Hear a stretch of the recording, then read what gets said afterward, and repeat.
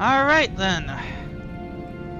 Hello and welcome back to History Flights, your monthly-ish exploration of historical and contemporary politics through video games, trying to find historically grounded through lines in the news that almost always gets delayed multiple times as more BS keeps happening, live from the Siege of DC! I've come up with a name for it. Fascist Dinner Theater.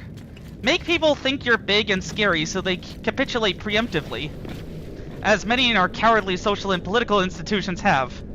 He did the same thing to LA and it didn't work. He's backing off of Chicago for Memphis because Pritzker is a fighter, Kimmel is back, and charliekirk hasn't given him the excuse he wants to treat us all like DC. I will talk about Kirk, but this is mostly about DC because I live there! Still, I've been ranting about this regime all through this, throughout the past 4 episodes of History Flights, including the most recent 2 that I'm calling the Delta Papers. Okay, that was the wrong way. For me to go? Alright. Anyway. That I'm calling the Delta Papers, where I have thoroughly sourced comparisons between President Pedophile and successful and failed dictators, both fictional and historical, as part of the cat's dictator life cycle political science theory through the Bioshock games. There we go. I need to do that. Kinda swing. Whoop! Okay. I see. Alright. I thought I had done this part already, but I guess not. Anyway. So, Infinite will conclude my first season of History Flights in December. I've already done 1 and 2. A bunch of bluster from a tired old man didn't stop tens of thousands of people from marching on Malcolm X Park to the White House on September 6th. It's not going to stop me from resuming touring 1 museum per week in the History Flights Tours sub-series starting in mid-October. And what remains of our liberty is too precious for me to not speak out about here. Now, around the 24th anniversary of 9/11, which is when they really began to decline, just because one guy died. So please like, subscribe, hit the bell, and give me some of that new hype if you would like to support my mission for truth, justice, and historical accuracy. Anyway, Katz is a theory about how authoritarianism rises and falls across historical examples, which I've streamed on for 5 hours total.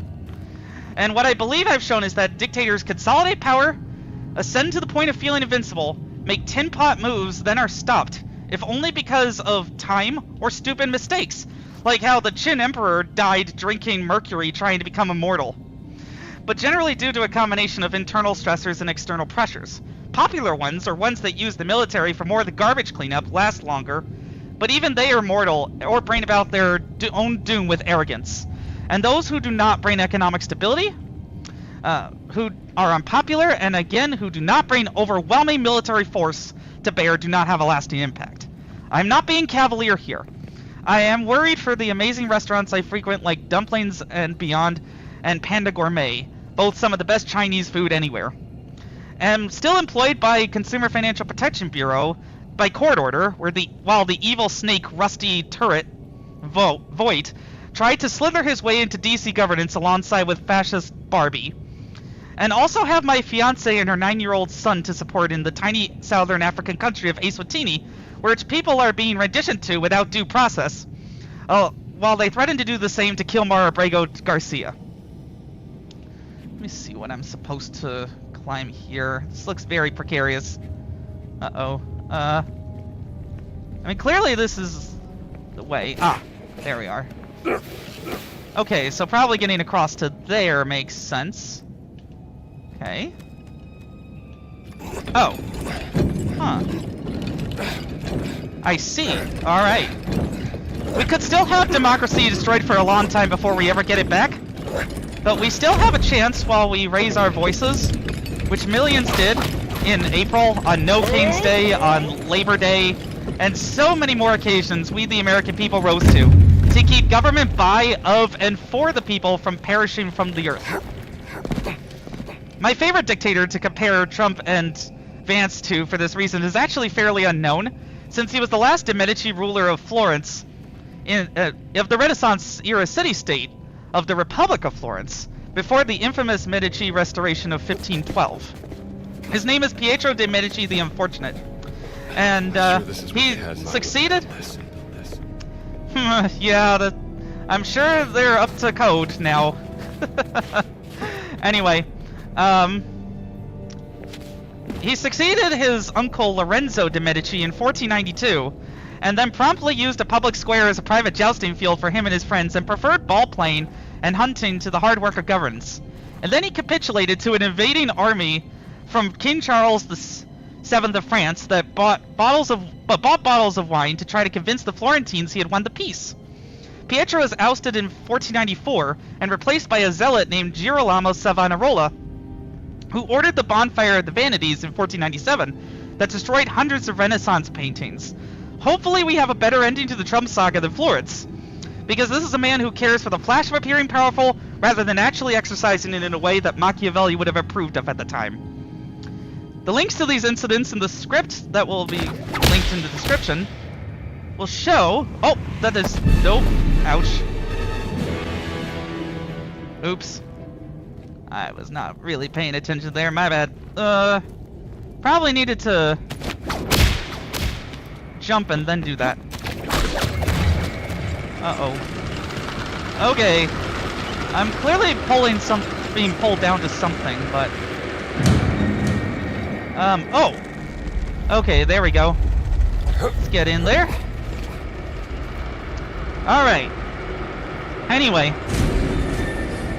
The links to these incidents in the script will show the Disneyland and Ohio trips Junior Dumbass Vance took, because sometimes history rhyming is hilarious. The historical examples are detailed and sourced in the Delta Papers No. 2, No Epstein Files, here, XOXO, President Trump. So be sure to check that out too. Then again, no matter how much I logically know President Peto's legacy will once again be abject failure, I have felt gutted by the federalization of DC, even though they can't manhandle the Metro Police Department anymore, because even this sycophantic Congress declined to extend his 30-day takeover. Even if it's incompetent at being a complete takeover and he's not just a fashionista, another original term I came up with, for someone who apes the style without the actual know-how needed to complete the authoritarian push. The thing that stresses me out is he's not only violating what little sovereignty DC has left somewhat legally, but putting vulnerable people, largely black teenagers and homeless men, at risk. Let me see, how do I get up there? Okay. If I get stuck for too long, I might just load BioShock 2 instead and go on the museum fight for that game. 'Cause, man, this game can be really tricky sometimes. But I think maybe I have an opportunity here? Oh, nope, I'm gonna die. Ugh. Oops. There's no place for me to latch on? Ah, yeah. It just was a little bit weird angle-wise. Oh. Okay then, got it. I keep forgetting that you have to hold LT to climb. That's kind of clunky. But it still feels very, very, nice. Yeah. Anyway. To be like Indiana Jones. In any event, this hostage situation DC is in has given such anxiety I barely leave my apartment. Except for exercise and the museum trips I took to the National Zoo 2 weeks ago, Air and Space on Labor Day, and African American history and culture the week before that. I'm streaming now to inform people about their attacks on museums, on DC's identity and shared history, and on autistic and trans people like me. And I'll do it all while advocating for DC statehood and punching only virtual fascists. Okay, people? Do not initiate political violence as Indiana Jones, the character that showed me history is worth fighting for and belongs in a museum. Though, of course, he didn't care about local museums at first. Oh. Okay, I see. I thought I had to whip yank for a second. But usually it does remind you when you have to do that. Ah, there we go. Okay. It's also highly ironic, yet disturbing, that an Indiana Jones quote about not caring about fascists got someone fired just because of coincidental timing with Charlie Kirk, when conservatives commit 75% of the violence and have 100% of the crocodile tears. Anyway, when the censorship of the Smithsonian goes through next year for America's 250th, this history nerd will be figuring out how to give private tours and or make speeches outside the museums, debunking the altered exhibits and documenting every single last falsehood I can in order to keep this regime from erasing my favorite subject since 6th grade. If the president's complaint is that the Smithsonian focuses too much on slavery and needs to show more of the good parts of the American story, I would ask him good things like highlighting the food, inventions, and art Black Americans made despite oppressive circumstances, women's records in aviation despite constant discrimination, and the strides we've made in conserving our natural world? Nope, because it refuses to conform to a not even 6th grade level of understanding of history, where America is the greatest country on earth and never has to acknowledge its own failings. Because the President of the United States is a buffoon. A buffoon with a brain made of McDonald's grease. I, for instance, learned about overhunting of American bison from Oregon Trail 2 in 5th grade. That's why I'm filming as many of these museums as I can, to preserve history, warts and all, because it's the greatest story ever told, and understanding the past helps us understand what we need to do in the present to create a better future for everyone. Not just white Christian billionaires. You can help by contacting representatives, donating to the Smithsonian, and uploading your own film museum footage to this collaborative playlist called Operation SAM, Save America's Museums. And if they fucking touch anything related to the Wright brothers, such as likely minimizing or removing the role of Catherine, I keep thinking that I'm supposed to climb up here. Catherine Wright was on point with her brother's PR across the US and Europe. I will stand outside the Air and Space Museum every week at the same time after work to draw attention to that particularly. Seeing that amazing first plane when I was 11 for the Century of Flight, which I also did a school project for about solar sails while flying the Wright Flyer across the US in Microsoft Flight Simulator 2004, A Century of Flight, was what made me fall in love with Washington, D.C. in the first place, along with all the other monuments and trips to Colonial Williamsburg. I also drew a small crowd behind me when I rattled off facts about it to my family at 11, so it will be like this slime raped my childhood like the pedophile he is. On the bright side, I did so again when I was 15 visiting Rome with family and once again drew a crowd behind me at the Coliseum. Now where the heck am I supposed to go? This is what usually gets me stuck on games like this, is not necessarily fighting, it's the getting lost part. Let's see. There we go. That indicator was very small and hard to see. Let me just make sure the brightness on my computer is appropriate. There we go, that's a little bit better.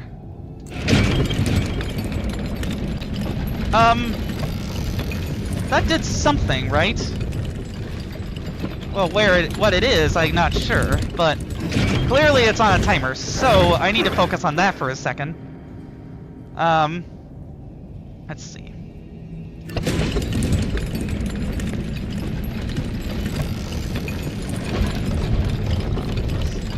Aha! Yes!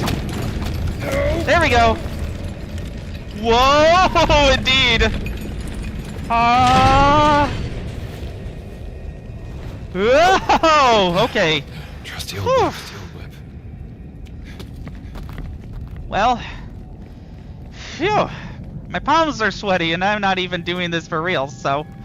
anyway. Okay. Alright. On to the next part.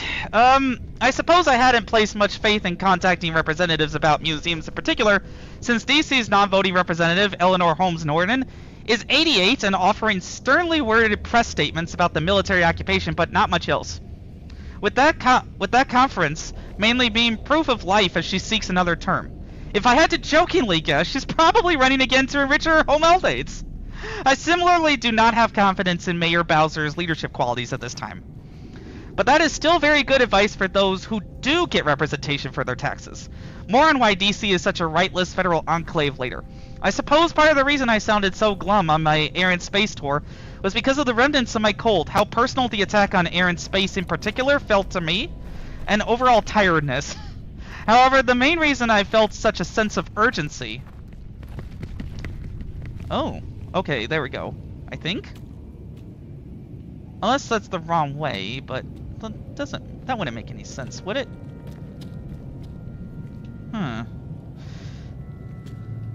Well, I probably have to jump on this. No! Why are you so slippery, platformer? Anyway. No, not again. Ugh.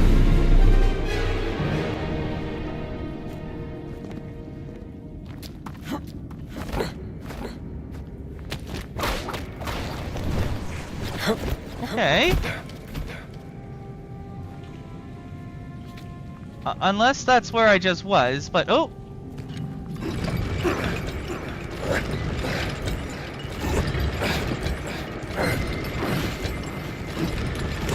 Oh, that's a wall! Okay, got it. Better get on that then. Oh boy. How did anyone actually test this thing? I'm pretty sure a lot of people died trying to get this to work in the Vatican here. There's got to be some place that I need to disembark to, right? Or maybe, yeah, just climbing the ledge there. Anyway.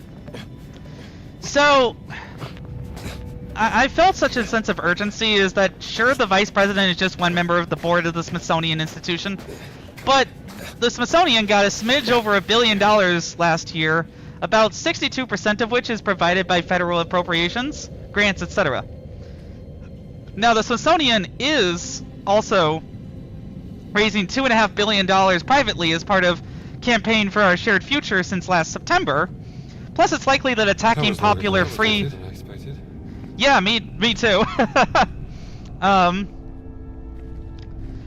It's likely that attacking popular free museums and the National Zoo, now that we finally have pandas back, would create bipartisan blowback and a wave of donations.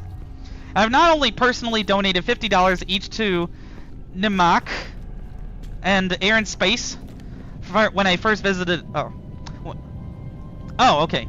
And have a zoo membership, but bought merch from NIMAC and got a mini Right Flyer from Air and Space when I first visited in 2003, and then another time in 2023 for the 120th anniversary of flight. So I'll encourage private donations and the like for sure, since for instance there have been a surge of liberal donations to PBS and NPR since the axing of the Corporation for Public Broadcasting, which I learned to pronounce when I was 2, according to my mother, who just corrected my memory of this from 4. However, the difference between locally raising for one's PBS station and raising $600 million for the Smithsonian to cover federal shortfalls is a vast gulf, so I'm still nervous. You're an interesting Okay, so fellow. 1 out of 3, got it. Alright. Guess I gotta go back here. Anyway. Alright. Uh-oh. That doesn't look good. I did not expect to be having combat so Got a soon. feeling you're here to stop me.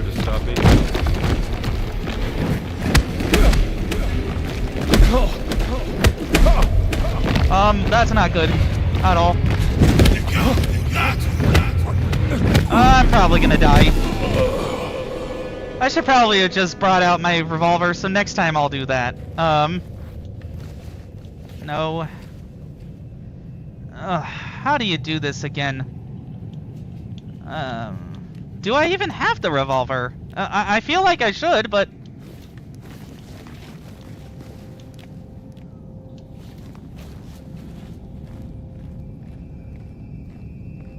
Oh, right, I forgot. That's tied to the disguises. Why? I have no idea, but there you go.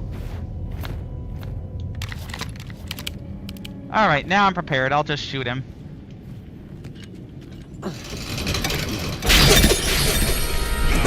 Anyway.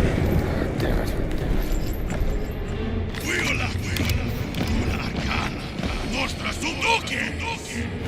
Got it.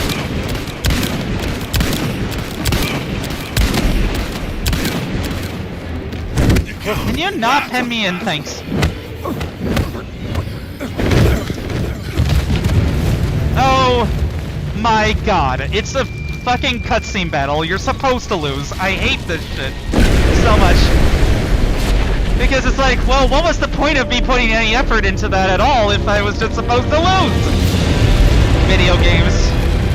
I love them, but they can be aggravating sometimes. What do you mean? What did I do? I mean, other than stand on an old as shit bridge. Uh-oh. Oh no!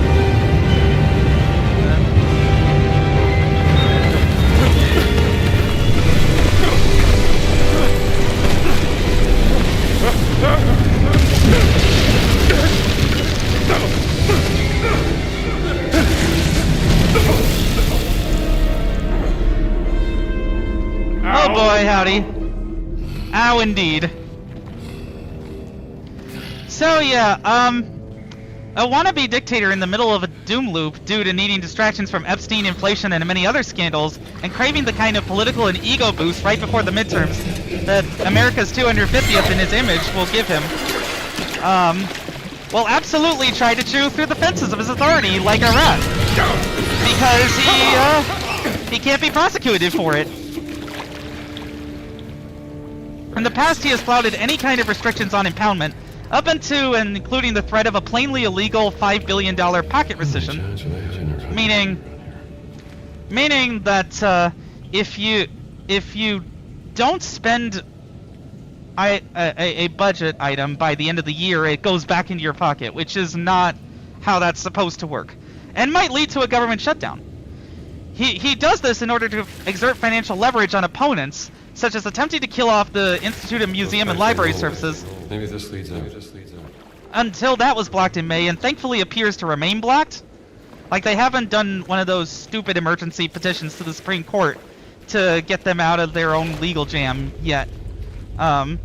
Still, this has led to a persistent, low-level existential anxiety for this CFPB employee of 10 years public service, currently dangling over an employment precipice in an economy where hiring is flat due to chaos.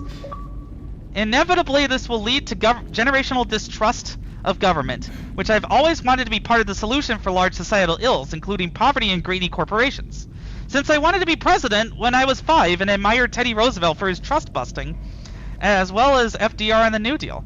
There have been some victories in court on that score, including returns of funds to LGBTQ nonprofits, but many cultural institutions, such as law firms, universities, and media conglomerates, have been compliant in advance with revisionism, rather than being hit with costly litigation by the government. This is called a strategic lawsuit against public participation, and any future Democratic president needs to push for legislation against it at the federal level. The Smithsonian promising to work constructively with the White House and President Lonnie G. Bunch, having lunch with him, gave me a pit in my stomach. At least his recent letter to staff asserting our independence is paramount is giving me heart, so it might be worth it to reach out to the Smithsonian for comment. Then commenters on Reddit advocated for much more independent oversight for me to state that there should be much more independent oversight of museums directly on stream, which I was planning to do anyway. But still, scripting for these streams is an organic process supported by amateur research and sometimes spurred in new directions, or to make sure to consider fundamentals carefully by erudite comments, which I look forward to on YouTube and Reddit. But I will summarily delete any ad hominem comments without evidence against me. That's my policy. This is my platform. You can like it or leave it. I also didn't know until I did recent research for this, for instance, that Digital Docent on TikTok had been doing the same thing as me since January. I'll be reaching out to her to see if there's an existing larger community on this, since finding new communities can be hard with my autism, or simply to see if she'd like to see what I'm doing, come on HistoryFlights, that kind of thing.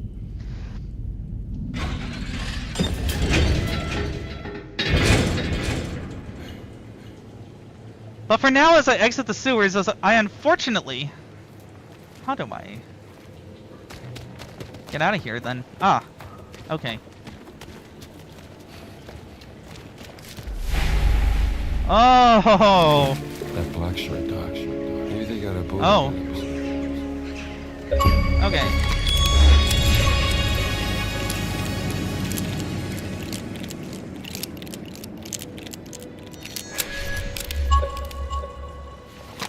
Time to go back into my black shirt uniform to not get detected. But I definitely need to also use any bandages if I got them. No? Oh dear, that's not good. Because fruit is only for stamina. And bread is for health. For extra health. It makes you blow up too, I'm sure. But Indy seems to pack on the carbs. Can I climb up here? Oh, this is such a gorgeous rendering of the Tiber River, but no, it appears that I cannot climb up here. However, I could see what's over here, just because I'm curious. Oh, alright. Fair enough, game. It was a thought, you know?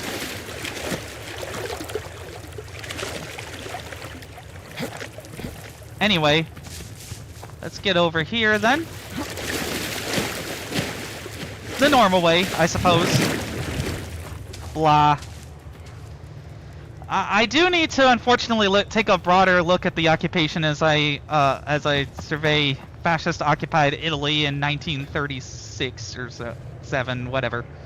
The militarization of Washington, D.C. is not a taking back of a city where the federal government already controls most of the land, and according to the New York Times, is everywhere in the District of Columbia.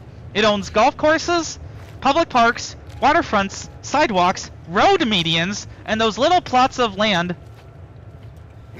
Oh, so satisfying. Get wrecked, fascist. Anyway. And those little plots of land inside the city's infamous traffic circles. Or famous traffic circles, excuse me. So where does this landlordship come from?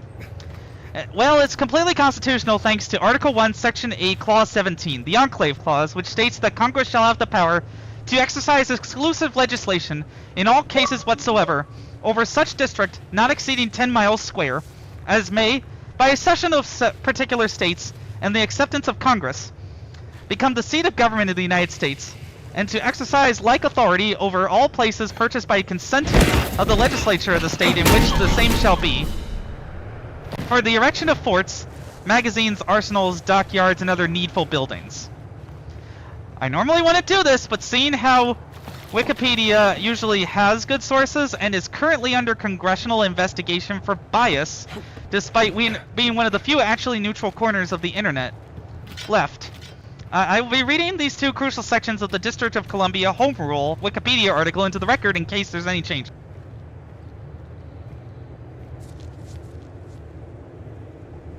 I don't know why that disconnected there for a second. I hope that doesn't show up on video, but it might. I was worried the battery ran out already when it was supposedly fine, but ooh. Tempting, but no. I should probably stick to melee weapons until I can, unless I absolutely have to, basically. Okay. So, these aptly summarize the broadest possible overview of the history of DC's struggle for home rule in the shortest amount of time, while it also points out, oh, a safe, eh? I'm guessing I'll have to find the code around here somewhere. But I'm a bit nervous about whoever might have spotted me. I see the problem here. Nope, you didn't see anything. Let me just carefully climb this building without making any noise somehow that anyone can hear. There we go. And land on you. Wait, where is he? That's not good. Uh-oh. I mean, I could drop the shovel and just try to walk amongst them. In disguise, but Then again, it would be pretty funny to land on his head. Let me just save the game. Oh, no, wait. It's a checkpoint system. Duh. Why a game that relies on stealth doesn't have manual saving, I don't really know.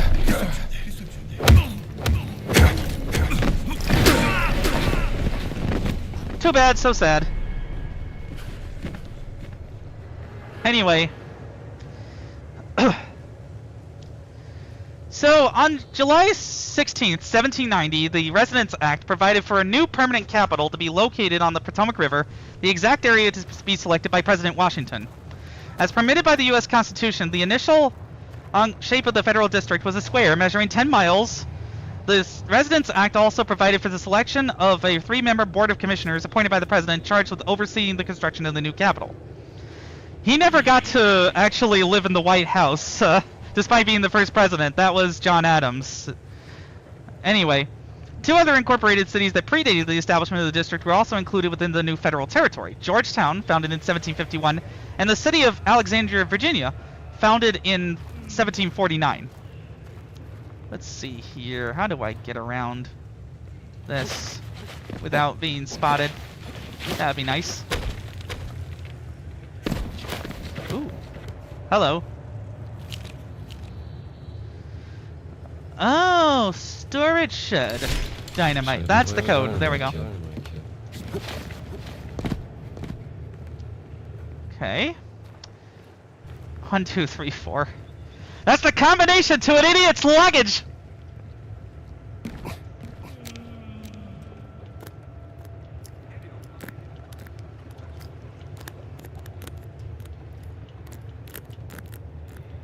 I surprise myself sometimes. Well, I have a bunch of dynamite. Oh, do I use it? I gotta think on that. But anyway, the federal city called the City of Washington was under construction, partly habitable on the north bank of the Potomac, to the east of the established settlement at Georgetown. The Organic Act of 1801 officially recognized the District of Columbia and placed the entire federal district under the exclusive control of Congress. At its formation, the district consisted of 5 political subdivisions. The 3 cities of Washington, Georgetown, and Alexandria, and the unincorporated rural sections organized into 2 counties, Washington County to the east of the Potomac, and the Alexandria County to the west. It included all the present Arlington County, plus part of what is now the independent city of Alexandria. The respective laws of Maryland and Virginia were declared still in force. In 1802, the Board of Commissioners was disbanded and the City of Washington was officially incorporated. The city's incorporation allowed for a local municipal government consisting of a mayor appointed by the president and 2 branches of a city council.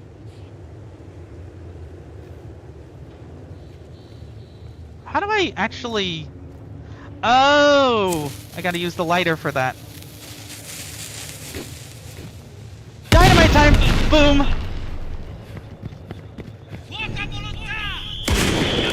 Oh, I forgot there was that guy there.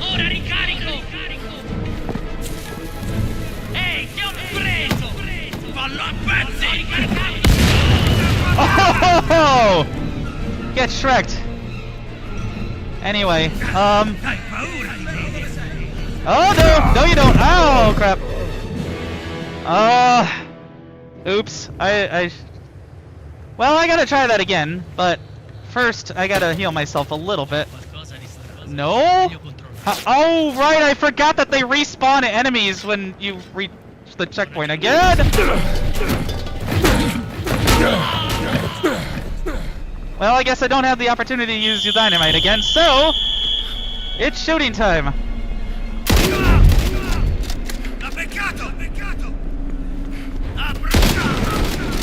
Oh, that is so satisfying.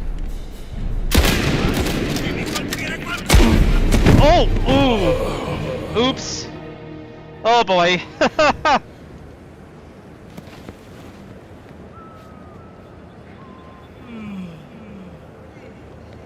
No, I think I'm just gonna calmly walk on by and not antagonize anyone. Just so I can continue on with the... Uh-oh. What is going on here? What do I do? Can I get on the... I think I gotta get on a boat and then get out of here. Or how do I do that? Ah! Oh boy. Oh. Well. So. The mayor for DC was appointed by the president and 2 branches of the city council, popularly elected. The local colonial era governments of Georgetown and Alexandria were also left intact. As such, the citizens of Georgetown retained their popularly elected mayor, as did the city of Alexandria. In 1812, the council was given the power to elect the mayor of the city of Washington. In 1820, the Congress granted the city of Washington a new charter, which allowed for a mayor popularly elected by voters. The disputes became more political in 1840 when the city elected a member of the anti-Jackson Whig Party as mayor.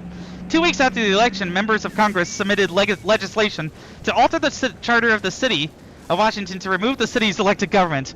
What else is new? Additionally, Alexandria residents lost their Virginia state citizenship, and after 1802 can no longer... oh wait, no, that's different. Sorry. The bill was unable to pass the Congress due to disputes among members about the status of slavery in the district. The election of President William Henry Harrison, who was favorable to the residents of the district, assured that the proposed bill would not become law. Guess he did one thing good before he died a month into his term of pneumonia. Okay, no searching anymore for you. Oh yeah, the rebreather. That's great. But yeah, on July 9th, 1846, in response to a voter referendum, Congress retroceded, meaning gave back, the city of Alexandria and Alexandria County to Virginia. For more context on that in particular, the PBS site boundarysite.reddit.org states, the cession of territory from Virginia resulted in the town of Alexandria being absorbed into the district. Alexandria had previously been the county seat of Fairfax County, so the state of Virginia had to move the county seat and courthouse further inland, away from the district. Additionally, Alexandria residents lost their Virginia state citizenship, and after 1802 can no longer vote in congressional or presidential elections. That is the deal about being in the federal district, I guess. At least until 1964 with the 23rd Amendment, I want to say, for DC. Yeah. So this did not sit well with those DC residents who fought for and supported the revolution and the drawn-out debate over the formation of the new federal government and the Constitution. The bitter irony was that these people would be living inside of the very capital that they cannot vote to populate with their representatives. So I was right about votes. Got it. Ah, I see. That's why we had to get the vote, to fight the current. Got it. So, this disenfranchisement was made worse when it became known that the mayor and key members of DC municipal government would in fact be appointed by the president and Congress. Additionally, an amendment to the Residence Act in 1791 prohibited the construction of public buildings anywhere other than the Maryland side of the Potomac River. This had the effect of essentially keeping the Alexandria area of DC as rural farmland, while the Maryland side would reap much of the commercial benefits of hosting the nation's capital. I don't know why you wouldn't develop your whole capital, but whatever. Alexandria cannot compete with nearby Georgetown or other ports for widespread commercial traffic, but it did have a thriving commercial hub for the slave trade. This terrible fact was a blight on the nation's capital in the eyes of abolitionists in the 1820s and 1830s. They recognized that removing slavery from the southern states was a formidable task, but there was at least a hope that the slave trade could be abolished in the district. A series of bills were proposed in Congress beginning in 1804 that, okay, let's see, what do I have? Ah, yes, I do have a billy club. Let's do that. And, surprise! And he probably swam later. Don't think about it too hard. Oh, right. Forgot about that mechanic. Anyway. So a series of bills were proposed in Congress beginning in 1804 to return the Alexandria portion of DC to Virginia. There were several groups that supported the effort at various times. And while they did not have the same interests at heart, they did have the same final goal in mind. Just as abolitionists wanted to kick Alexandria out of the district because of slavery. Pro-slavery advocates from Virginia wanted the territory back because it would add 2 sympathetic representatives to the state assembly.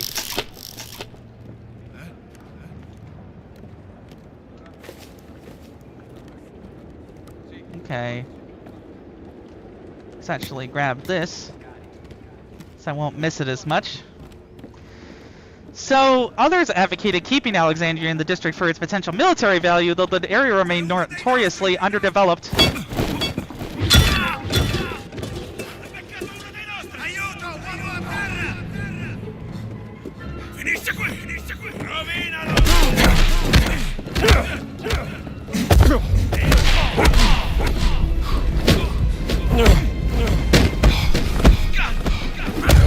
Oh crap. Darn it! Okay, so the Virginia General Assembly made the first move towards final action in February 1846 when it passed a retrocession bill. 3 weeks after that, the House Committee on the District, the congressional body that essentially governed DC, approved the Retrocession Act and sent it to the House floor for a vote. The House passed the bill 96 to... Okay, where is that?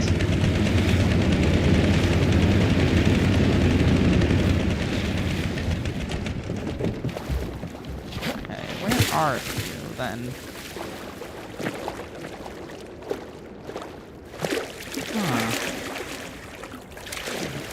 Feels like I'm supposed to climb up here, I think. But anyway, the House passed the bill 96 to 65, and the Senate later voted it with 32 to 14. President James Polk signed the bill, returning Alexandria to Virginia on July 9, 1846.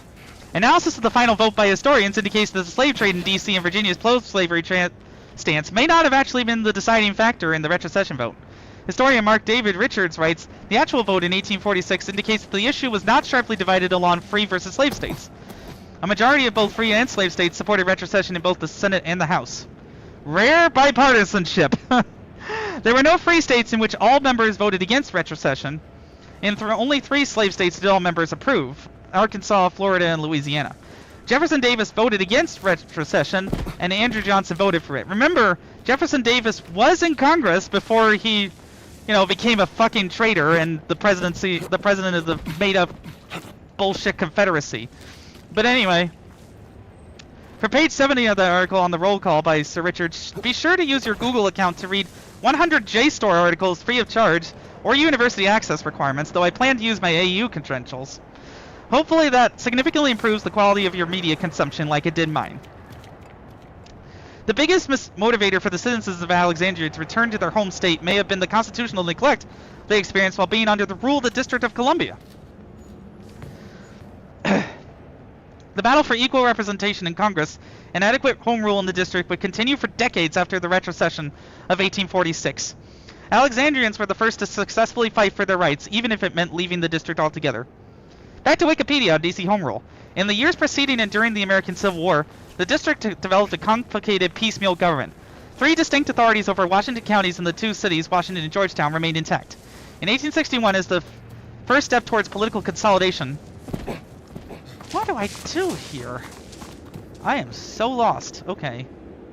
Oh, for crying out loud, it's an area objective. I hate when that happens. Because then I just get lost even more. Okay. Unless that's where I'm supposed to go. That makes sense. Anyway. So, those 3 bodies were granted shared authority in 1861 over the new Metropolitan Police Department, founded to enforce the law throughout the district. Its oversight board of 5 commissioners named by the president included 1 representing Georgetown, 1 from the county of Washington, and 3 from the city of Washington. During the Civil War, the district experienced the largest increase in its population. Oh, a large increase in its population, excuse me. And then, by 1870, the district's population had grown to nearly 132,000. Despite the district's growth, the district still had dirt roads and lacked basic sanitation. The situation was so bad that some members of Congress proposed moving the capital somewhere else.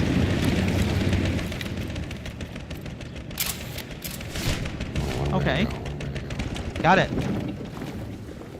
Oops. To facilitate infrastructure improvements and make the district's government operate more efficiently, Congress passed the Organic Act of 1871, which created a new government for the entire federal district. It effectively combined City of Washington, Georgetown, and Washington County into a single district government.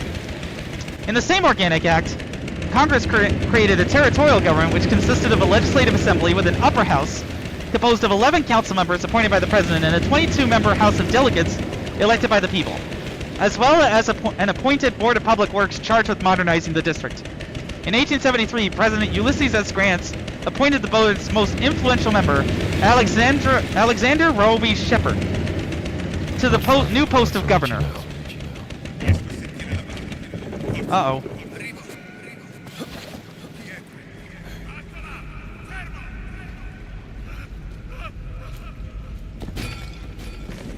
Uh-oh. I think that's our friend, actually, who needs help.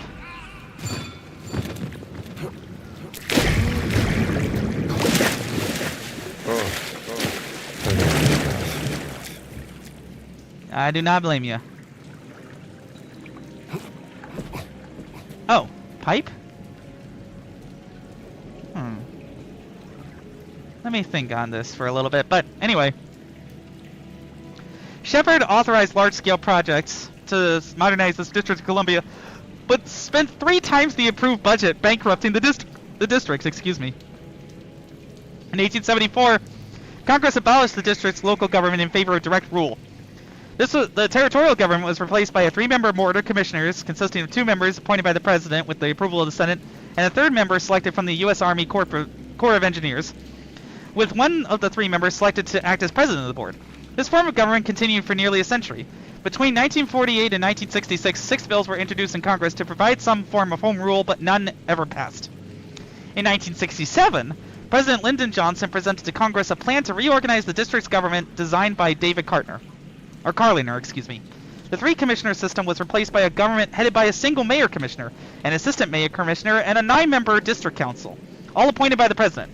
The mayor commissioner and his assistants served 4-year terms, while the council served 3-year terms. While the council was officially nonpartisan, no more than 6 council members could be of the same political party. Council members were expected to work part-time. All council members, and either the mayor commissioner or his assistant, were required to have been residents of the District of Columbia for the 3 years preceding appointment. All were required to be district residents while serving their terms in office. Ah! There we go. Now we need Still in a hit. 2 bats. Definitely, my friend. Oh, okay. I see. You gotta continuously hold the stick to do that.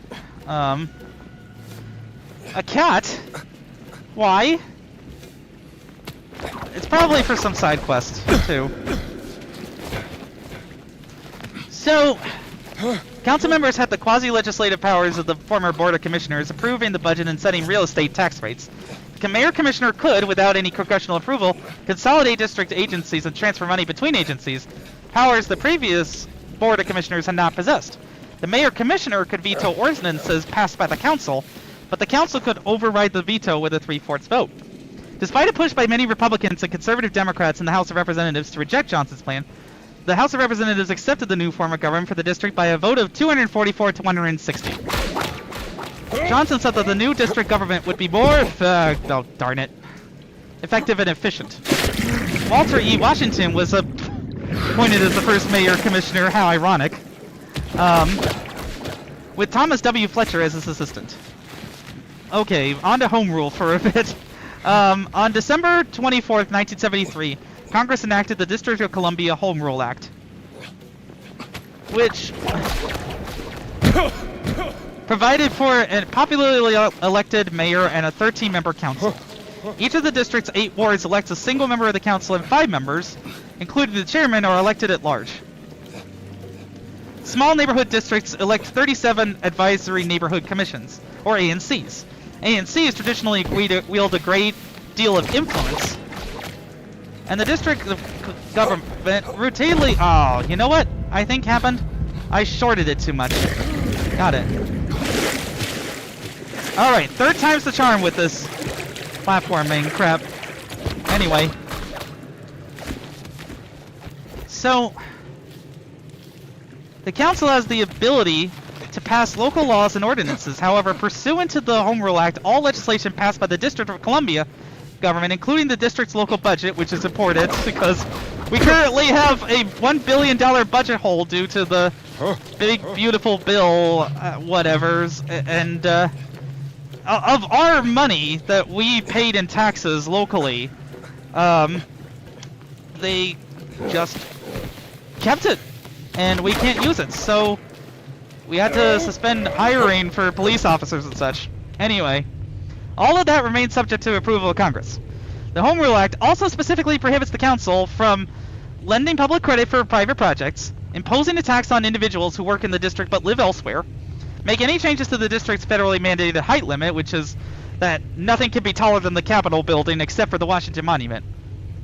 That does give DC its unique urban character, but the fact that there's not high-rises allowed means that there's a housing shortage. I mean, that's part of it, anyway. Let me see what's on this little alcove here, because it seems like that should be important. Oh. Okay, opens from other side, I guess. Anyway. Pass any law changing the composition or jurisdiction of the local courts, which is important because, well, wait, all of that goes through the President and Senate. Pretty much. Except for the elected DC attorney, but anyway, enact a local budget that is not balanced and gain any additional authority over the National Capital Planning Commission, Washington Aqueduct, or District of Columbia National Guard. So the mayor can't give herself the authority over the National Guard that is not given directly to her, pretty much.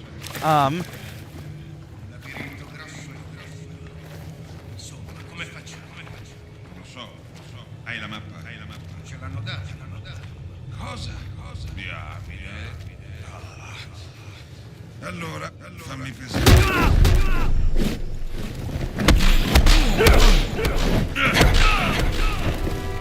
Kabam. Alright. So, the Home Rule Act basically prohibits attacks on 60% of the district's workforce since they're commuters. I'm mixed on this because, on the one hand, I don't want to be double taxed if I live in Maryland, but on the other hand, the reciprocity stuff is very confusing and doesn't seem to work in the district's favor budget-wise. In addition, over 50% of the property in the district is also exempt from taxation. The GAO and other organizations have estimated that this contributes a structural deficit of anywhere between $470 million and $1 billion a year.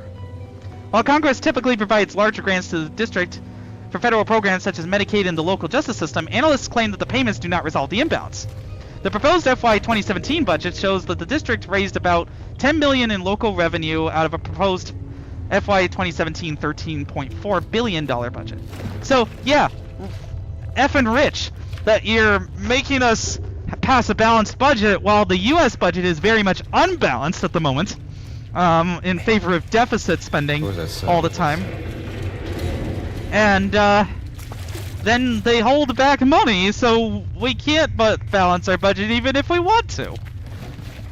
Anyway, the New York Times article, which I have about the golf courses and such that the federal government owns, which I have a map included from in the script, continues, its hand is in the city's finances, its courtrooms, and its schools. It watches over every law that the city passes and every dollar it spends. I'll get to why that all is in a minute, but let's set aside that President Peto's maneuvering was based on fake statistics from a man who rambled about Democrats wanting transgender for everyone due to his dementia and is panicking about the Epstein files despite grousing about the victims being Democrats and eager to throw a distraction or two. Let us also accept for sake of argument that Big Balls was beaten.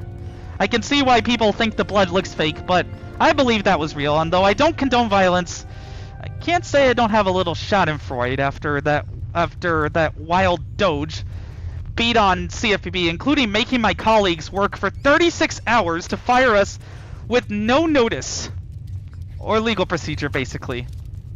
Illegal reduction in force is the watchword there. Let me see. Nope. That probably is a weak wall or something that I had to bash down with a sledgehammer. Or that. That makes more sense. Uh-oh.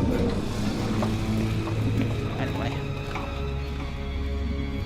I mean, DC already has dozens of police agencies who arrest 68 people a day on average. Per adesso sì. Si avvicina l'ora della cena.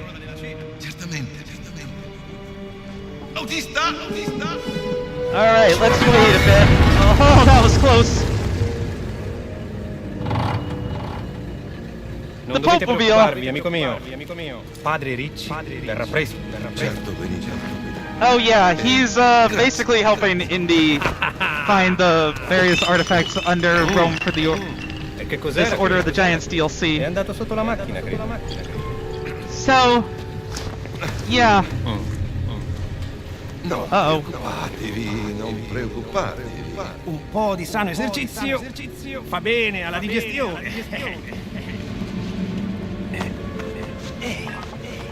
Vieni, per favore.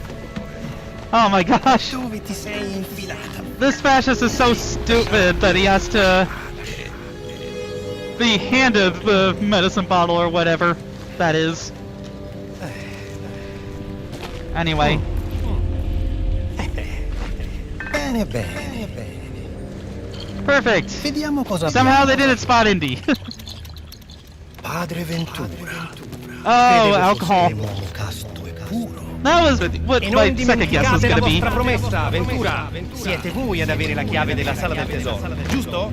Scongiuro, Benito. Qui.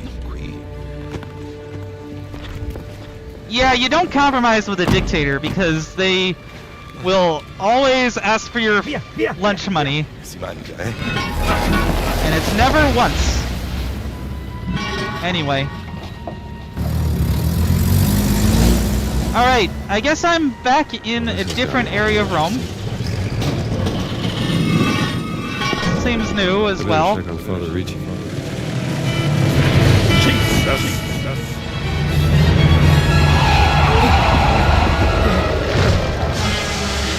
Togliti dalla strada, idiota! Scusi, mi dispiace. Heh. Okay then.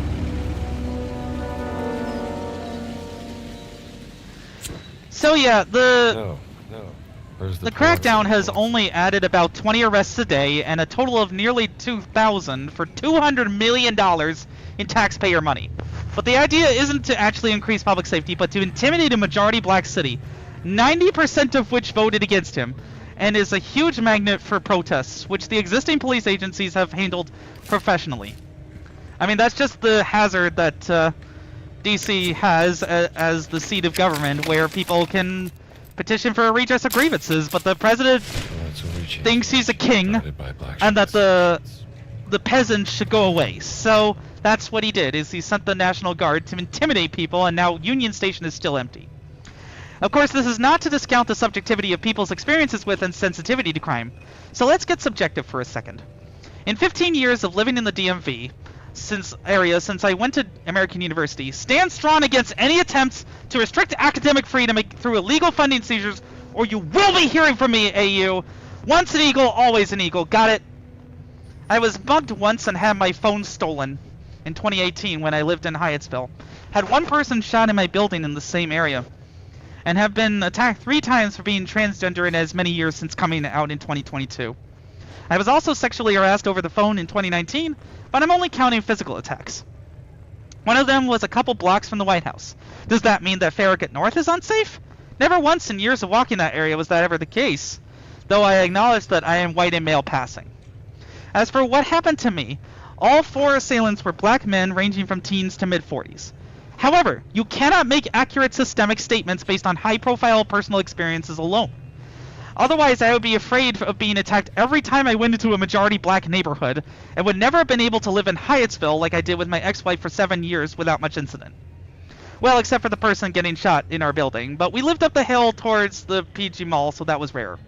Still, I can't imagine the terror pervading the largely Salvadorian community of West Hyattsville down the hill, which I wish I visited more, but that's what happens when you have a mall 5 minutes walk across a pedestrian bridge from where you live. They've already killed one person, and that's the emergency. not whenever non-existent crime wave, the demented 34-time convicted felon, pedophile, and liable sexual assaulter president and his idiotic lapdogs have conjured out of thin air. So what exact legal authority has the president used to justify this? According to CNBC, he said he was invoking his authority under Section 740 of the District's Home Rule Act, the decades-old law that establishes the capital's local government. Yeah, that's more like it. Let's see what's going on here.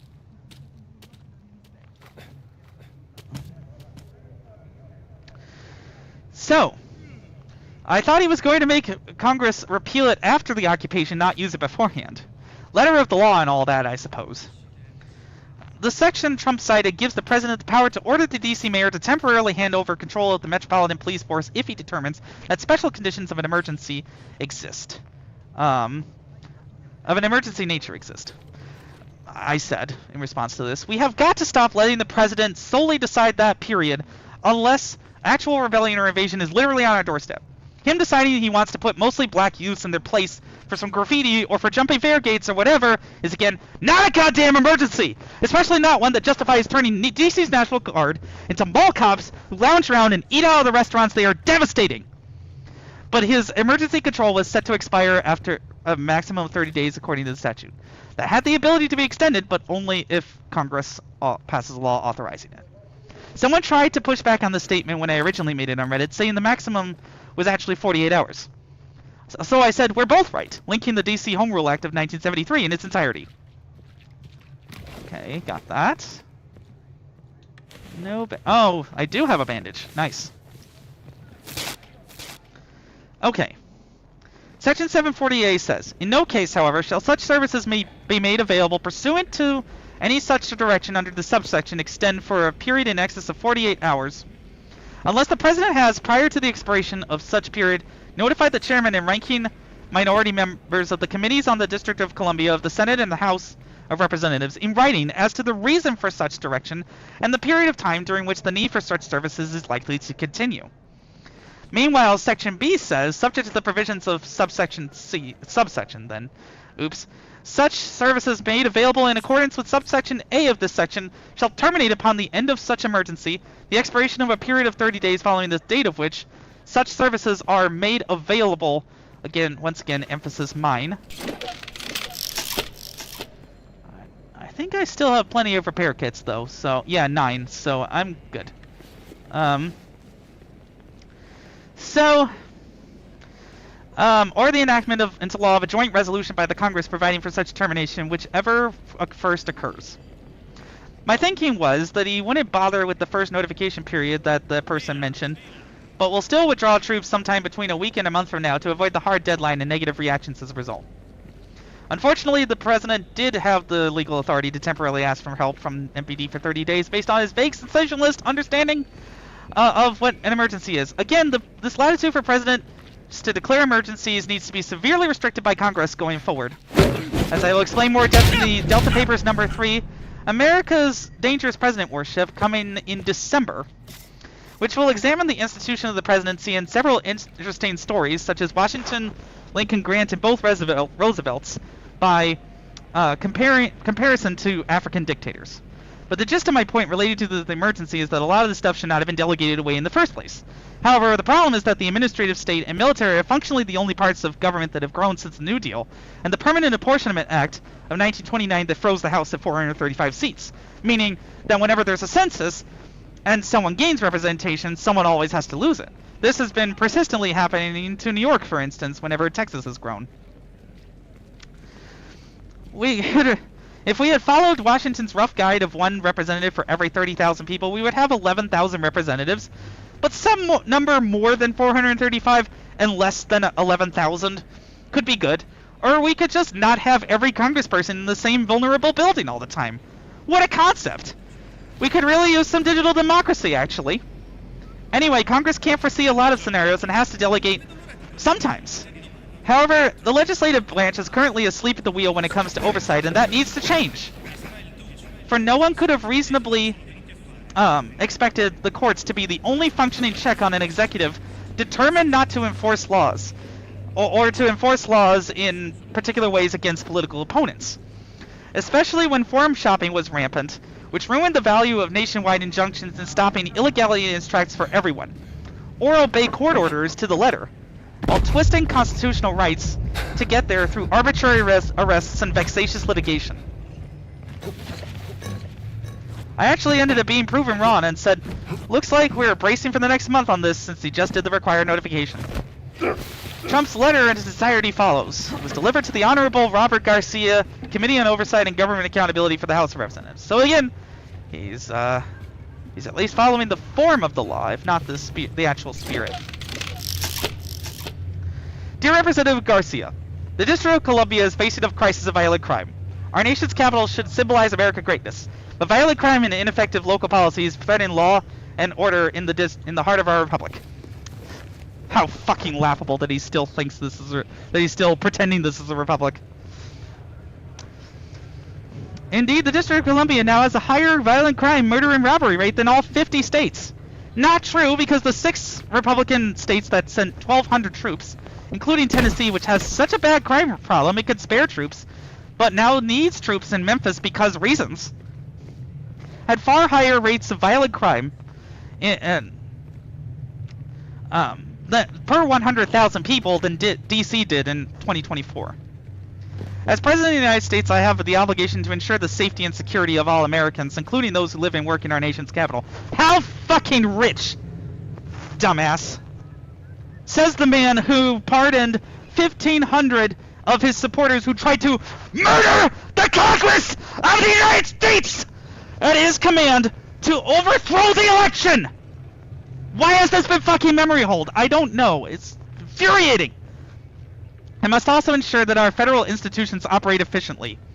Without the preventable diversion of federal resources to address the violent crime epidemic, says the guy who diverted the FBI Violent Crimes Task Force to walk the streets and has National Guardsmen picking up garbage like glorified National Mall cops while delaying any regular pay they get in their civilian lives.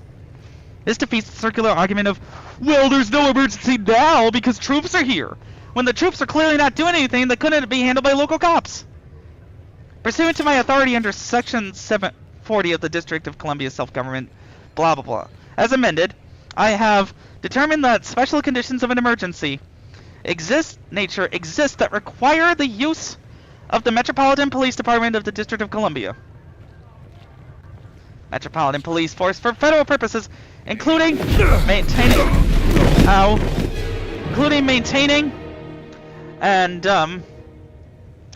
law and order in the nation's seat of government, protecting federal buildings, national monuments, and other federal property, and ensuring conditions necessary for the orderly functioning of the federal government. Accordingly, I informed the mayor of the District of Columbia of this decision on August 11th, 2025. The mayor shall provide to me the services of the Metropolitan Police Force for federal purposes until I have determined, in consultation with the Attorney General... Oh, right, that's where it is. Bottom. This inventory system is clunky AF, but anyway. In consultation with the Attorney General, that the emergency has ended, or for the maximum period permitted under Section 740. Sincerely, President Earthquake Warning with that unreadable chicken scratch by a functionally illiterate old man. Signature naming mine. It sure felt like DC was being bent over a barrel here, until Brian Schwab, DC's Attorney General, became one of 2 heroes DC never knew it needed until now. First, he addressed a letter to Chief of Police Pamela Smith that said, opinion of the Attorney General. Re-legal effect of U.S. Attorney General Order 630-2025, restoring safety and security to the District of Columbia. Dear Chief Smith, I have reviewed this order, restoring safety and security, issued late this evening by Pam Bondi. The Bondi order purports to vest all powers and duties of the Chief of Police in Drug Enforcement Administrator Terrence C. Cole as Emergency Police Commissioner of the Metropolitan Police Department. It also purports to rescind MPD Executive Order EO 20-25-005, as well as suspend provisions of General Orders GO-PER-201.26 and GO-PCA-702.01. It further directs MPD to enforce district laws and regulations pertaining to unlawful occupancy of public spaces and to rescind any MPD directives that conflict with any provision of the Bondi order.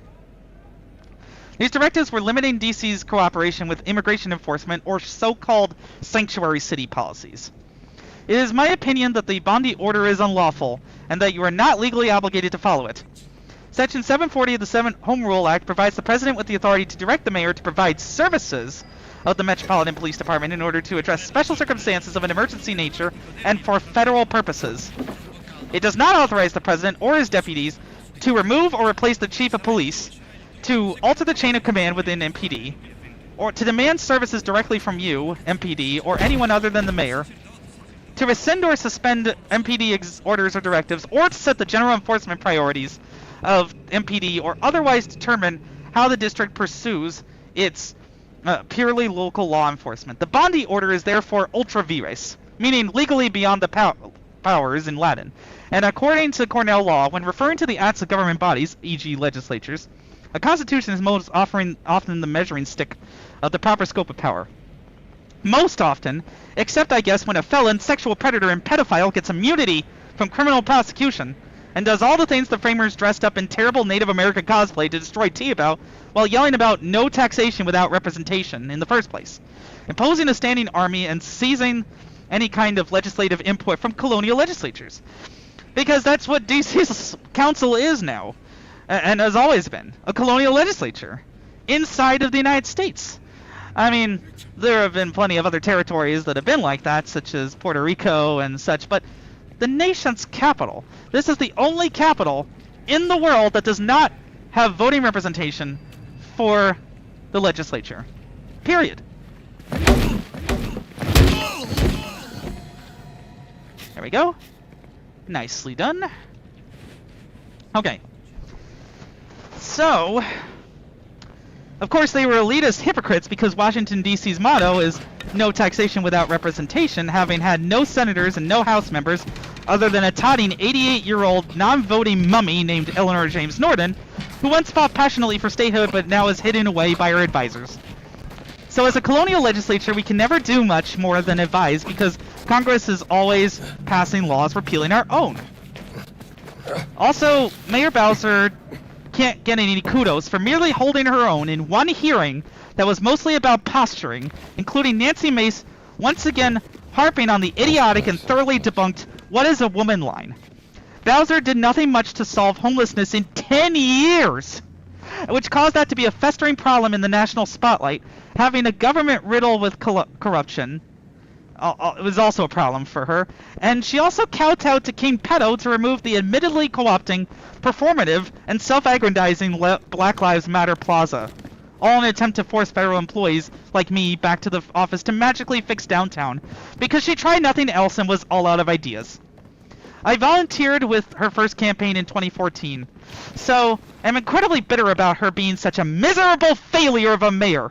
But anyway, back to the DC AG's letter. In addition, this Home Rule Act vests the executive power of the district in the mayor.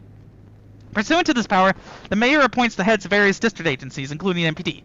The mayor also has authority under the Home Rule Act through the heads of administrative agencies, including MPD, to supervise and direct the activities of such agencies. Under district law, it is the duty of the police force to respect and obey the chief of police as the head and chief of the police force, subject to the rules, regulations, and general orders of the Council of District of Columbia and the mayor of the District of Columbia. Having been duly appointed by the mayor and confirmed by the council, you are the lawfully appointed chief of the police of the District of Columbia. Therefore, members of MPD must continue to follow your orders, and not the orders of any official not appointed by the mayor. Regardless of the Bondi order, no official other than you may exercise all the powers and duties of the chief of police or issue any executive orders, general orders, or other written directives that apply to members of MPD. Let's see here. I gotta climb back up probably. There we go. Then he became unfathomably based when he sued the pants off of the administration based on the illegality of the installation of DEA Commissioner Terry Cole. as emergency police commissioner, whatever that means, and the revocation of the sanctuary city policy. According to the New York Times, it argued such an attempt to, quote, upend the command structure of the police department risks, quote, endangering the safety of the public and law enforcement officers alike, using the Trump administration's argument for public safety against it. And it worked! They backed down. Is it any wonder that Congress is trying to get rid of D.C. voters' ability to elect their own attorney general? And that's just one of 13 separate bills aiming to whittle home rule away into nothing. Quoting from NBC4 Washington, which cites the House Oversight Committee, the most notable are District of Columbia Attorney General Appointment Reform Act. This would end the term of D.C.'s elected Attorney General and make the position appointed by the President, not elected by voters. This was introduced by Representative Pat Fallon, a Texas Republican. Someone who does not represent us! Grr. Anyway. District of Columbia Policing Protection Act. This would allow police chases if an officer or supervisor says it's necessary, effective, and will not endanger innocent people. It would also require evaluation reports of current D.C. police tactics to be submitted to Congress. This was introduced by Representative Clay Higgins, a Louisiana Republican. District of Columbia Judicial Nominations Reform Act. This would repeal the D.C. Judicial Nomination Commission and make nominations for D.C. courts an action of the President. I mean, the President does appoint them, but there is at least some involvement at the local level, which will not happen anymore. Unless I'm misunderstanding. Yeah, I think I might have been misunderstanding where I was supposed to go.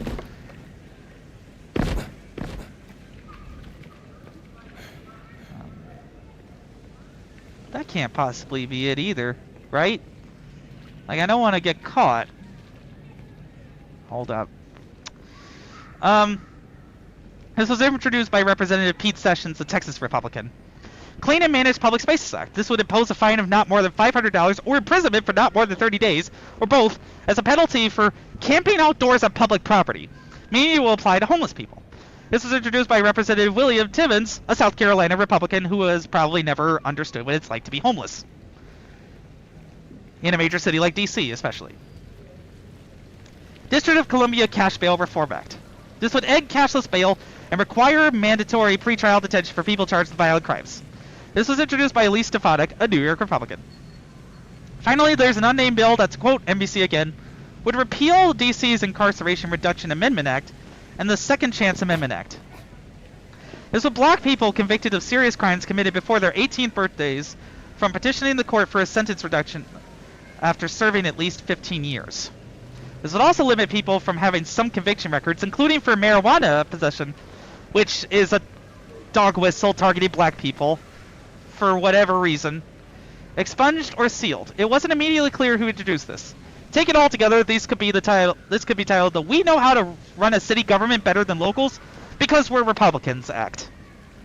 The second most notable person to stand up for D.C. to me then was Sandwich Hero, the white DOJ employee ringleading the radical left movement towards assault with deadly weapons, who got SWAT called on him over a Subway sandwich.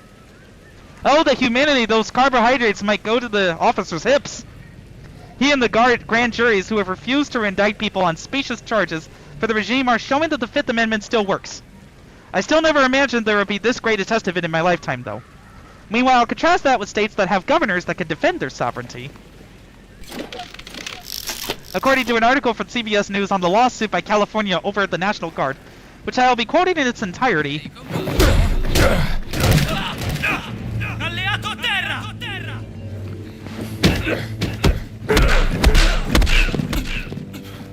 Alright, time to wail on you again. And you're down. Okay. I'll be quoting in the entirety thanks to the efforts of one odd alternative 9372 on Reddit. The trial over President Trump's deployment of thousands of National Guard troops to Los Angeles earlier this summer reached its third and final day Wednesday, as lawyers for the Justice Department and the state of California argued over the validity of Governor Gavin Newsom's lawsuit and whether the Posse Comitatus Act, which generally bars the military from engaging in domestic law enforcement, applied to the troop deployment.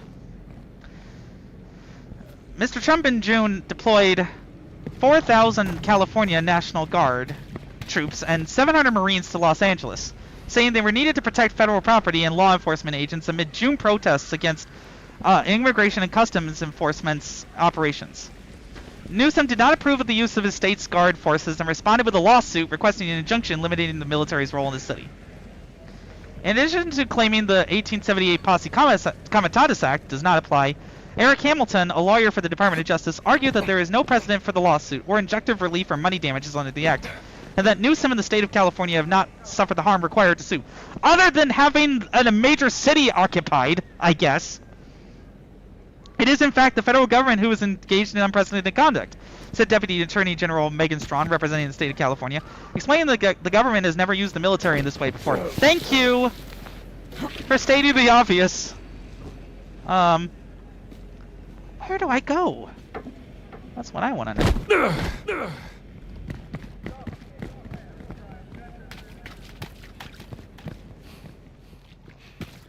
I wonder what the point of that side excursion was if I couldn't get there. Oh dear, that's not good. Alright, well. What is that? Oh, that's a cylinder piece. Okay, never mind. Oh, right, I gotta switch to my disguise again.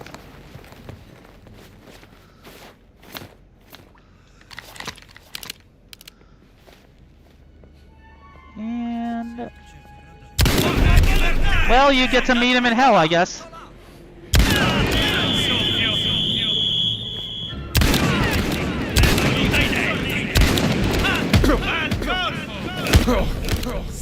Nope, I'm out of here.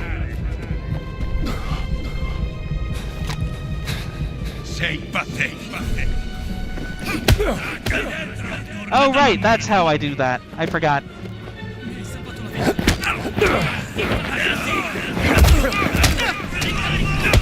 Running again.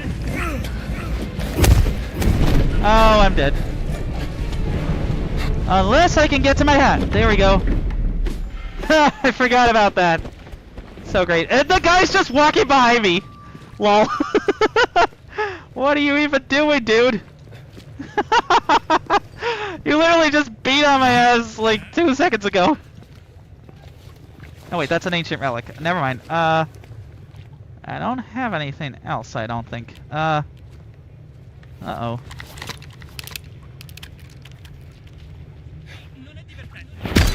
Honk!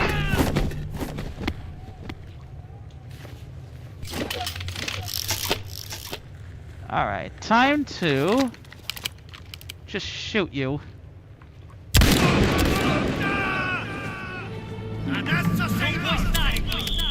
Oh right, I gotta reload, duh.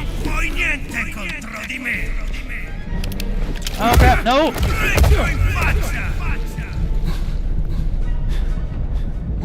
Nope, alright, fine.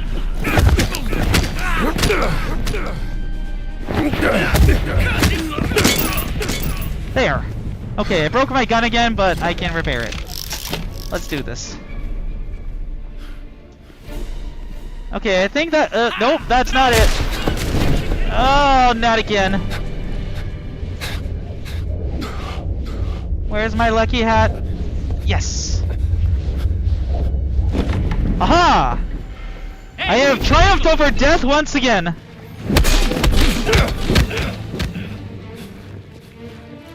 Okay.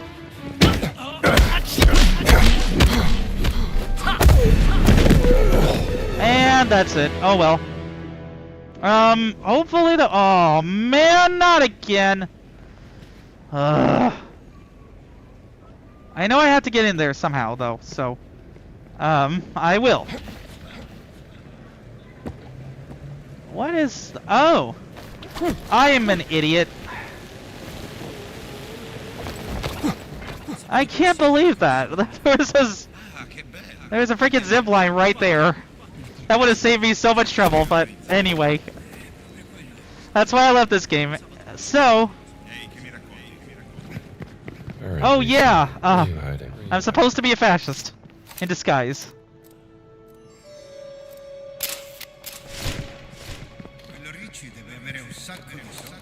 I'm just gardening, I promise. with the shovel. Che ne so, magari ho storto il duce. So solo che Can I get some bandages, please? No reason. Whoop-de-doop-de-doo. Whoop-de-doop-de-doop-de-doo. Okay, how do I get up there? That's the question. That's for sure. Okay. Got some bread and some more bandages. Oh, no. Let's see. Okay, time to heal, like majorly. So the judge Charles Breyer seemed perplexed by several of the government's assertions, particularly what he called the apparent absence of any limits to a national police force. He questioned the Justice Department's claim that that doesn't sound good. Oh, no, don't, you didn't see anything. So basically, the 19th century law at the center of the trial is not relevant according to the Justice Department, and the court lacks jurisdiction to issue an injunction against the president. So then what is the remedy? Breyer asked of Hamilton, raising the issue of presidential immunity for criminal prosecution. You're saying there's a criminal remedy? The president can't be prosecuted. You say that in light of the Supreme Court decision, the Trump decision. Isn't he immune? So that's it. Too bad, so sad it's over. And that's the end of the case. California asked Breyer for an injunction that would allow the military to protect federal property, such as courthouses and ICE facilities, but block it from continuing the support for immigration enforcement operations, which the state's lawyer called an unlawful military crusade.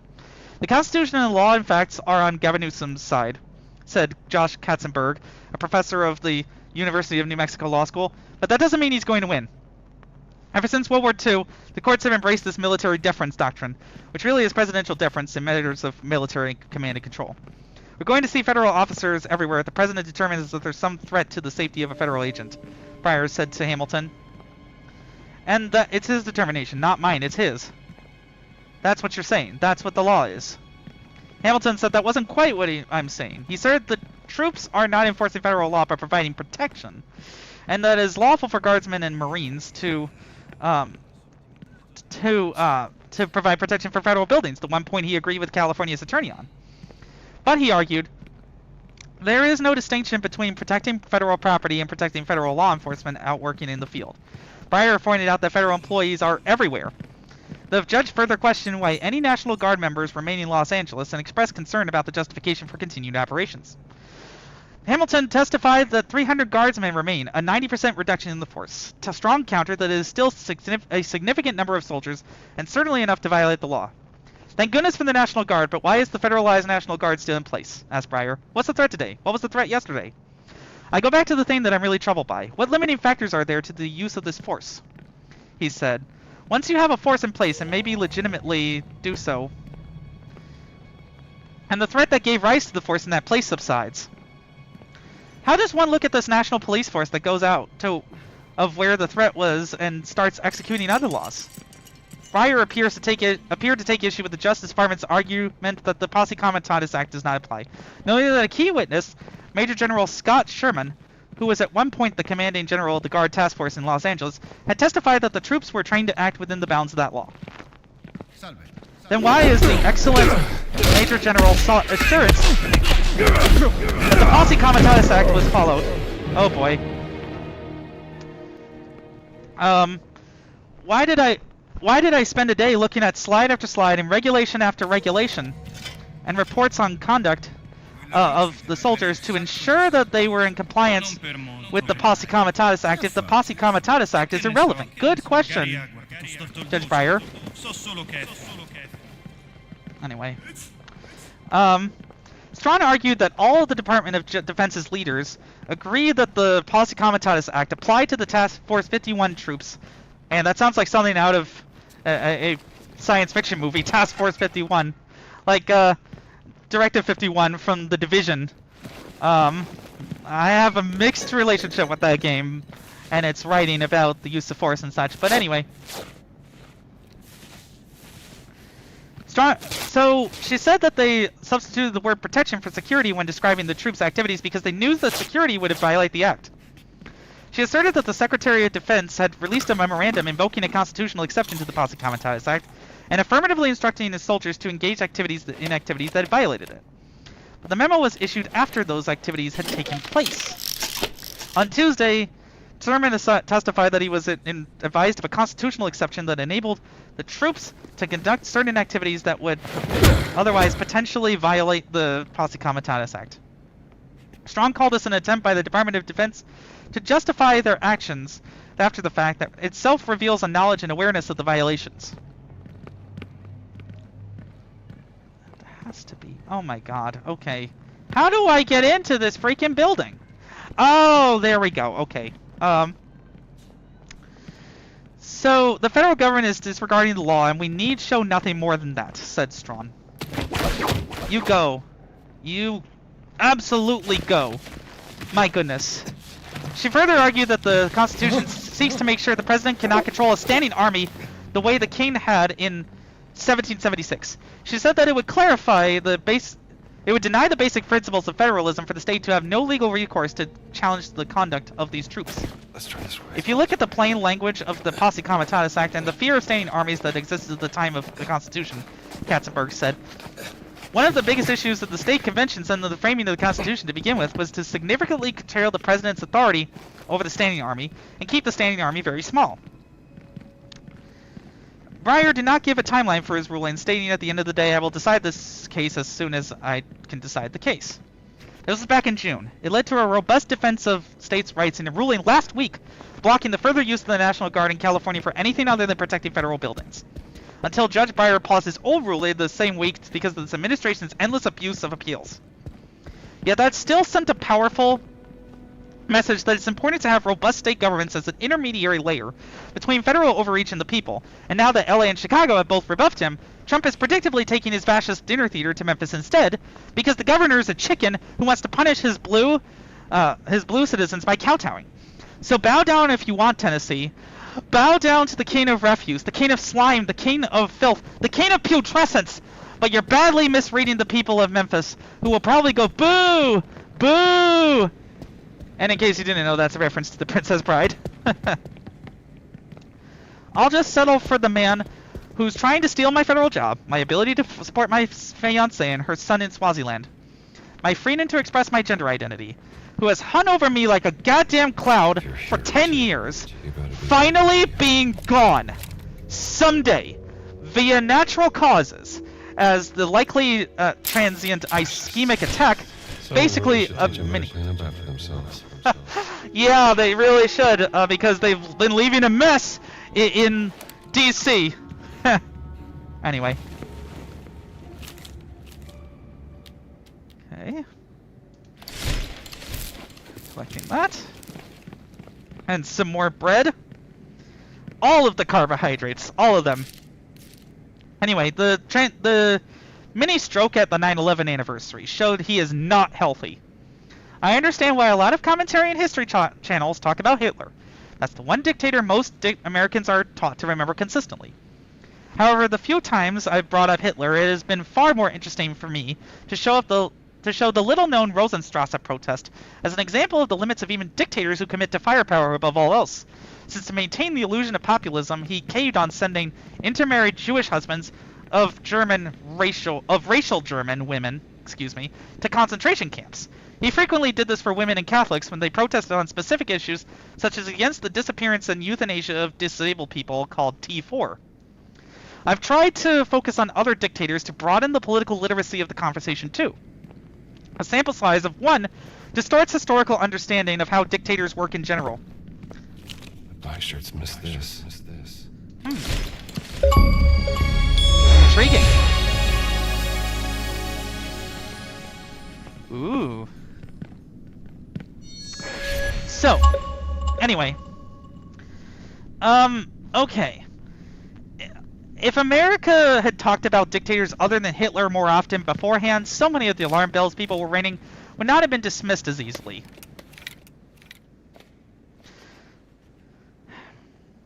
Plus, all the Hitlerization lends Trump an aura of invincibility he simply does not have.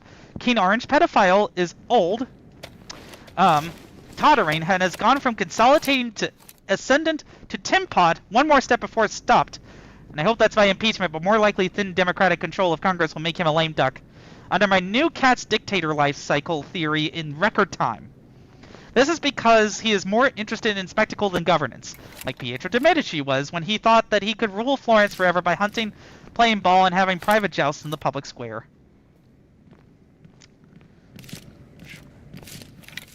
Aha! You're from a long time ago. In a city that's right next to me. Anyway, should probably unbar this door, or not, I guess. Oh, another note. Okay. In my examination There's a of... hidden passage somewhere. In my examination of gladiatorial combat during Emperor Nero's reign, 54 to 68 CE, I have uncovered multiple references to an enigmatic fighter known as the Monster of Crete. These accounts attribute almost supernatural qualities to this gladiator. He purportedly towered over his adversaries at a height exceeding 3 meters, wore a horned bull-shaped helmet, or in more fantastical accounts, possessed the actual head of a bull, and demonstrated strength sufficient to crush opponents' skulls with his bare hands.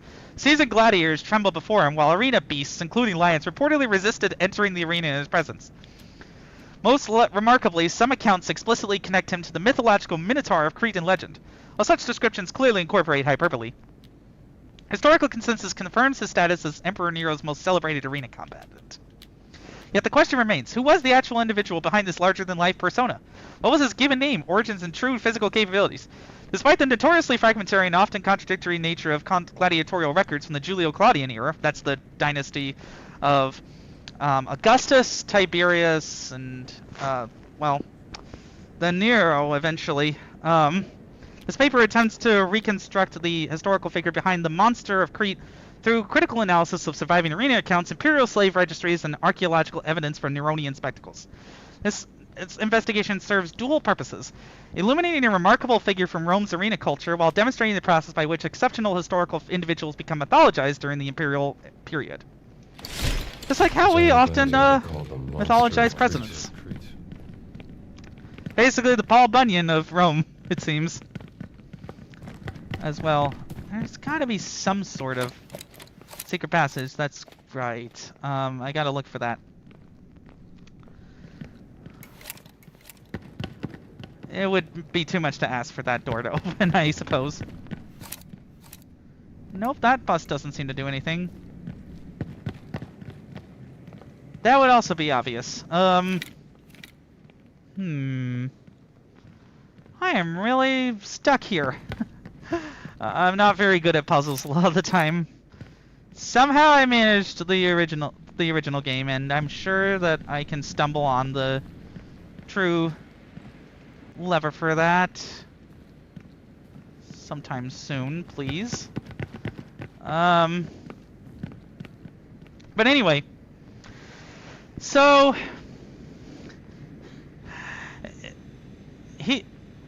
I call Trump a fashionista.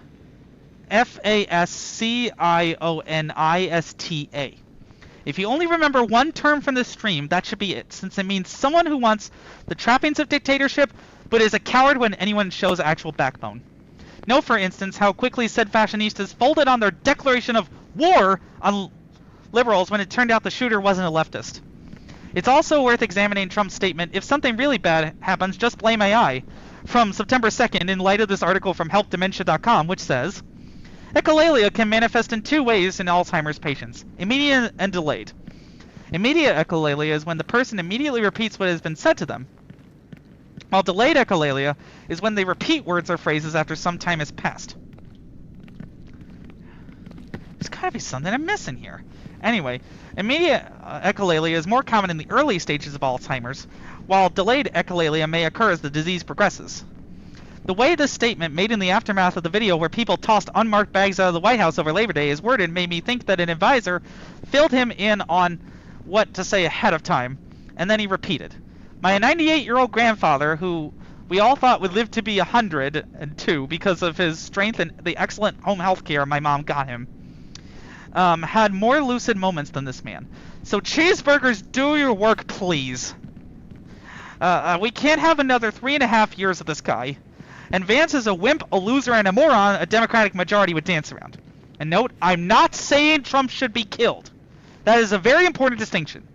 But he is not the kind of man anyone should emulate or mourn, because he's the kind of man who will utilize selective patriotism, like not giving Melissa Hortman state honors because she's a Democrat, or saying, I don't effing care that they have weapons on January 6th, an actual emergency that he did not send the National Guard to deal with in order to stoke stochastic terrorism in his favor and keep people from ever looking at his own crimes by murdering Congress.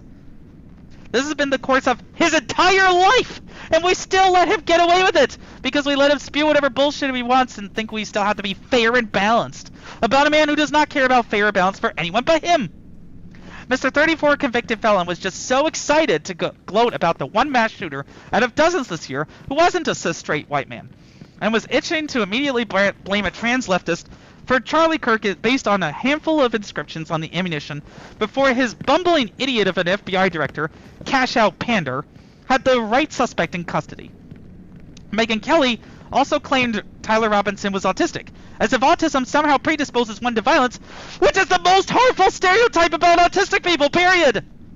And of course Republicans in Congress started barking like the obedient dogs they are about liberal donors. You can almost hear the disappointment in their voices when they talk about how the shooter wasn't an immigrant either, but a die-in-the-wool MAGA conservative.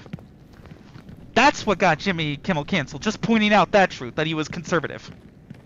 I'm not going to mourn a man, either, who would be laughing at my own death as someone assassinated my transgender ass, nor a man who did all the following. At a Turning Point USA event in 2023, Kirk argued, we must also be real. We must be honest with the population. Having an armed citizenry comes with a price, and that is the price of liberty. But I think it's worth it. Let's see. I think I'm gonna walk around the... Don't have Bioshock downloaded. Let me see. There has to be something that I'm missing here. But I... Oh, a note. Okay. Christians face defeat in Laforby. Seems like the nameless crusader died there. Huh. Presumably, I suppose, but maybe he didn't. Oh! Of course it's a random book. Anyway.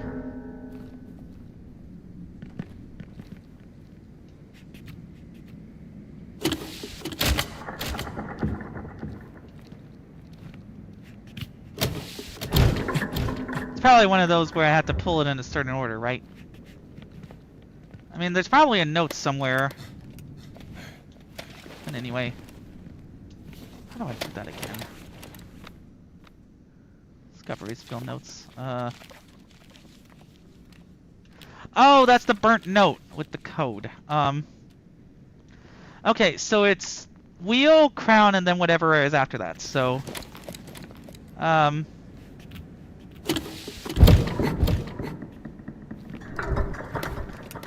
sounds good. Pyramid, I think. Hey! Open sesame. Nah. Indeed.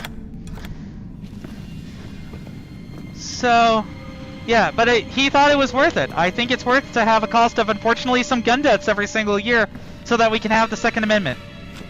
How ironic. Non siamo più i benvenuti allora. Oh, the parrot that Father Ricci has. Riusciremo a trovare il topo. E allora tutto cambierà. Father Ricci? Okay. Father Ricci? It's me. Oh, please come in. Look who's Okay, here. phew. His black shirt still seems like They destroyed my home, but luckily they didn't find this place. Ventura has no love for Oh, history. I searched for Yeah, I truth, just think but it's something that he can ransack, like all authoritarians. Or exploit for his own gain. Did I? Well, That's what fascism does, is it destroys history because accurate history and Bulls current slayed events by the god Mithras. beat their dumbass narratives. It's a long shot. Now tell me, my friend, did you find the secret study and the helmet? I found this. It's an early Roman. Exactly. You found it. Praise God. There used to be 3 pieces that assembled into a cylinder roll. Alright, time to find Seen the something second similar one, before. probably. Sure. Assemble the pieces, then you can read the secret message written. Oh man, that poor guitar. I have my guitar from when I was 6, and it's missing a string, unfortunately. Oh, may I? Of course. I think I ended up giving that to my ex-wife, actually. I think you're That's right. stupid. Right. I should have asked for it back. The But cylinder whatever, must focus I on the burned known bridges with that names bitch, so Two more it's over very between us. Giants, if you will. and Some call very them much the so, and Magnopotami. no friendliness either. Look at this. That's the least of what she deserves for what she did to me, The but Giants worship I'm not the gonna Mithras get too into depth on that. Yes. If only we had the other two. I need to get some water though. Maybe we can find them in here.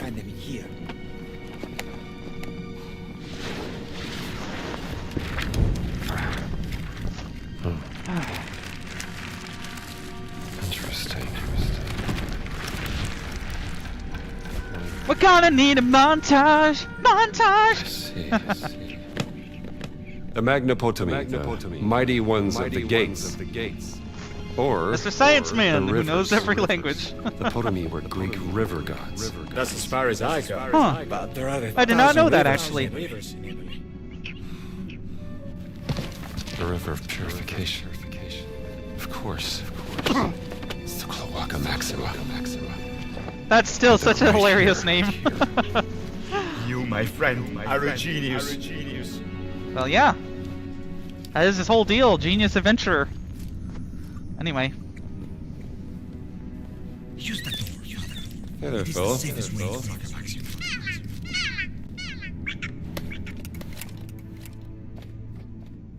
Oh, hi. Little guy. There we go. Sometimes the picture system in this game is really freaking fiddly for no reason, but... Anyway. On his radio show, Kirk dismissed empathy as a harmful idea. I can't stand the word empathy, actually. I think empathy is a made-up, new age term that does a lot of damage. During a heated exchange on Jubilee's Surrounded, he claimed black people were better in the 1940s.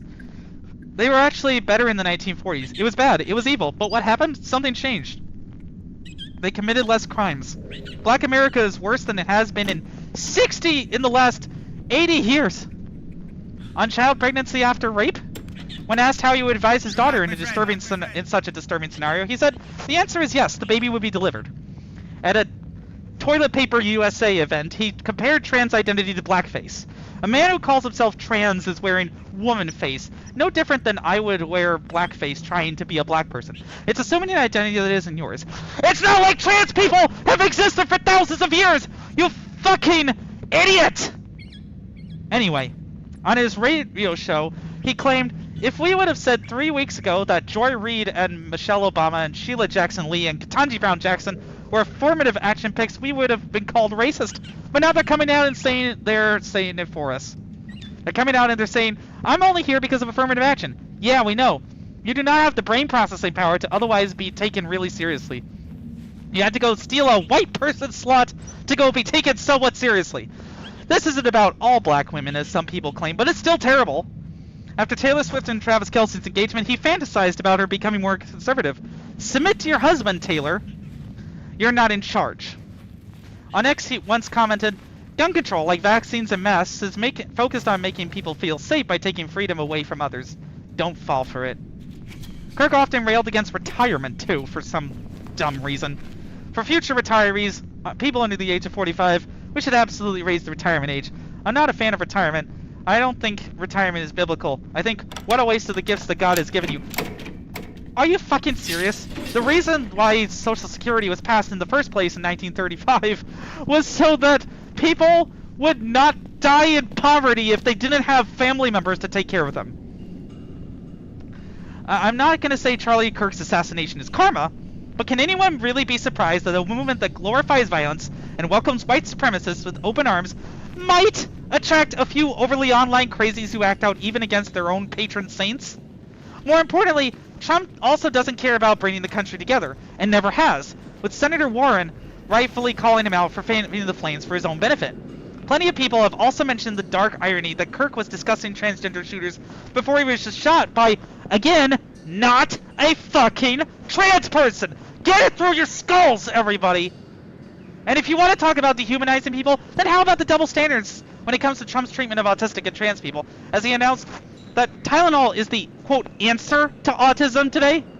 Even if the shooter were autistic or trans, and again, 98% of mass shootings are committed by cis males of whatever race, there is no mass conspiracy, as Charlie Kirk alleged in his last moments.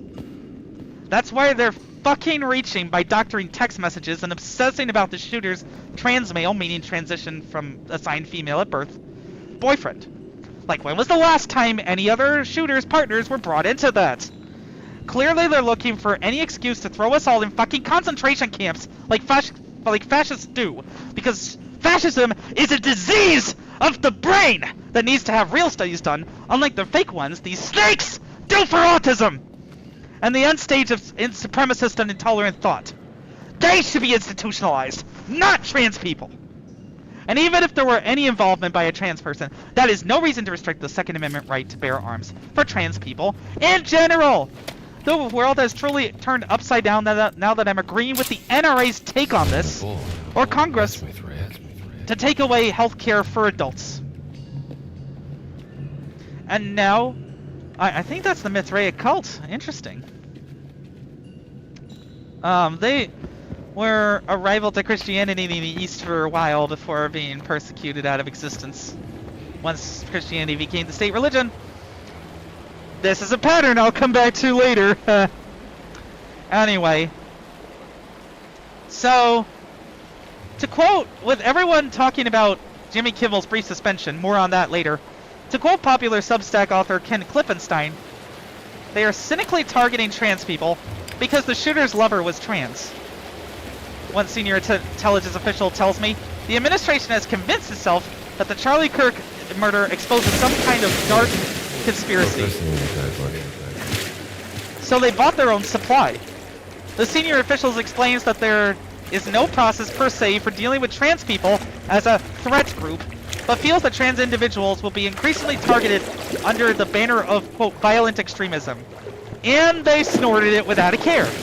Under the plan being discussed, the FBI would treat transgender suspects as a subset of the Bureau's new threat category, nihilistic violent extremists. How fucking rich. I've lived through political violence, so the idea I'd ever pull that is absurd. It was called terrorism, and it happened to me on September 11th, 2001. I remember I was just starting 4th grade, and our teacher was normally very happy-go-lucky, but solemnly rolled in a CRT on a cart with the news playing. I wondered at first if this was an accident, but I recall her explaining why it wasn't. And then, being the politically inclined, single-issue 9-year-old I was, I had cried at my mom's work when Al Gore lost because he said he would save the whales. I read from as much Newsweek and Time as I could. This was also around the time that I recall asking my mother if I was autistic from a Newsweek article. Meanwhile, they spent 3 months trying to find my cousin's body under the rubble of Ground Zero, and even 2 years later, I let that make me instantly angry at the supposed truth that Saddam Hussein was connected to 9/11, which I later learned was a lie for political gain by the first fascist president in my lifetime, Bush Jr. That experience at 11, because I overlapped with HW for a few months, but I don't remember it. Anyway, that experience at 11 made me skeptical of all flat narratives presented to me, and empathetic towards all people who suffer from violence. Yes, even Charlie Kirk does deserve bare minimum compassion as a human being who died. Nobody should get shot in the neck like that. Ever. Nobody should get shot, period.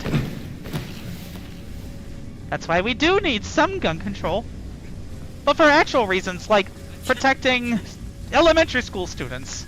Not just to gain something by labeling your opponents as gun nuts. Anyway. Meanwhile, RFK Jr., while in a world of trouble over COVID vaccine chaos and firing former director of the CDC, Susan Monarez, I hope I'm not butchering that, is pivoting to his own favorite distraction, finding any reason in the world to call us autistics diseased. Starting with a conspiracy-rotted take on Tylenol during pregnancy somehow being the cause, and creating the study to, quote, prove vaccines are the cause with a generous handout to a private contractor for no tangible public benefit. This argument I had elsewhere on Reddit in response to the disingenuous framing self-loathing egg Stephen Dolly Miller made about men and women's faces demonstrates the hypocrisy of most conservatives here, as I prepared to bonk a virtual fascist on the head. Clonk! Oh, come on! You have got to be kidding me. That basically forces a giant fight. This is how it's done!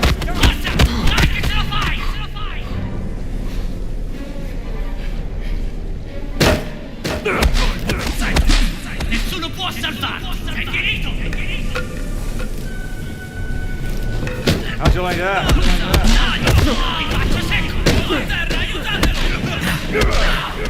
Oh, that is how it's done indeed. Oh. Well. How about that? So, I got upset about the idea that I would not be allowed to live my life as I chose, and the xenomorph avatar wielding account stated, "No one is stopping you from living your life." What? The rest of us just don't want to be forced to call you incorrect pronouns. And you aren't allowed to be offended by that. We just want to live our lives in peace too, hun. That was deflection, plain and simple.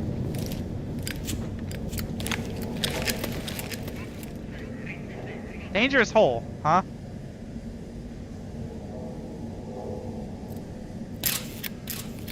Way down.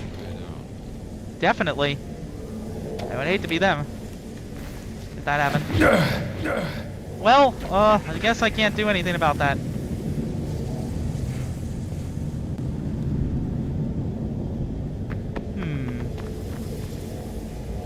Well, it seems to be at the bottom of said dangerous hole where I need to go, so I'm not sure what to do here.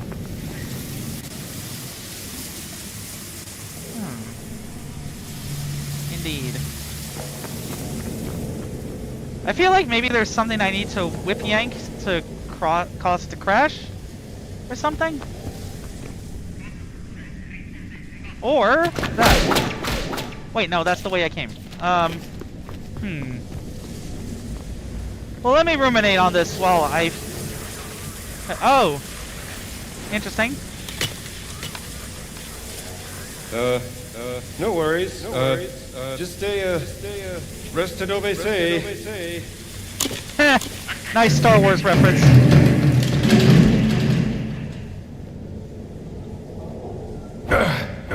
Qui c'è una terra! Forza! Concentrazione! Uomo a terra! Paura! How did that break already? Almeno sai dove sono bazzi! Crap, get out of here. How were they just chilling in there before? Okay. Oh, I see. That's how you're supposed to do it. Okay, so you don't get stuck. Come Huh. with me. Come with me. Clever. Alright, time to break the rest of that. It is a long way down. Oh dear. How to do this then? So yeah. Ah! That was probably a bad idea.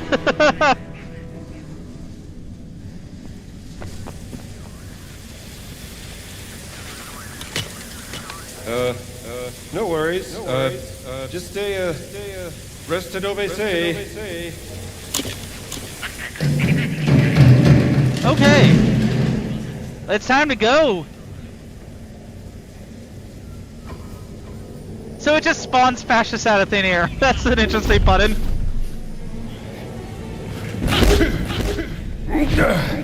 Uomo morto.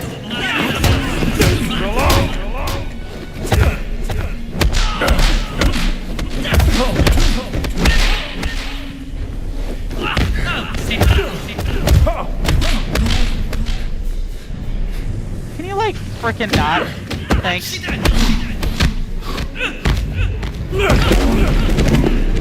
I'm dead. Great. Well, yeah, now the bodies of the other guys are not there, so... I'm hopeful that no I can worries. clean up this quickly and then get on to my argument Reste dove sei. with the Redditor.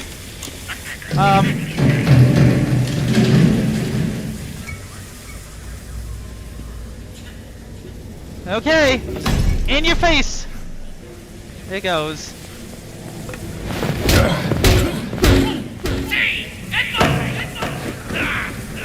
Nice try. This time I'm on point with my hammer game. Stop hammer time. Ah! Oh boy.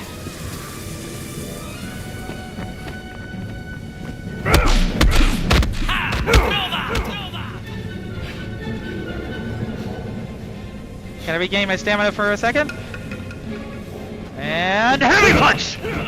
How do I always dodge those? So annoying.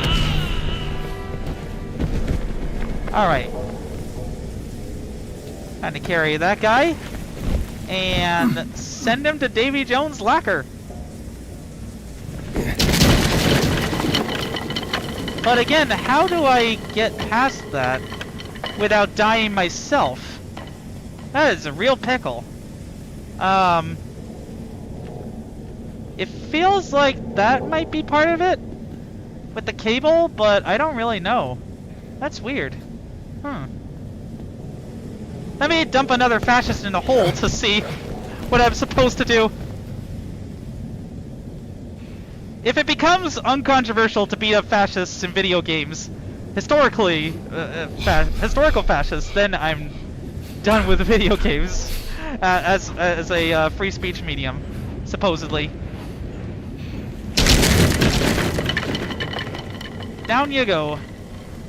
Anyway, I'm hopeful I can go like that. No? What am I supposed to do then? I don't really understand. Okay, well, I gotta get through this argument.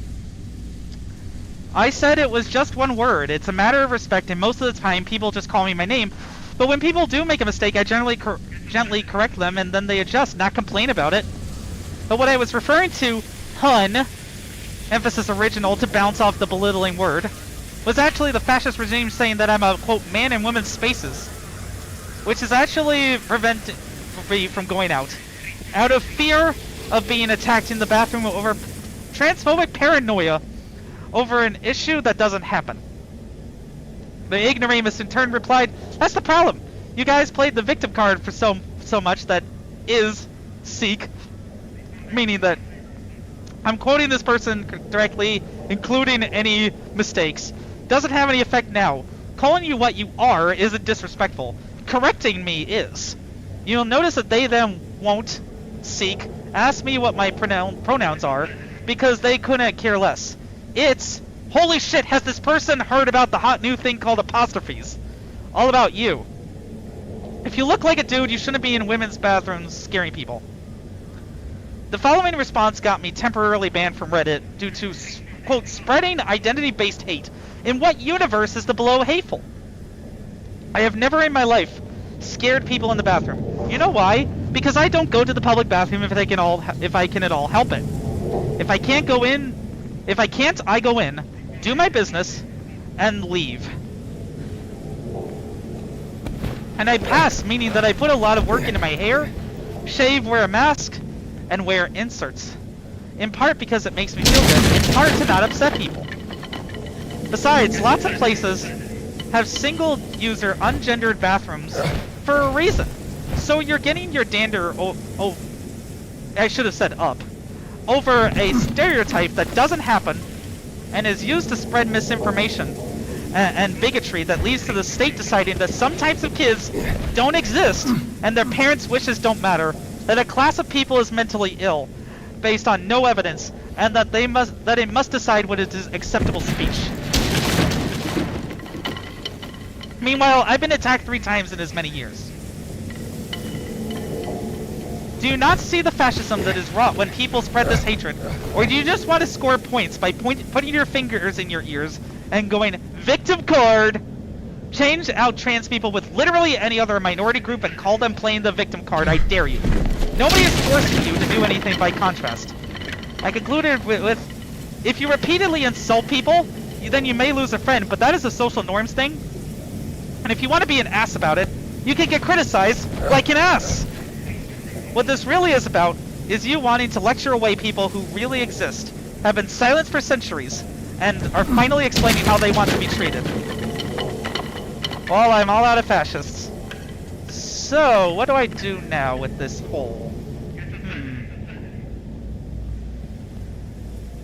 Do I have to make a pile of fascists to successfully get down here? I don't really know.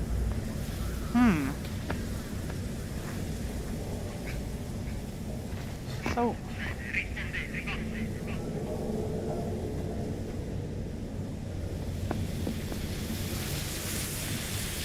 guess I'm ready for reinforcements.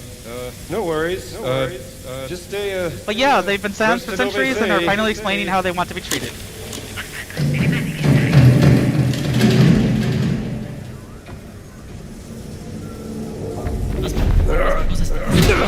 Back off! Cosa ti fai?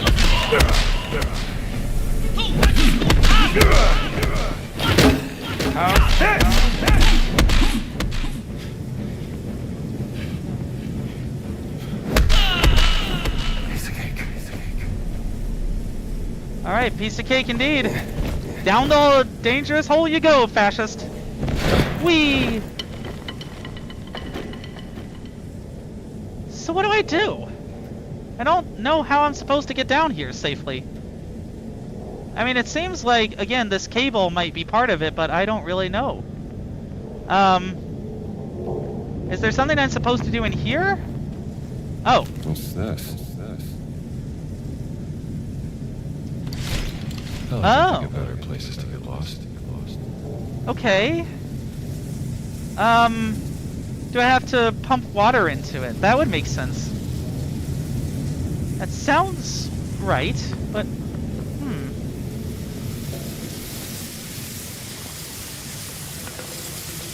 where would that be, though? That's what I'm wondering. Huh. Oh. Come va là sotto? Scendi e vieni a vedere. Puoi scordare. Oh, hey. Guess what? I got you a knuckle sandwich for your birthday. The last one you'll ever have, fascist. Goodbye. Whee!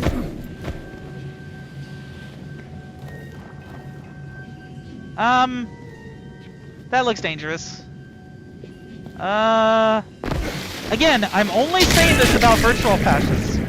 Do not imitate the game Indiana Jones of the Great Circle in real life. Okay? But it still feels satisfying to do this in a video game. Because it always has. That should be the one place where we can firmly and unequivocally decide that Nazism is not okay. And that it should belong in the past where it can get beat on relentlessly, instead of in the present in the United States of America. Okay, so I was really overthinking that. But hopefully all of these fascists had a nice nap and will wake up just fine in the hospital, I guess.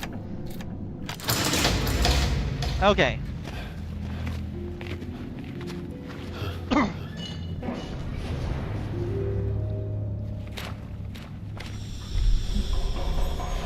Oh boy.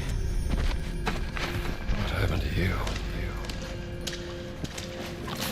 Hey! Che gli hai fatto? Easy there, pal.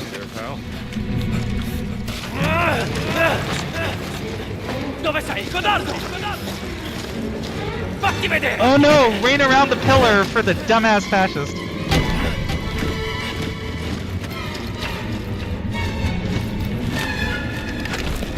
I mean, he was 2 feet in front of you. How can you lose him? What are you? What do you? What organization do you belong to? Who are you? More appropriate. Oh, well, seems like they're friends at least, or at least not actively hostile to Indy yet, maybe. Che cosa diamine ci fanno? Le camicie nere ci stanno addosso. Parlavano di un ladro di barche. Forse è questo che stanno cercando. Speriamo. Forza, non perdiamoci in chiacchiere. Per Mitra. I mean, they're supposed to be a Christian order of giants, right? But, well, again, Mithraic cult could be cool to see. And cult in the original sense of, like, tiny religion.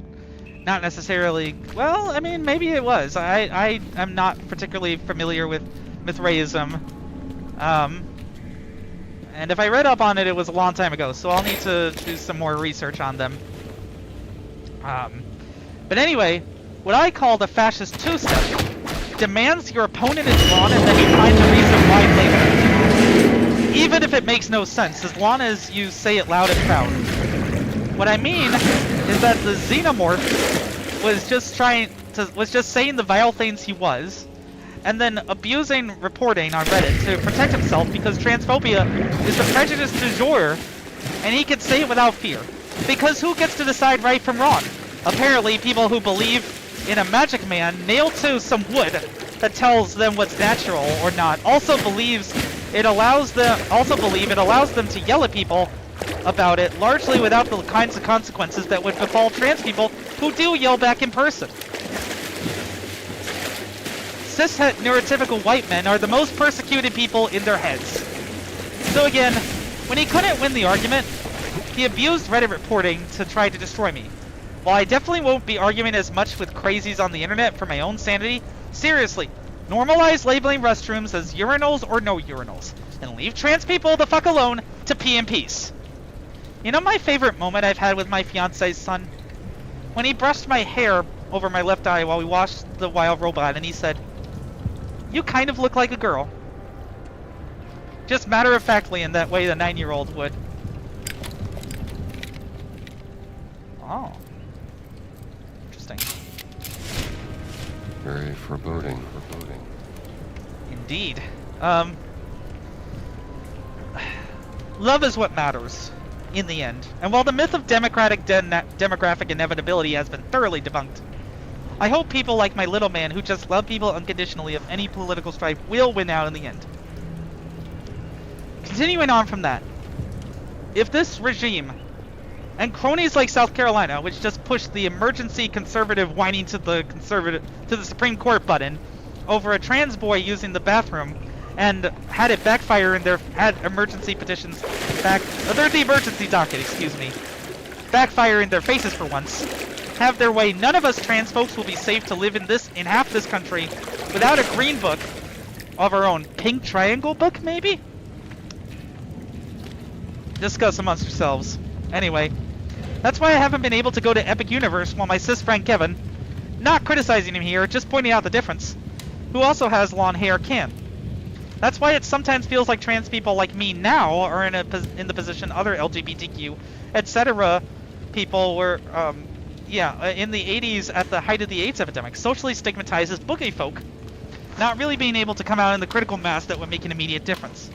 An important distinction to note is that far more queer people are out of the closet now than during the AIDS crisis, and far more young people accept queer people, and so said stigma is far less normalized. But trans people in particular are still not in the mainstream.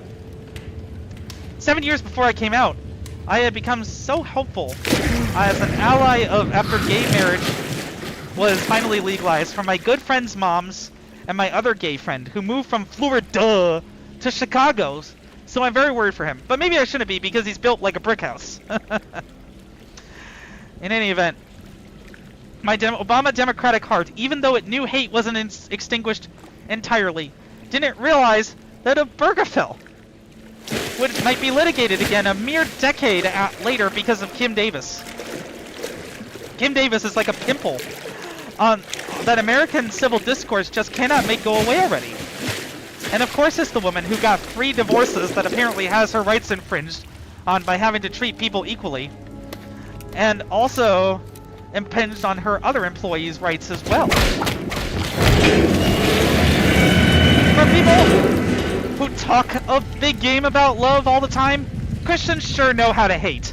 And for a group persecuted under the Roman Empire, they sure know how to stamp their feet like whiny children until they get special treatment from the state their magic godman says to render under Caesar. If only they were all like my fiancé from Ace Watini, who accepts my atheism and gender identity without question and actually practice what they preach. I hope this gets dismissed out of the hand by the Supreme Court, because as stated in the 6th Circuit Court of Appeals lawsuit by Davids, Arnold, and Moore, who were denied a license by this woman. I can barely call her that, because she doesn't act like a human being would. Anyway. Where are you? Where do I go? Aha. Maybe? No?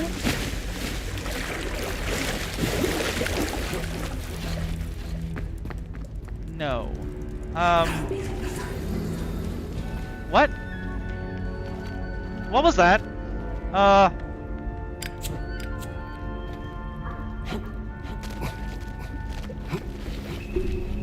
Oh. Is that something I'm supposed to do here? That doesn't seem plausible, but I guess we'll find out. I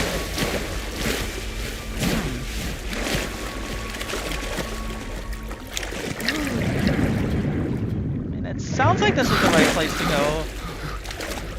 But again, maybe not. Opens from other side. Of course it does.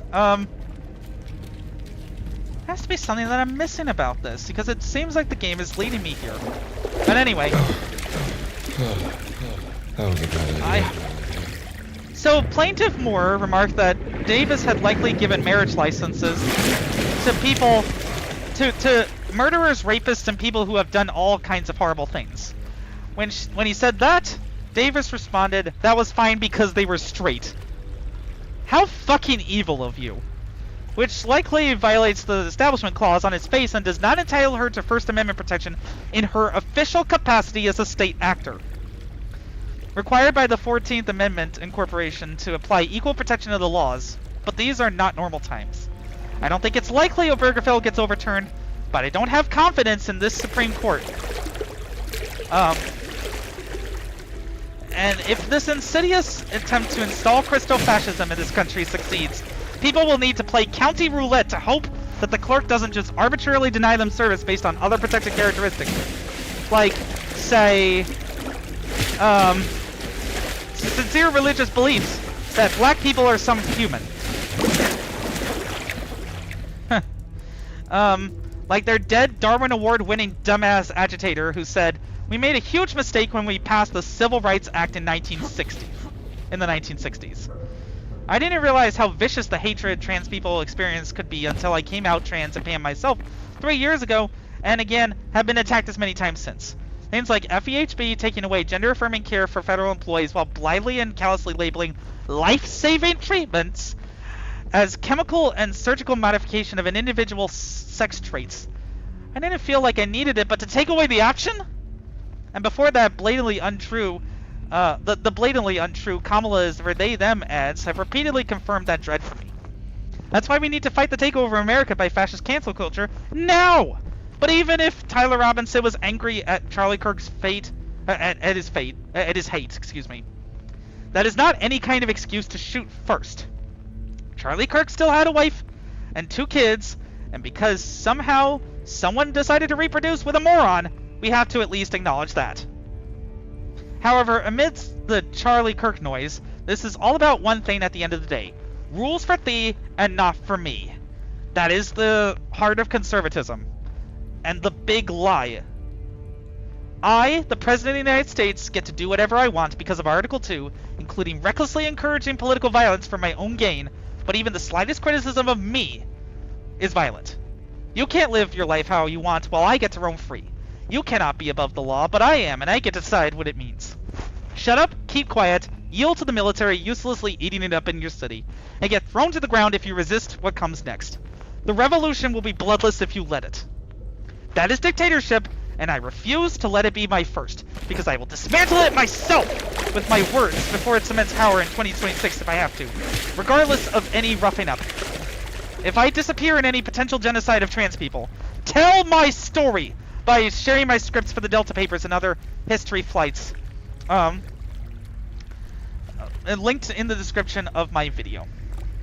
A kind Canadian poster on Reddit put it best. Donald Trump is a rapist. He rapes his wives. He rapes children. He rapes young females. He is a rapist who doesn't care about consent, laws, the Constitution, or bodily autonomy. Donald Trump forces himself onto others, irregardless, of their consent. He uses coercion, abuse, extortion, and other means of criminal predation to force compliance.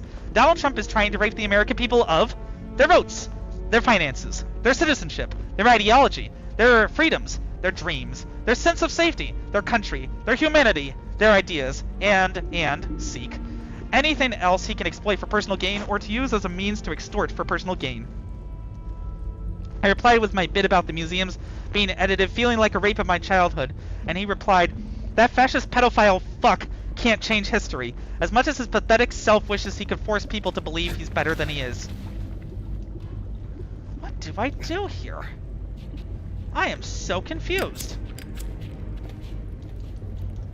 God dang it. Okay. Oh, I'm a doofus. I didn't realize that I could crouch that low. But I guess it automatically crouches you under it. Okay, now let me open that door. That was only openable from the other side. Perfect.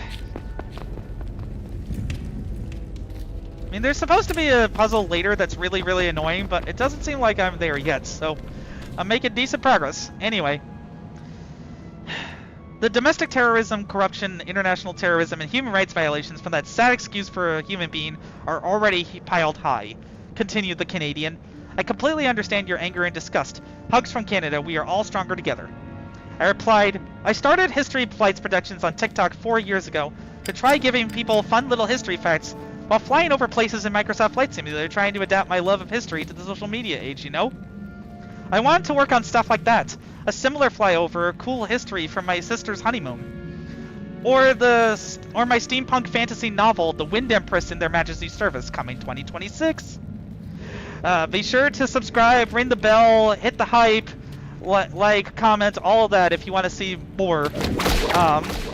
Because this will be the best writing I've ever done in my life at a time when I'm not sure that people want to read, or that it seems freedom of speech is actually valued.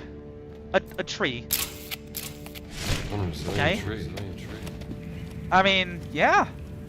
Nature. Pretty awesome. Anyway. But even though I know this guy is an idiot who is not a truly effective dictator compared to many fictional and historical dictators, his blundering is still stepping on innocent people, including my colleagues at Consumer Financial Protection Bureau. So I cannot remain silent in the face of tyranny, even though the risks, should I be exposed, are great, both to me and my family in Eswatini. For history will be the final judge. I will bring the wrath of history down upon his head with words that I hope to stir the people to more thoughtful discussion and action, and we can all do the same if we fight for truthful history. Ouch. That's not good. Oh. There we go. Gibarim, a nameless crusader. That's a cylinder piece he's holding. But I gotta free it somehow, probably.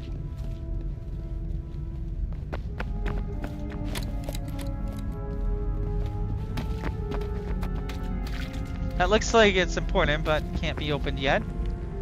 Also looks particularly important. Symbols on doors, always a nice feature of doors.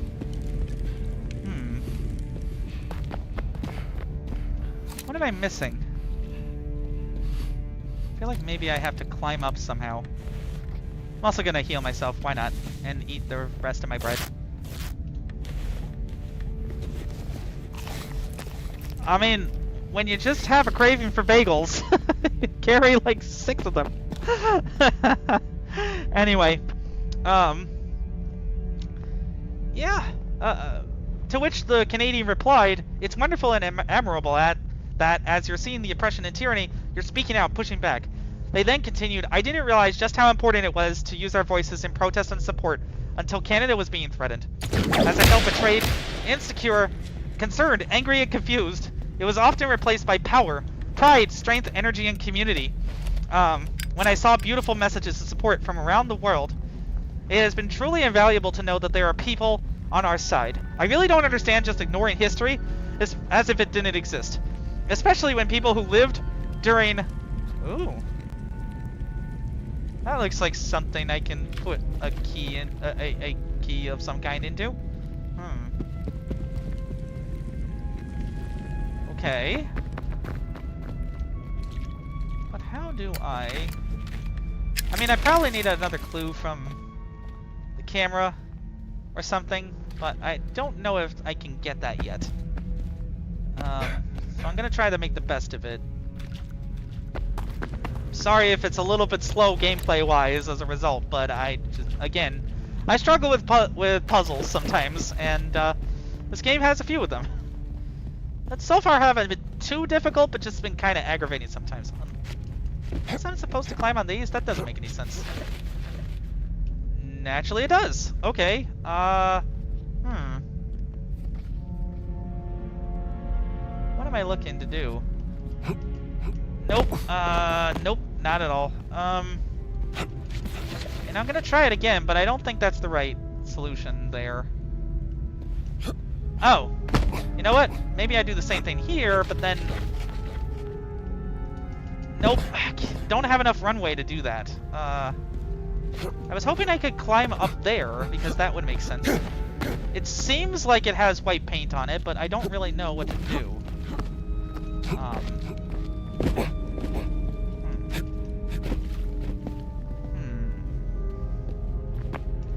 Big home. Is there like some sort of option that I'm missing?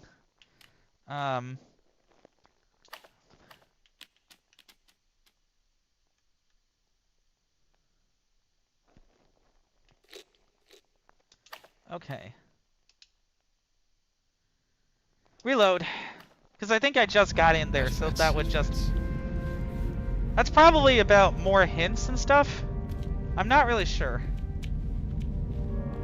I haven't tried the puzzle difficulty on easy.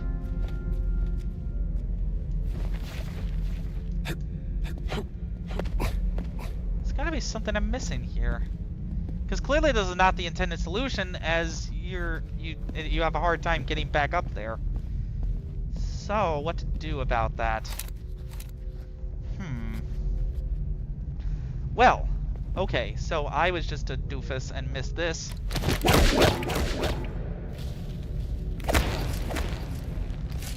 I feel like, I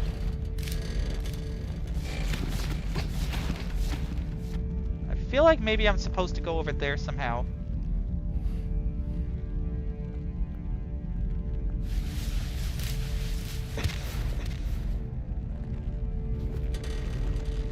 Okay, and here we go.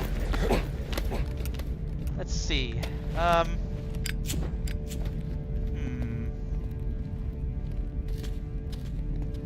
mean, clearly I was supposed to come over here for a reason, when I wasn't able to before. But I don't know what that would be. Other than, I guess, trying with the statue somehow? Wait, hang on. I'm gonna go back over here and take the picture, just in case there's something that I need to glean from that somehow. Huh. What am I doing?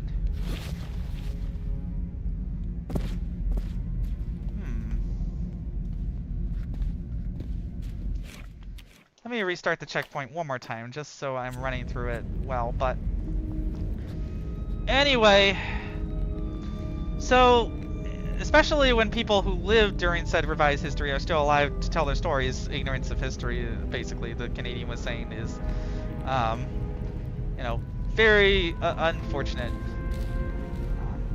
Nope. Unless... No. No, that's the way I can, clearly. And clearly I'm... Ow. Why do I keep doing that? That's just useless. A nameless crusader. That's a cylinder piece he's holding. Well, that's the important information, but what do I do about it? Exactly.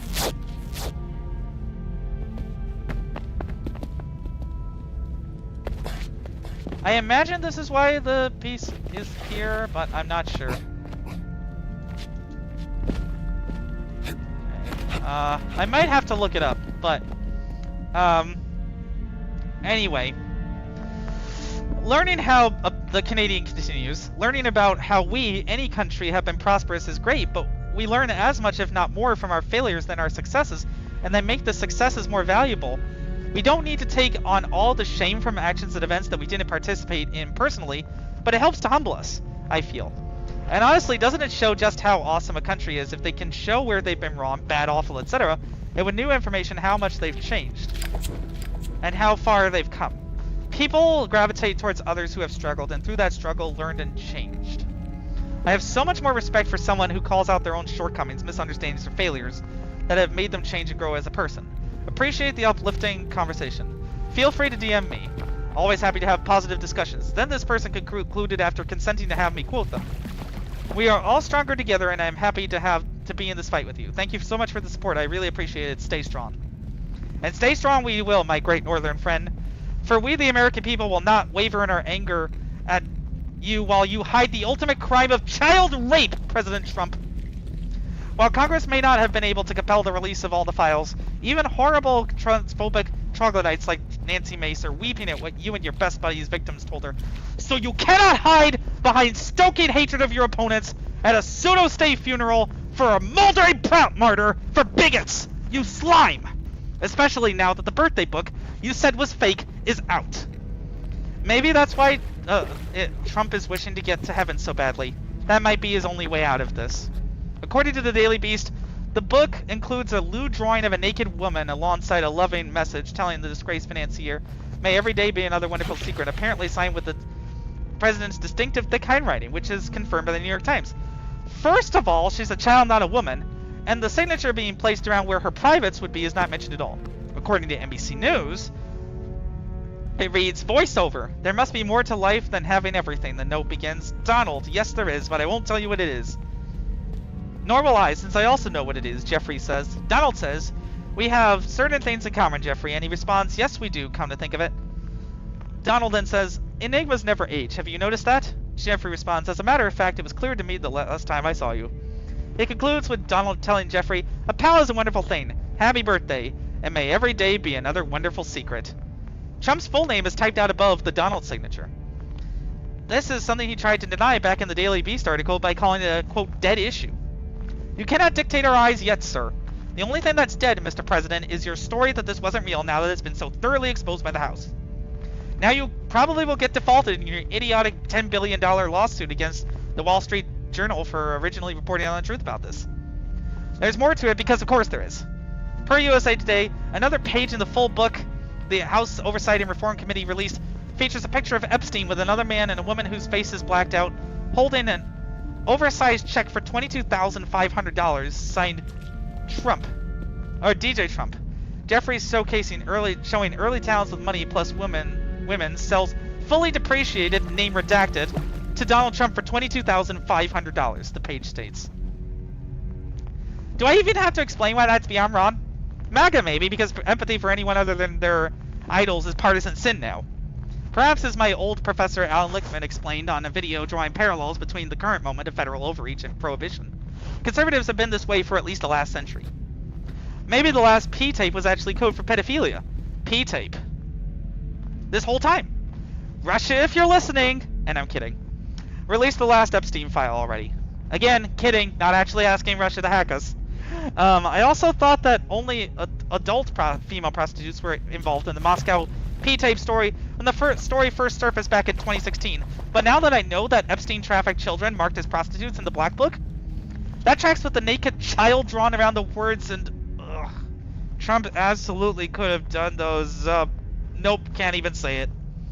As I said when I read the broad outlines of the Epstein info that I could at least find credible into the record on my live stream of the Delta Papers #2, I want to vomit my brain into the toilet for having read or spoken those words out loud. But I do it anyway because HistoryFlights Productions believes in truth, justice, and historical accuracy. So again, if you've made it this far, subscribe, hit the bell, like, give me hype, comments that are respectful, or if they're critical, constructive, and have evidence to back them up. Not just, you're a derpy leftist for criticizing Charlie Kirk for his own words. Those will get summarily deleted. But anyway, my guiding hope is that the economy... You know, I think I'm just gonna play some Borderlands 4 actually, because I think that's still quick resumable. Yes, it is. Okay. Because I am very, very stuck on this puzzle and I don't want to bog down everything. Probably not very much gameplay, but that is the nice thing about quick resume, isn't it? Unfortunately, my camera is blocking the objectives, but I'll just roam around and try to find the map. Okay, so that's for the side mission about killing Cratch, I think. Which are flying creatures in the world of Borderlands. Excuse me. Anyway. So, my guiding hope, again, is that the economy and Epstein will render President Trump a lame duck, but we have to have a Congress with some fight again. And it seems that young, working class, or class-sensitive candidates are getting great momentum despite, or maybe in part because of establishment disapproval or lack of support.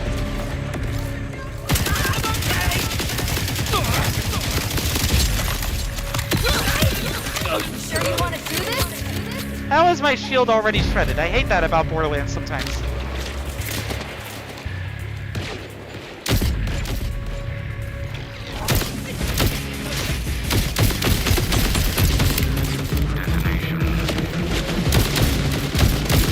There we go. Your house.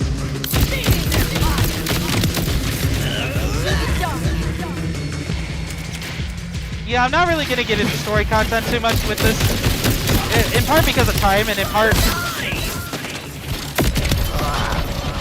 because so far the story is okay. It seems like the dictator this time is fine, but I've heard that he gets a little preempted at the end, so I'm not really super invested in the villain. That's all I know, and it's not spoilery, it's just like, oh well, he's not the main villain, you know?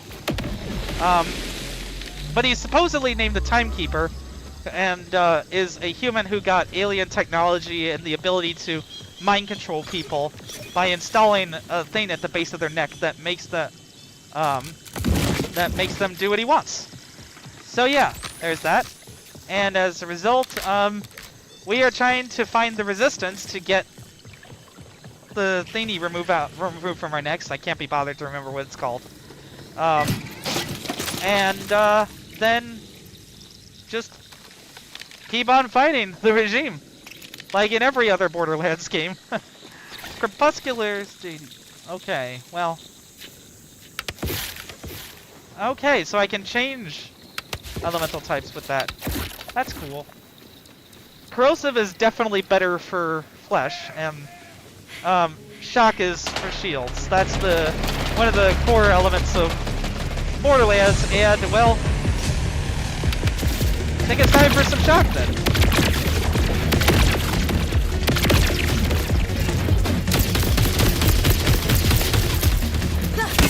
That's one of the Timekeeper's robots coming after me.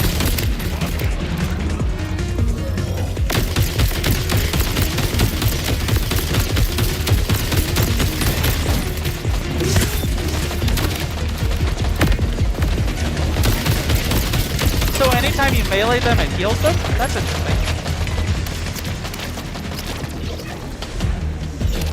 Oh, he goes invisible. Great.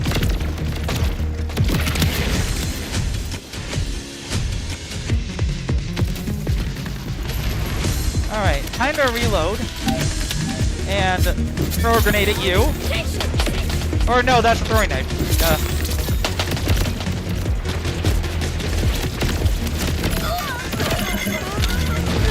Shock's also really good for robots. But I think corrosive is too. Yeah. I mean, fire is better for flesh as well. But corrosive can still do damage over time in significant ways.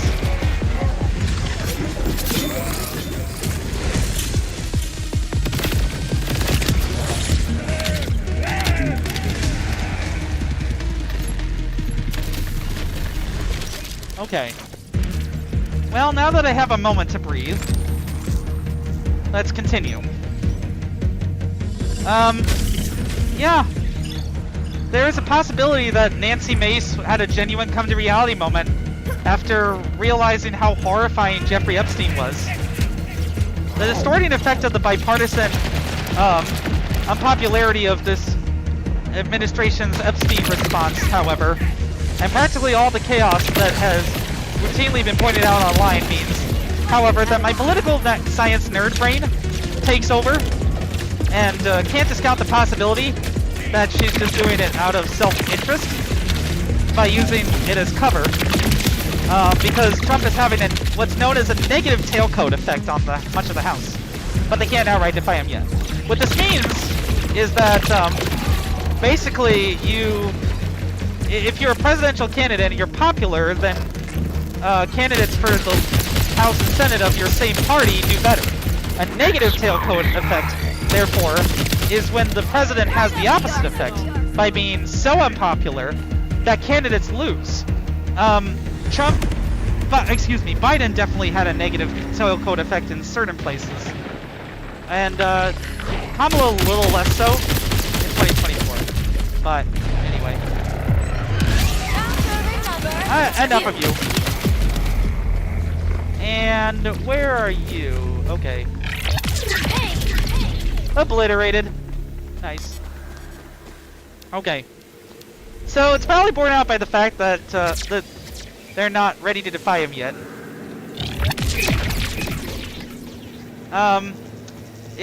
That several Republicans on the House Rules Committee voted to block Massey, Senator Tom Massey, and Ro Khanna's Epstein Files Transparency Act. Here are the names of the Republican guardians of old pedophiles: Virginia Fox of North Carolina, Michelle Fishbach of Minnesota, Ralph Norman of South Carolina, Chip Roy of Texas, Nicholas Langworthy from New York, Austin Scott, Georgia, H. Morgan Griffith, Virginia, Brian Jack from Georgia. While this kind of name-calling may not seem right for the moment to many of those who, like me, grew up with "when they go low, we go high," or given the events surrounding Charlie Kirk, it is good for the Republic in the long term to insult Republicans' known actions. Not their personalities first, their actions betray them. It's time to embrace the kind of mudslinging that Democrats have always been above. Whatever it takes to kick as many fascist turncoats and their Vichy collaborators out of Congress democratically small d in the midterms as possible this election by massive margins in the House to bury any attempts to steal the election and impose fascism on this country. This is because the main person who could rally such a conspiracy, such treason, again, and potentially could have been convicted of such treason if he wasn't president, with all the penalties that result. Because it's kind of not hard to see how many collaborators he has circling the waters who would turn on him in a second if he was a private citizen and they could reduce their sentences, you know, for treason or whatever. It is old, fat, dying of the same dementia that killed his father, distracted, stressed, impulsive, again, clearly has delayed echolalia, and when he is lucid for TV cameras, he can't even make a sentence that makes sense. Okay, let's continue on then. Because I think that's a story thing. I'll come back to it later. This game's okay so far. I'm having fun. I don't know what it is that's not really hooking me like other Borderlands games.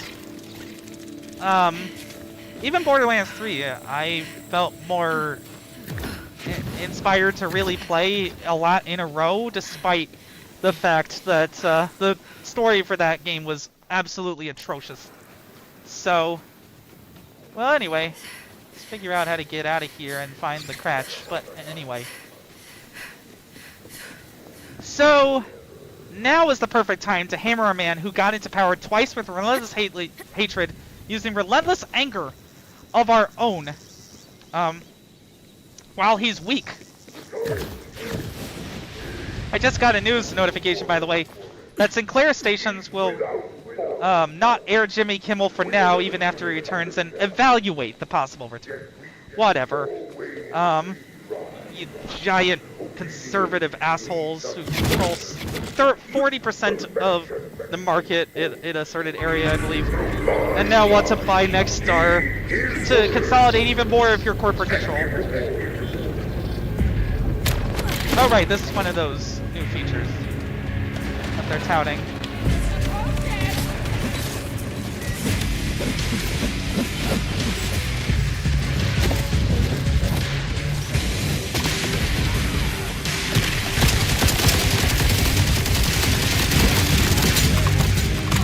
What?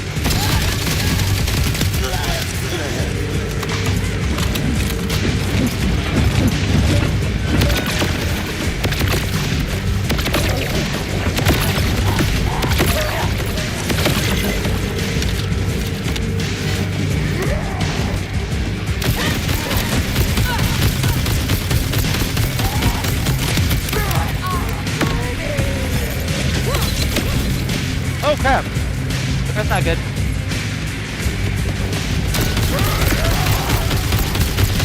I forgot I have healing available at the plasma cooldown. I'm not sure how I feel about that, because Such a good team. it changes the nature of healing in general and the tension around that, and makes it feel a little bit too much like a Destiny 2 clone. I mean, at least there's still things like fight for your life, which I appreciate.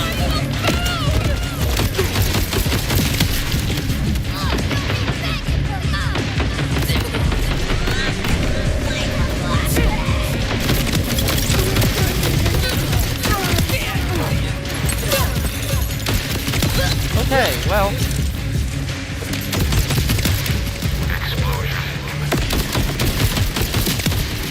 Okay. With that done.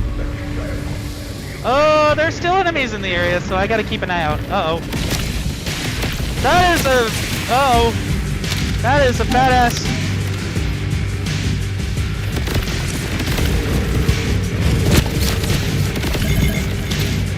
Yeah, corrosive is good for armor as well, by the way. You hack, I'll cause chaos and trouble. We're such a good team. Oh my god, can you shut up?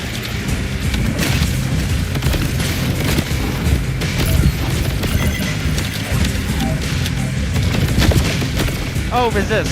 Okay.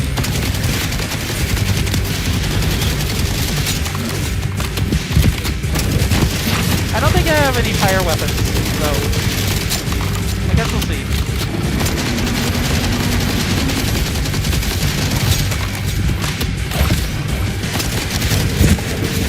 Whoops.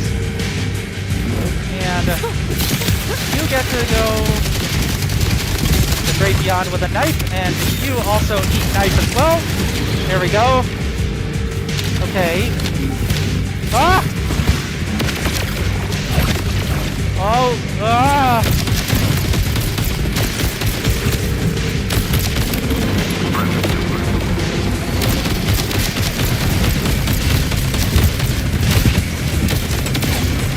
All right.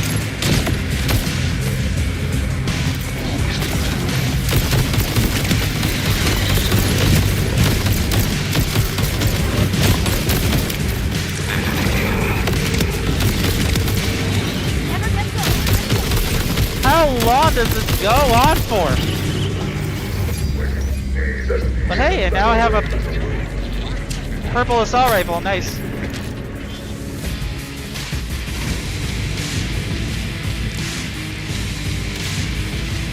Nope. Whoa! Not cool. How many waves of enemies am I gonna have to face today? For one single outpost.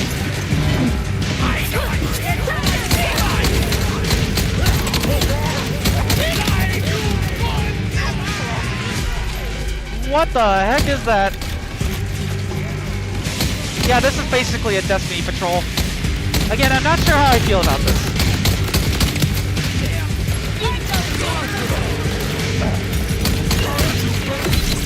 Oh, no, not cool. What? I got freaking exploded by a turret. Okay.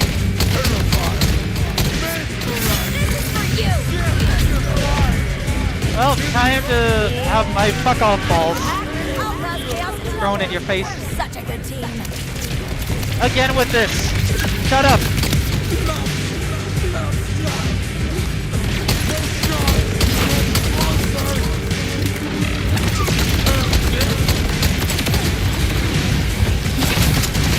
No, not again. Not again.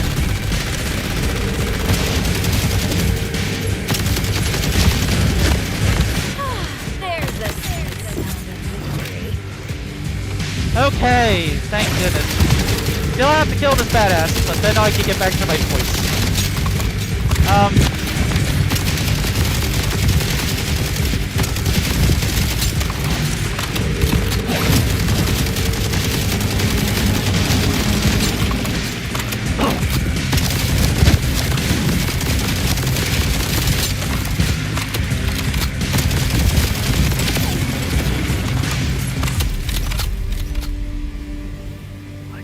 Ah, backpack full again.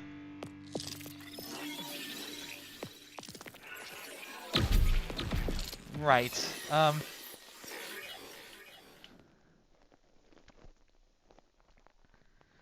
just gonna. Excuse me.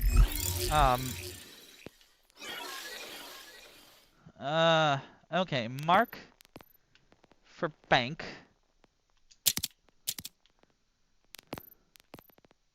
Bank. This new inventory system for Borderlands 4 is so freaking clunky. I do not like it at all compared to the original. And the Destiny-like PC cursor for everything is annoying as well. Let's send these 6 items to the bank and clear out some space. Alright. Hateful appendages from beyond. Is that normal? Please call in if that's not normal. Keep your eyes out for the Vault Hunter. Throw him a nod and an approving smile. But I just took over the propaganda outpost. It shouldn't be saying these things. That seems like a glitch. Unfortunately, one of many for this game. I'm not sure I'm gonna keep it, especially if I end up encountering performance issues later down the line. I haven't so far, but it's very early in the game, and so I'm very nervous about that. Again, it seems like it's an okay game so far, but like the movement options were done 10 years ago by Borderlands the pre-sequel, including the ground slam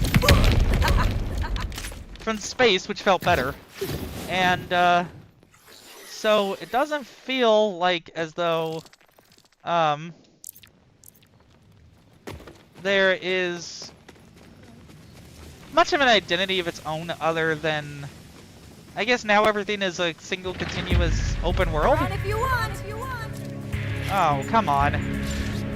Can you leave me alone for 2 seconds to discuss contemporary politics? Thank you. I'm just gonna hide for a minute and leave these people alone. Because, well, not because I'm weak, like a bobiger though. He truly shat all over my childhood nostalgia by choosing money and appeasement in the Kimmel situation, however temporarily. over backbone and any semblance of Disney values he claimed to have left when he belatedly opposed the Florida Don't Say Gay bill in 2022. But it's really nothing new for a company that has ruthless backstabbing executives all the time. And really since the founding of the company, this has been the case. As detailed in the excellent book Disney War and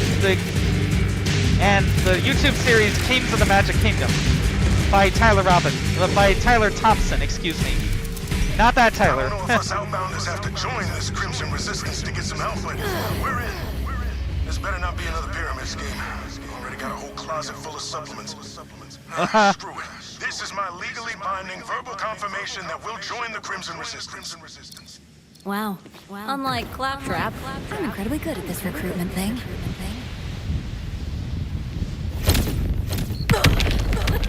Nice. Alright, so. Anyway, I would say that this regime of censorship is successfully dismantling the mainstream media, and that concerns me, because it further fragments our already fragmented information environment.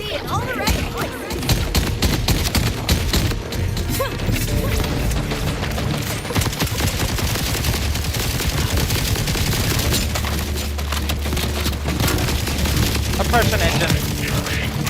Yeah, the oppression engine, though, is not actually restricting the mainstream way that news is shared and consumed anymore. And there's no fucking way that they're gonna get around the filibuster to dismantle Section 230. So the internet is safe for now. I win. And then in late night, Stephen Colbert is leading the charge after Kimmel only came back because so many people were canceling Disney Plus, the cancellations page crashed, leading to a $4 billion market cap loss, with the deeper magic of satire. His latest monologue shows he has no fucks left to give, and then when the world needed the word most, it returned triumphantly. Meanwhile, Jon Stewart played up a fake North Korean-style version of TDS on a gilded set while acting very nervous and praising Trump for every little thing, and I love it. This is my favorite Daily Show episode, since it, the Colbert Report, Jib Jab, and the West Wing really helped me get through the Bush years as a teenager. Gosh, I am thoroughly dating myself here. It's really given me hope that at least some canary can survive this coal mine of civil rights. I hope it gets an Emmy, and what a deserving trophy it would be. Kimmel returns on Tuesday, but Colbert is still ending in June, and our Myers are Fallon next. One by one, the dominoes fall. Like most Obama-era politics enjoyers, I gave Republicans a chance to be fair. I even debated a Republican adult about drilling in the Anwar at a restaurant when I was 16 and managed to disagree respectfully. Have had all of my 3 most significant romantic relationships with religious people despite my atheism. Or maybe because of it. Some people would prefer an honest atheist over a deceptive religious person. And it seems that some of those people were religious themselves. Anyway.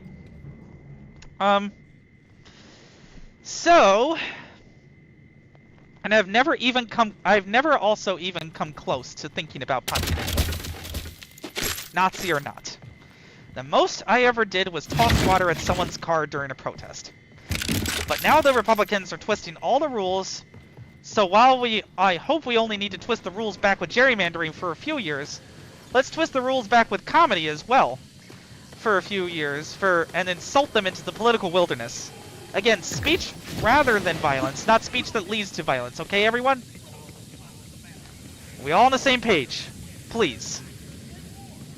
I don't want to get repressed because some idiot decides to take the matter into his own hands, okay? South Park, meanwhile, is using the small penis exception, wherein an author who writes a character based on a real person can potentially evade a libel suit. Was worried for nothing. Some of them are still alive. By giving said character a small penis. The logic being that in order to sue, a plaintiff would have to tacitly admit that that description of his manhood is accurate.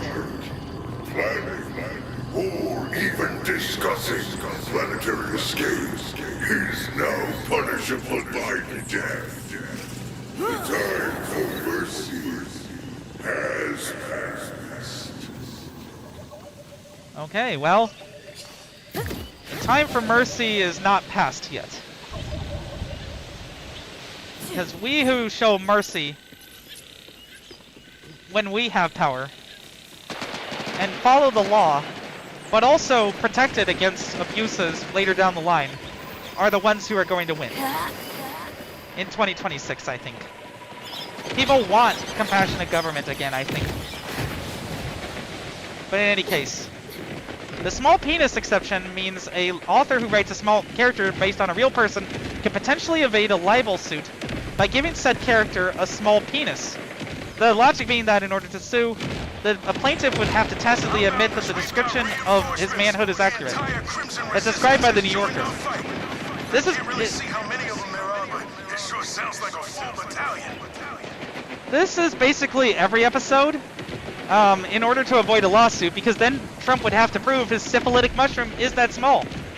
I love that, and if South Park gets snuffed out, then we're all in the coal mine together. Unless we start bullying fascists again. That means call them out on their actions until they back down like fashionistas do. And even if they don't, make them uncomfortable for being aligned with the pedophile-supporting, authoritarian-loving party that has stoked every ounce of actual violence the past 10 years. Like at Joe's Seafood, where people booed Trump sitting down for a performative meal to project his fake suppression of the fake crime wave. No peace for authoritarians and their collaborators. In the sense that don't let them live their lives without being insulted. They're counting on the ability to get that for themselves at our expense. But I will not let them.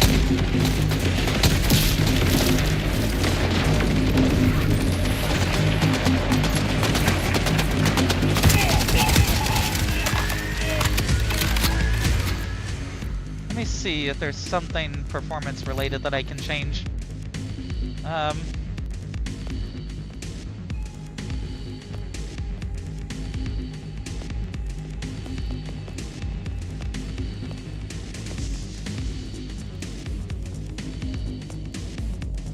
Do I have to change that in the main menu? Never mind then. I mean, it's also hard because the camera is blocking my view.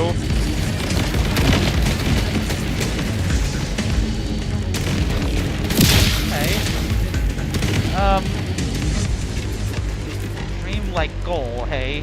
Yeah, I'm gonna pause and move this camera just for a second. Oops. That's not what I wanted. Stupid thing. Okay. Okay, put this back over here, I think. Yeah, so let's see. Oh, about visuals, okay. That was over to the left. It says performance. Okay then, never mind. But I think I'll just keep this here for now because it doesn't seem like there's any important visual information that's actually being blocked this way, so there we go. That's better.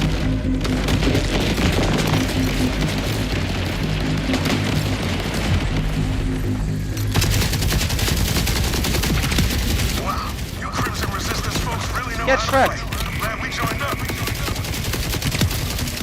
So, let's fight you a bit more. Okay.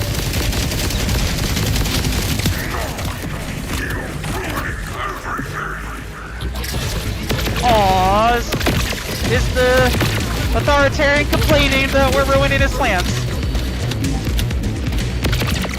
Well, shut up, you whiny little bitch. I'm gonna destroy you like this. There we go, robot. You can get wrecked. Right now. And again, only virtually. I am not actually interested in real violence. Alright? Do not get anything that I is saying twisted. And if you do, then we'll have problems. But in any event,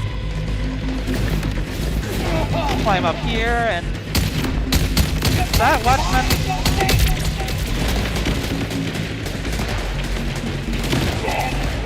Okay, looks like my ally actually did their job.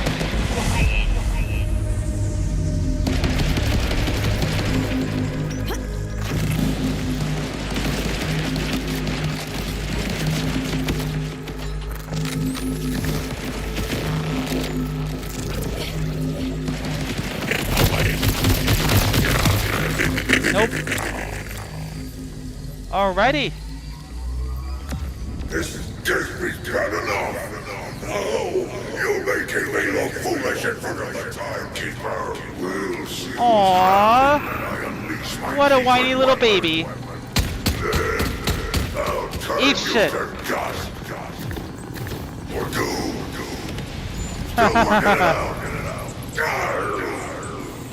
Okay, this guy's kind of funny. Maybe it'll be a better pace this way. I've worked way too hard on my physique to have it turned into goo. Haha. At least we're safe for now. Thanks to you. Come on down to the bunker. There's an access tunnel near the bridge. I'll make sure the door's unlocked. Okay, the humor does seem a little bit better.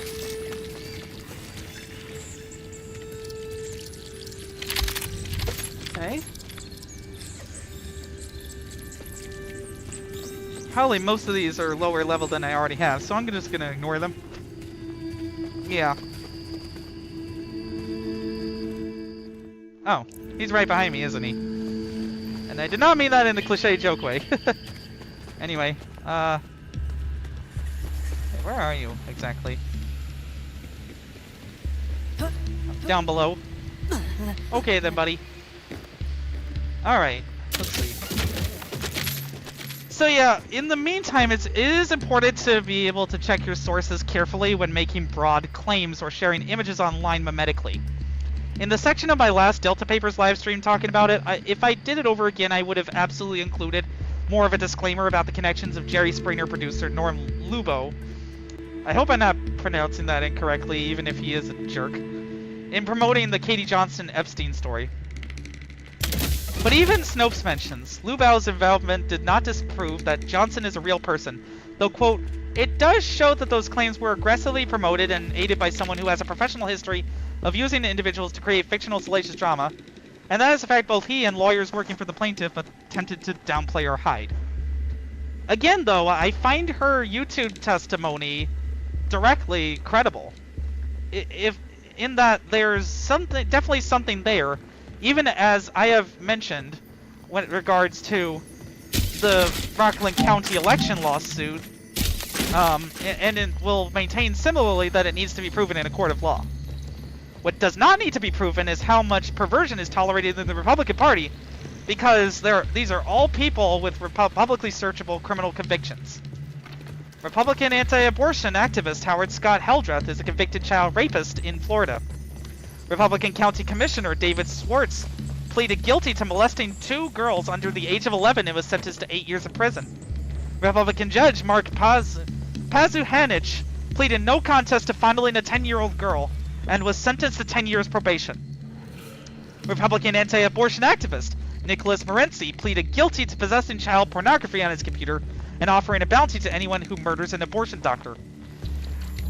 Republican legislator Edison Misla Alderando was sentenced to 10 years in prison for raping his daughter between the ages of 9 and 17.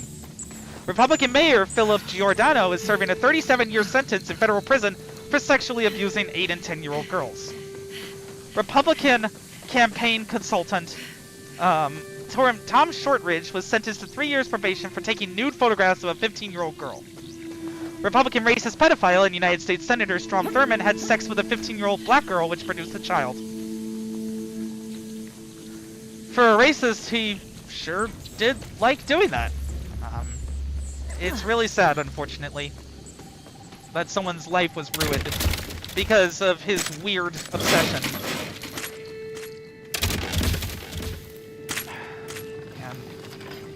Anyway. Republican pastor Mike Hintz, whom George W. Bush commended during the 2004 presidential campaign, surrendered to police after admitting to a sexual affair with a female juvenile. Republican legislator Peter Dibble pleaded no contest to having an inappropriate relationship with a 13-year-old girl. That means that you don't plead guilty, but you don't plead innocent either. Republican Congressman Daniel Booz Lukens was found guilty of having sex with a female minor and sentenced to 1 month in jail. Republican fundraiser Richard A. Del Gaudio was found guilty of child porn charges and paying 2 teenage girls to pose for sexual photos. Republican activist Mark A. Grethen convicted on 6 counts of sex crimes involving children. Republican activist Randall David Ankeny pleaded guilty to attempted sexual assault on a child. Republican Congressman Dan Crane had sex with a female minor working as a congressional page. And I mean, for a lot of these, I'm getting it from somewhere else, so, it's just hard to write rape over and over again. Republican activist and Christian Coalition leader Beverly Russell admitted to an incestuous relationship with his stepdaughter. Yikes. The same kind of porn that, Ted Cruz likes to watch. But anyway, Republican congressman and anti-gay activist Robert Bauman was charged with having sex with a 16-year-old boy he picked up at a gay bar. Republican committee chairman Jeffrey Patty was arrested for distributing a video clip of a 5-year-old girl being raped. Republican activist Marty Glickman, aka Republican Marty, was taken into custody by Florida police on 4 counts of unlawful sexual activity with an underage girl and 1 count of delivering the drug LSD. Republican legislative aide Howard L. Brooks was charged with molesting a 12-year-old boy in possession of child pornography. Republican Senate candidate John Hathaway was accused of having sex with his 12-year-old babysitter and withdrew his candidacy after the allegations were reported on in the media. Republican preacher Stephen White, who demanded a return to traditional values, was sentenced to jail after offering $20 to a 14-year-old boy for permission to perform sexual acts on him. I can't even say it. How fucking horrible. But I have to keep going. Republican talk show host John Matthews pleaded guilty to exposing his genitals to an 11-year-old girl. Republican anti-gay activist Earl Butch Kimmerling was sentenced to 40 years in prison. Oh, I can't keep going. The rest of these are in the description. I'm just going to save a little bit of time and skip to the fact that now we know that one of the Republican Party's biggest donors, John Paulson, was in Epstein's Black Book. That didn't mean he did flights to Epstein Island by itself, but it is suspicious, and I look forward to Senator Massey and Representative Taylor Greene using the speech or debate clause, Article 6, Section, or Article 1, Section 6. I think I typed that wrong in my script. Oops. Clause 3, which means that any congressman, in all cases except treason, felony, and breach of the peace, be privileged from arrest during their attendance at the session of their respective houses and in going to and returning from the same, as they read Epstein client names on the floor of Congress. Because that's what that provision is for. Defending ever-shrinking legislative independence so the people can fearlessly hold their government accountable. I definitely need a minute, though, to recover from the fact that I agree with them on anything. God.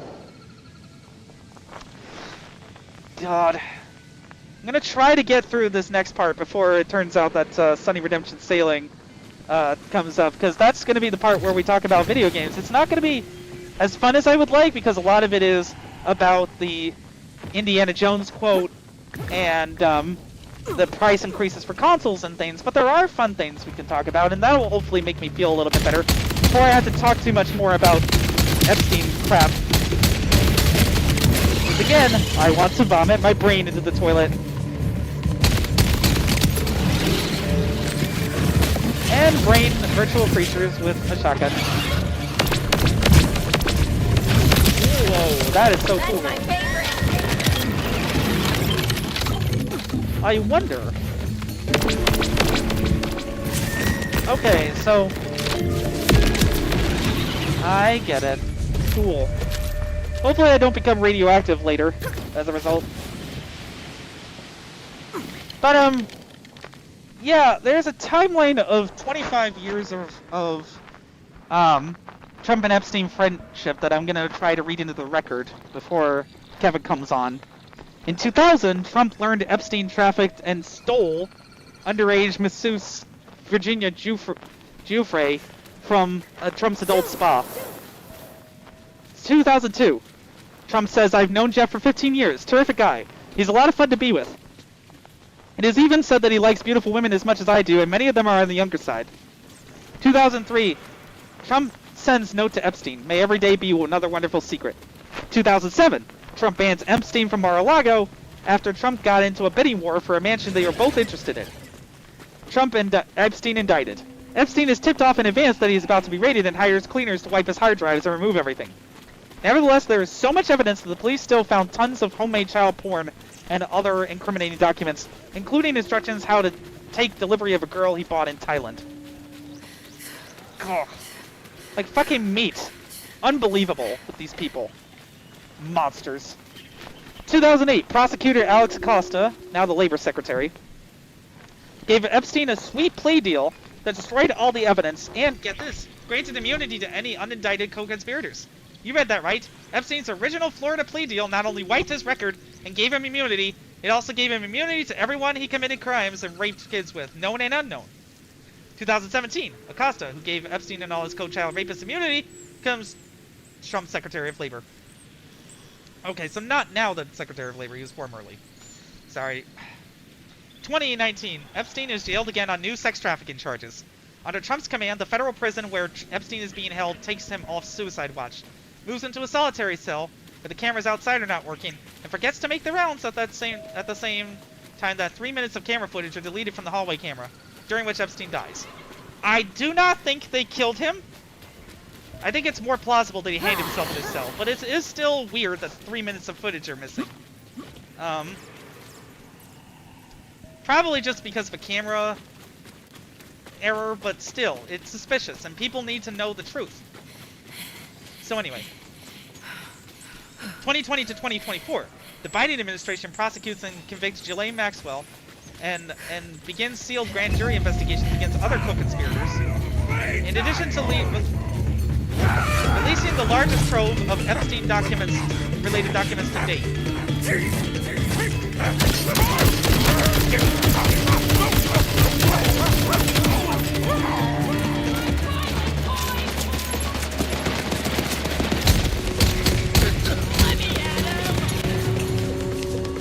For 60 rounds. Take care of you. Explosions? As Mr. Ford would say.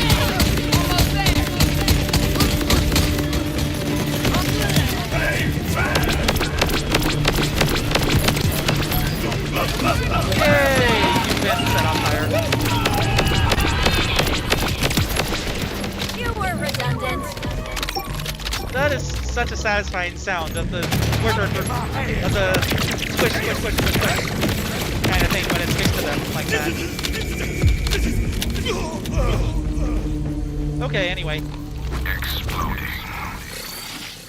I wish sometimes it would just explode, like immediately. If, or after a bit of a delay, you know? Because then you have to remember to shoot it and it's kind of annoying, but, well, you'll get a different gun than mine. Anyway.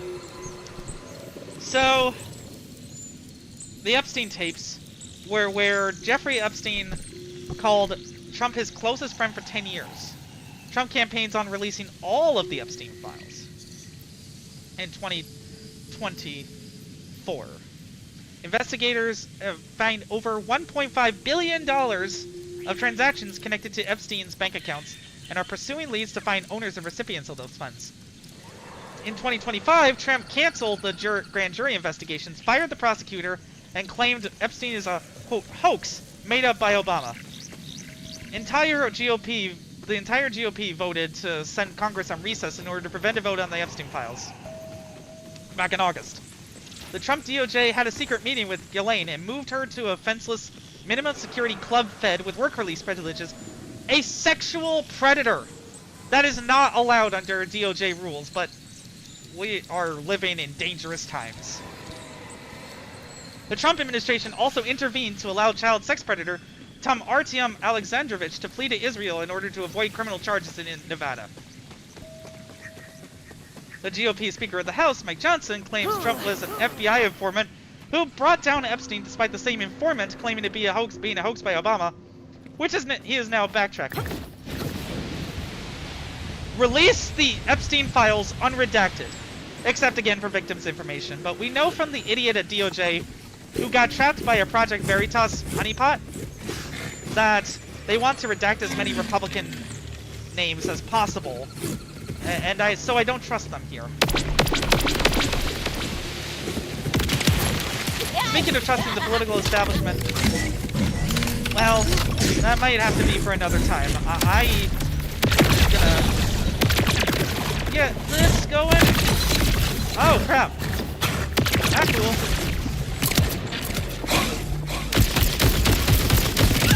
Not sure how it kick got in your stomach, but hey, I'm not complaining. That's for sure. Nor am I entirely complaining about the re-healing mechanic. It just makes the game a little bit on the easy side.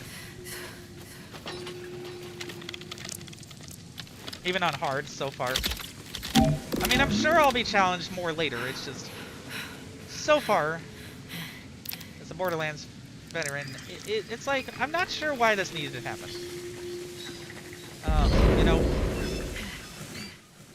Okay, well, I mean, that's how I have to get back.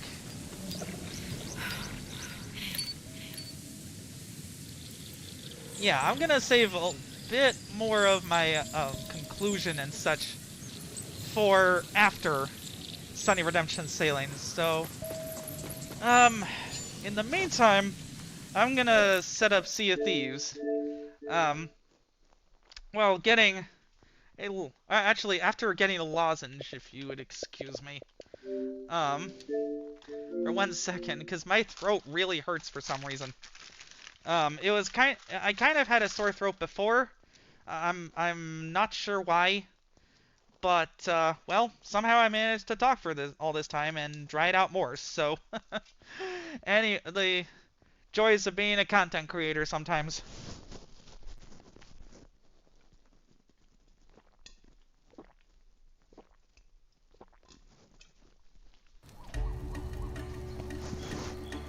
That should help. Anyway.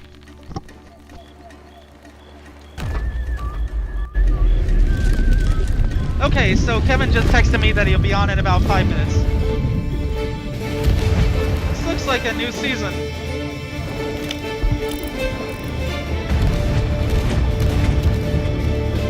Embark on an epic heist. I wonder if that's something Kevin would be interested in. I feel like so, but it might be something that takes a really long time, and he usually only has an hour and a half to play video games.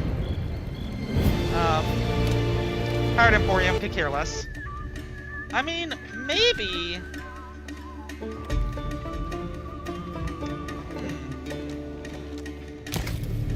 Well, I have enough ancient coins already to be able to buy the Plunder Pass for the next 8 weeks. Might as well. I play this game often enough with him that I'll get something out of it.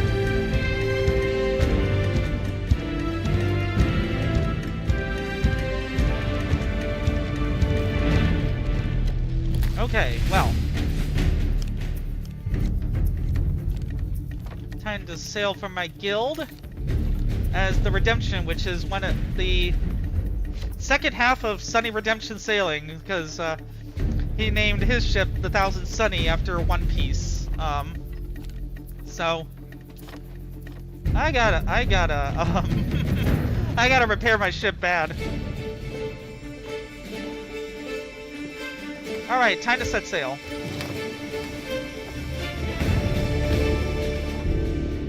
And familiarize myself with some of the articles that I'm going to be reading out and discussing with him in the Sunny Redemption sailing portion of the show. Your bi-weekly voyage for BS3 Gaming News.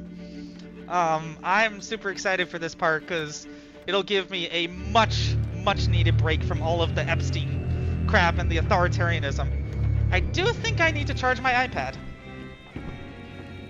Yeah, because I do not want it dying in the middle of the stream. But you kept the script up for me like a champ. Anyway. Okay, so early login bonus. Nice. Well, you know what? This feels like perfect timing.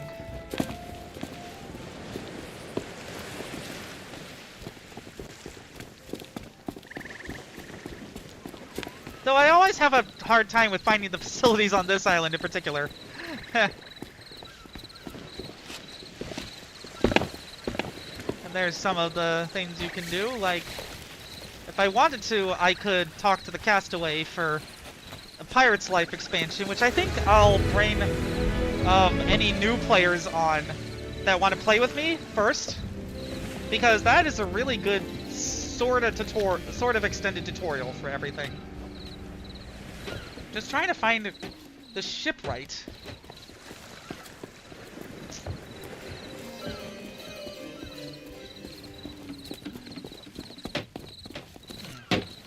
There you are. Hello? Sharon, the shipwright. Hi there, you'll have to speak up. My ears are still ringing from all the rebuilding. Heh. Store ship. Cool. Can I help? Can I help? Supply shop. Gotta refill on wood and cannonballs, throwables, and food and things.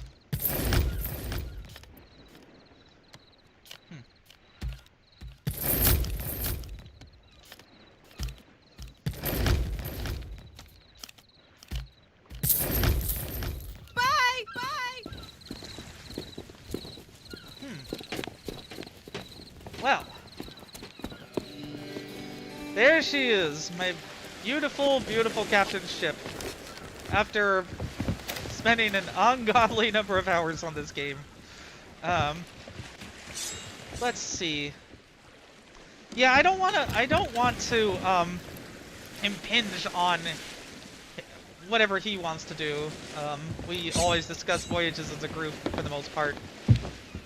I think I'm gonna conclude my stream in Sea of Thieves as well once he logs off.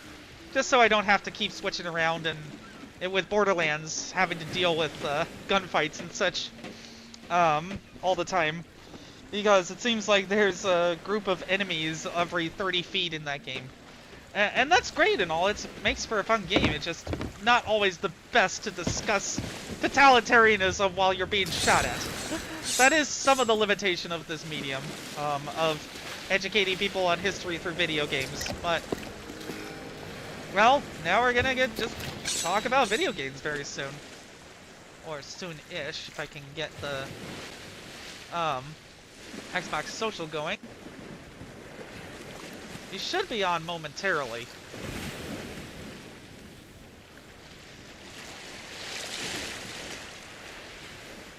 Well, not yet, I guess. I'll pull that up again in a minute. And probably when he's in the party.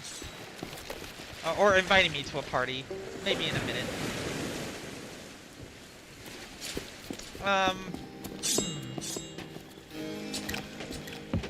Man, this game is so beautiful. It really is just such a nice, peaceful break while I collect my thoughts and switch gears a bit.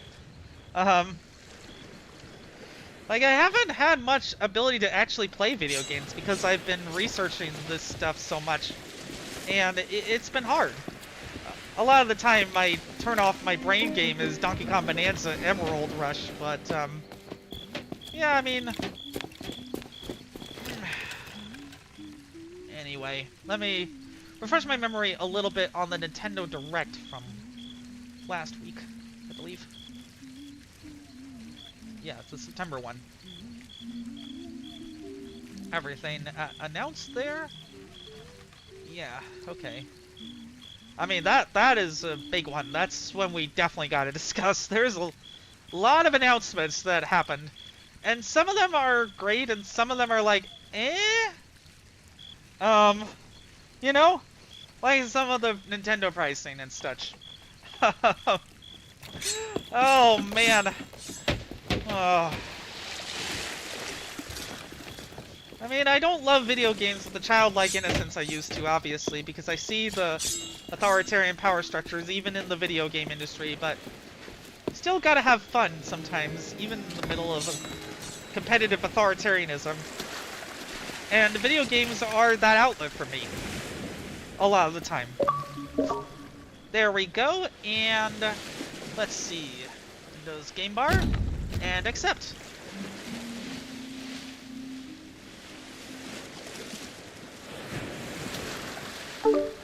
Hello, can you hear me okay? Hello? Hey, can you hear me?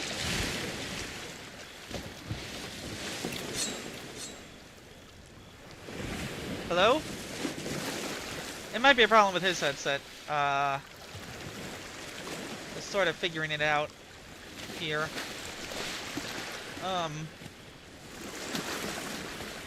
Well, let me invite him anyway to, hang on.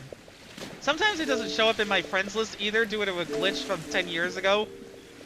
Which is so ridiculous. I don't know what's going on here. Like, if you're talking, I can't hear you. Huh.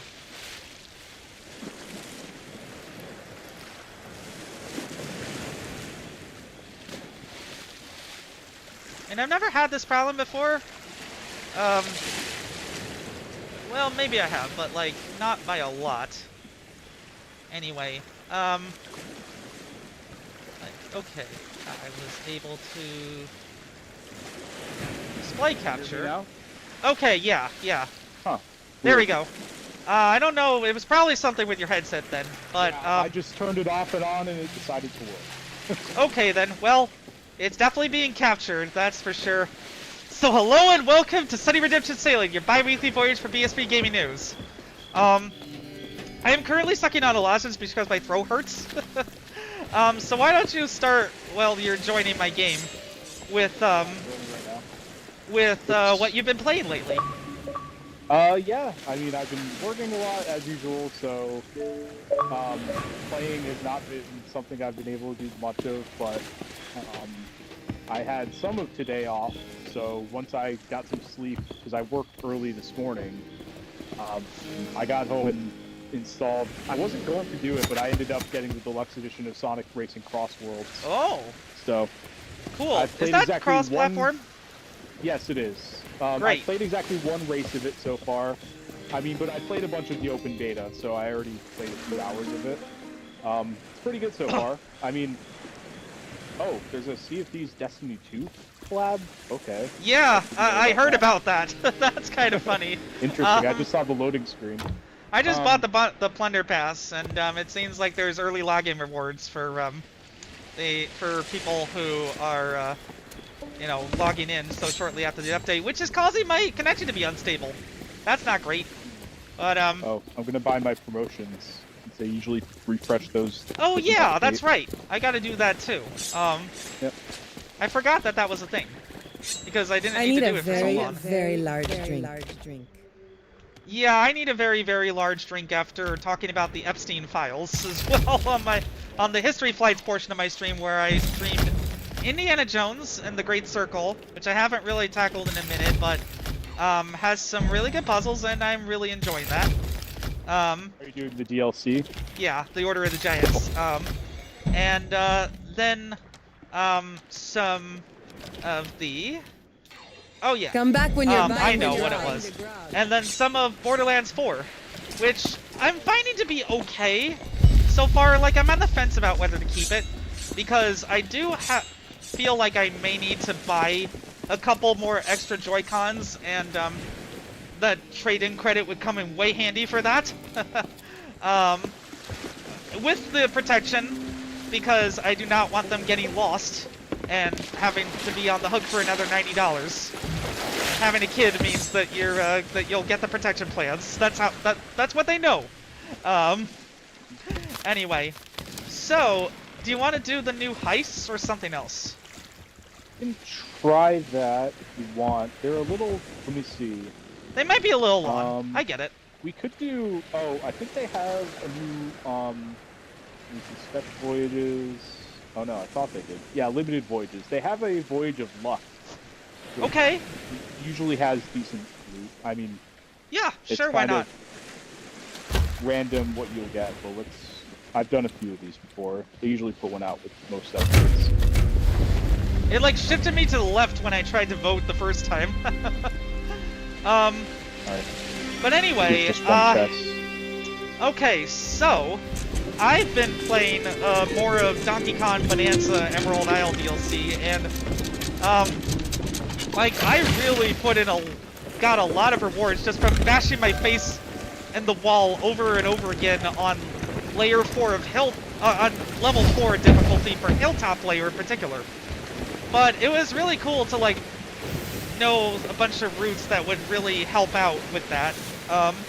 And then I tackled a couple other layers at level 2 or 3, and then realized there's so many places to go for things that it may be too difficult for me to really press on at the highest levels for like rank B or whatever, where there's millions and 100 times multipliers and stuff like that, until I get all the levels of the pseudo battle pass for a single player game.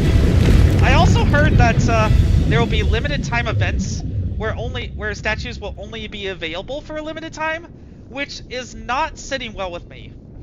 I mean, I do think that it was worth the $20 price personally, because I put at least 30 hours into this game additionally, but at the same time, a lot of that was hitting my head against the wall and getting frustrated, which that happens a lot with me in roguelikes. I just like I'm very single-minded about beating it, you know, in whatever sense that means, and then kind of move on. I did that with Monster Train 2, despite telling myself that I wouldn't, that I would try the higher level end game content. I did that with Roguebook. Pretty much any roguelike that I actually beat, I lose interest in fairly quickly, you know, at the story level. But that's just me with video games in general. I mean, I really do get why it was so annoying, though, that DK Isle, which really should have been a post-game area like the Mushroom Kingdom, was locked behind this. That's the thing, is I love DK Bonanza, and that was the one thing I felt was missing, was like some like post-game area similar to how Odyssey did the Mushroom Kingdom area at the end. So it was a little disappointing to see that it's in the DLC, which I haven't bought yet, and I might buy it at some point, but I still have a bunch of post-game stuff to do in that game, so yeah, I'm not in that's very fair. I obviously would not have bought it if I didn't do it 100%, though I will say that if you're grinding for gold for some of the endgame goals, the gold that is available on DK Island does make that easier, so it's just a consideration. Like if you've beaten the main story but still have a bunch of endgame stuff to do. I still have all of the, like, I did one of the trial, whatever they call it. Oh yeah, after the oh my god, those were so annoying! Oh, the gauntlets of like battles in a row. Oh my gosh. Yeah, that was not great. But well, there we go. Anyway, let me just like not get myself stuck on a trap this time, and try to figure out. Okay, so this is probably not a ladder that we're going to use very often, and let's see, throwables. That should pose a problem to anyone who tries to come up this way. I'll keep the other one in reserve. Yeah? Yeah, if we want to do another Voyage of Luck, you should have one as well if you want to put one down. Oh, okay. It's limited to one per person. Oh, alright. It's under the limited voyages thing. Oh, liked voyages? Oh, no. Limited. Limited, okay. Limited voyages. have Where one. is that? Let me see. It's if you just go to the Voyages tab and scroll all the way to the Special right Voyages. to the Special Voyages, and it's under there. The Legend of the Sunken Kingdom. Oh, limited voyages there. Okay, got it. You'll be able to put a Voyage of Luck down. We should sail to the location, obviously. And then, yeah, go for that. Okay. Cool. I did not know that. Neat. Yep. I mean, a lot. It's worth it. It seemed like DK really got away from the pricing brouhaha, because people were very much saying that the base game was worth it, and it still is. Yeah, but I didn't have a problem with the price of the game. I thought it was more than enough stuff to do. But the rest of the Direct for September was very much dominated by Nintendo's pricing whims. Like, the $70 for the Super Mario Galaxy package. Pretty absurd, because like on the Wii, those were like 20 each, even then. Like, wow. The Wii U, rather. The virtual, they did some Wii virtual console stuff on the Wii U, and those were 20 each when they sold them on I see. Well, that was probably like an emulated Wii version without any cleanup, right? Yeah, so the one justification for like a higher price, I guess, would be the fact that they are putting in some work into it. Yeah. It's just, even in 3D All-Stars, they had a touched-up version of Galaxy that was not, you know, comparatively as expensive. That's why it does. Like $60 package. I do have Super Mario All-Stars, so at least it stings a little bit less because I'm very much not even close to being done with that with the first game, and so I can afford to take my time until Super Mario Galaxy 2 sees a sale. It's separately $40 for those who don't know, but that does still feel scummy. Yeah, I'm definitely on the fence on that one because I do want to play the Galaxy again. It's been long enough. I haven't played it. I haven't played through that since like 2014 or so. It's been a while for that. When 3D All-Stars came out, I marathoned the Galaxy every single day. So wow. I don't know if I need to go back to that right now. So I'll probably just end up getting Galaxy for now. Yeah, very, very fair. I mean, this isn't the only pricing brouhaha that we've seen in the video game industry. Did you see that Pete Hines was saying we cannot charge $300 for this? It's fucking insulting about the infamous Fallout 76 Collector's Edition. No, I didn't see that, but that's interesting. Yeah, I mean, it seems like he really disagreed with a lot of leadership, and now they're announcing a second expansion that is probably going to be timed with the release of Starfield on PS5. Probably with a Game of the Year edition that includes the first expansion. I am not even close to being, like, scratching the surface of that game, and it's been a year since I've tried it.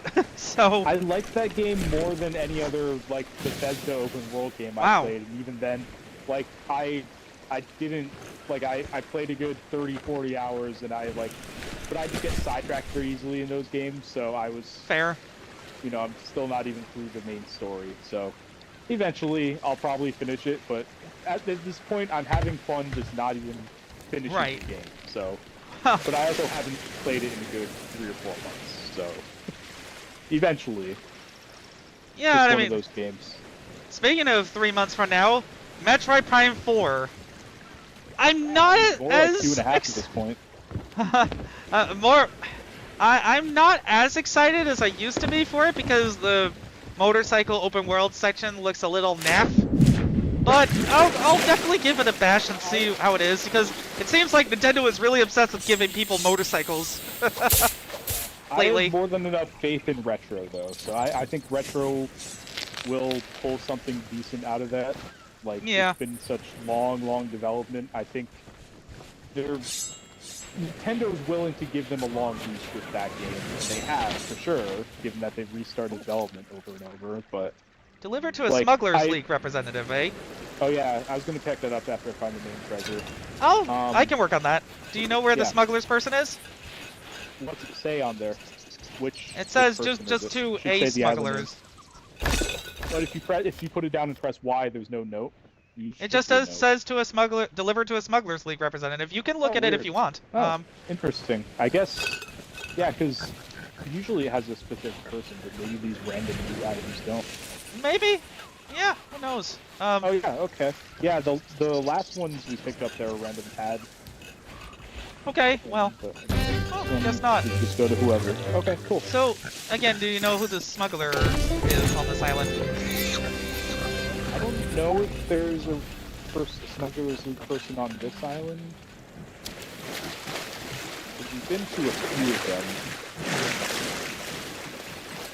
Well, if you dig in the menus, you can probably find that, because there are different, like, titles and stuff that you get for delivering different things to different smugglers.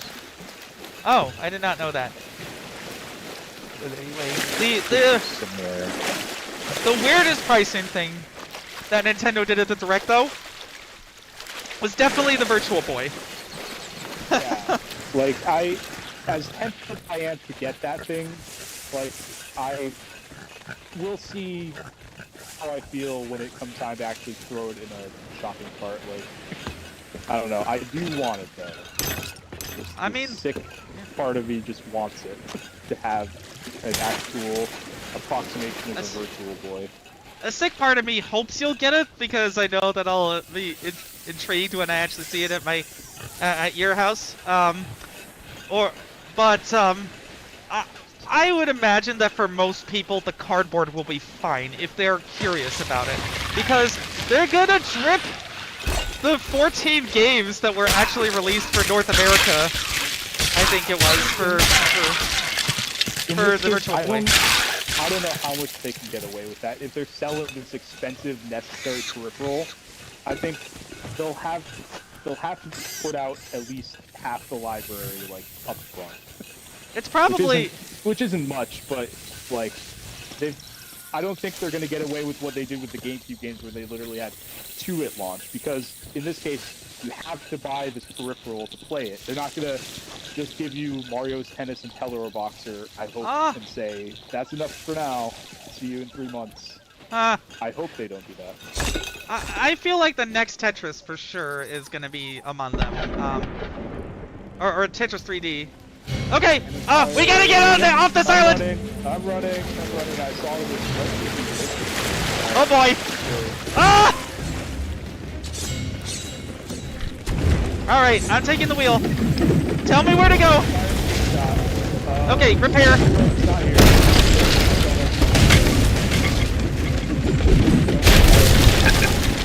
Okay. Well, at least we still have our traffic we can try to board. Oh crap. Nope. The wheel's fine, actually.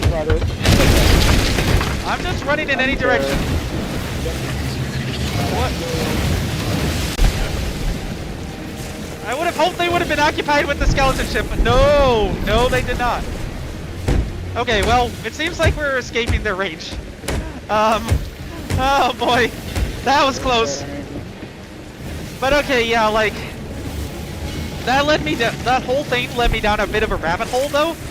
And, like, some mad lad actually managed to make a handheld Virtual Boy. I showed you that. And it's just like, how do you even take a year to do all that? It just seems like very, very hard. In normal times, I would pick up those barrels, but I'm not going to. I am also worried about the... Let's go northeast. Okay, yeah, good idea. Let's just sell the one bit of treasure we do have. Yeah. And go from there. Okay, sounds good. Yeah, I mean, our superior speed definitely helped, and also the fact that there was a skeleton ship there was very nice. Okay, so like, it's probably less expensive than actually collecting for the Virtual Boy with the prices of some of the actual games. Yep, so I looked into that, and my local game store does have that stuff available, but it's a lot of like, $40 per game. Wow! $180 for the console. So wow! $180? Other things to spend my money on. In good condition, yeah. When was it at launch? What was it at launch? I don't even know, or remember. Let's see, I want to say it was like $150, maybe more than that. Price at launch. I'm looking it up maybe now. That was after a price. That might have been after a price drop. Well, yeah, I launched it with a retail price of $179.95, so it was later reduced to $159.95 and then to $99 before its discontinuation in 1996. I mean, I wish that some of the other systems that I've been rabbit holing about would get, like, collector's editions.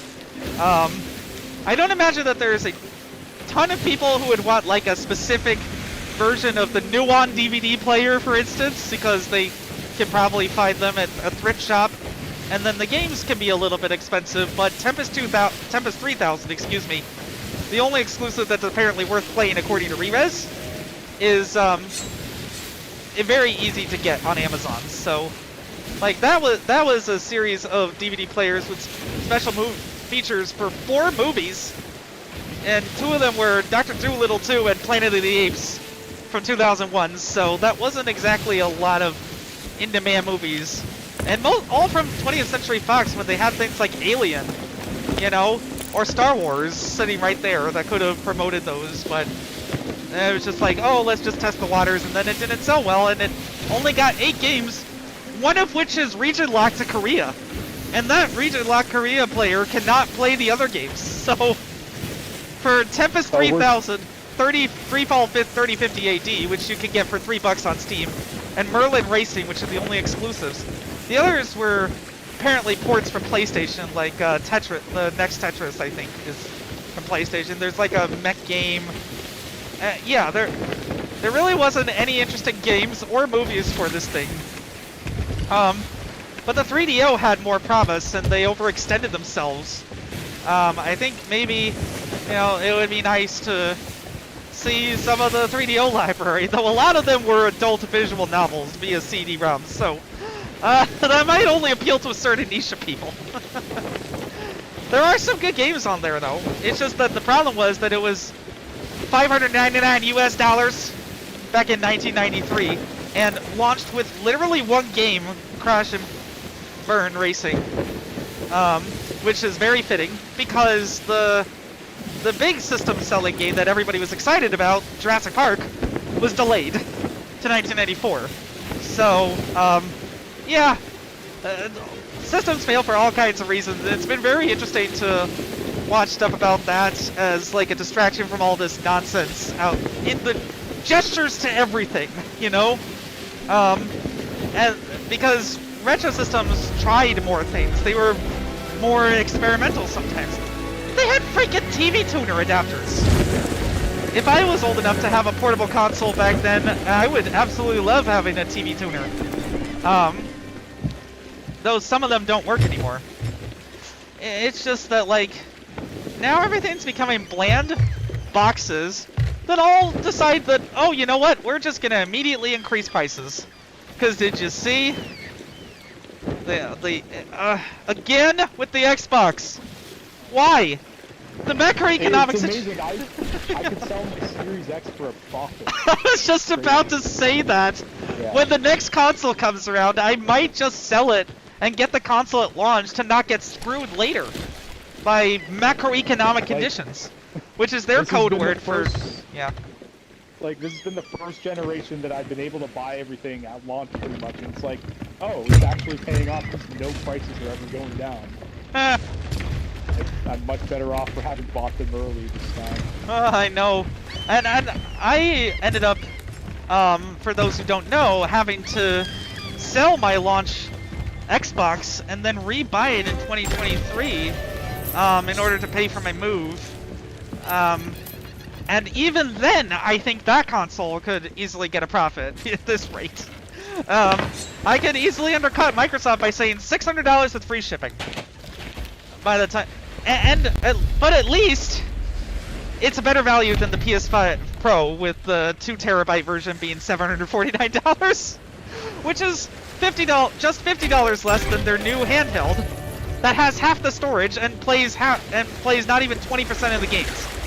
So, like, you're undercutting your own market positioning here with impulse tariffs. I just stepped on my own bear trap again! I keep doing this to myself.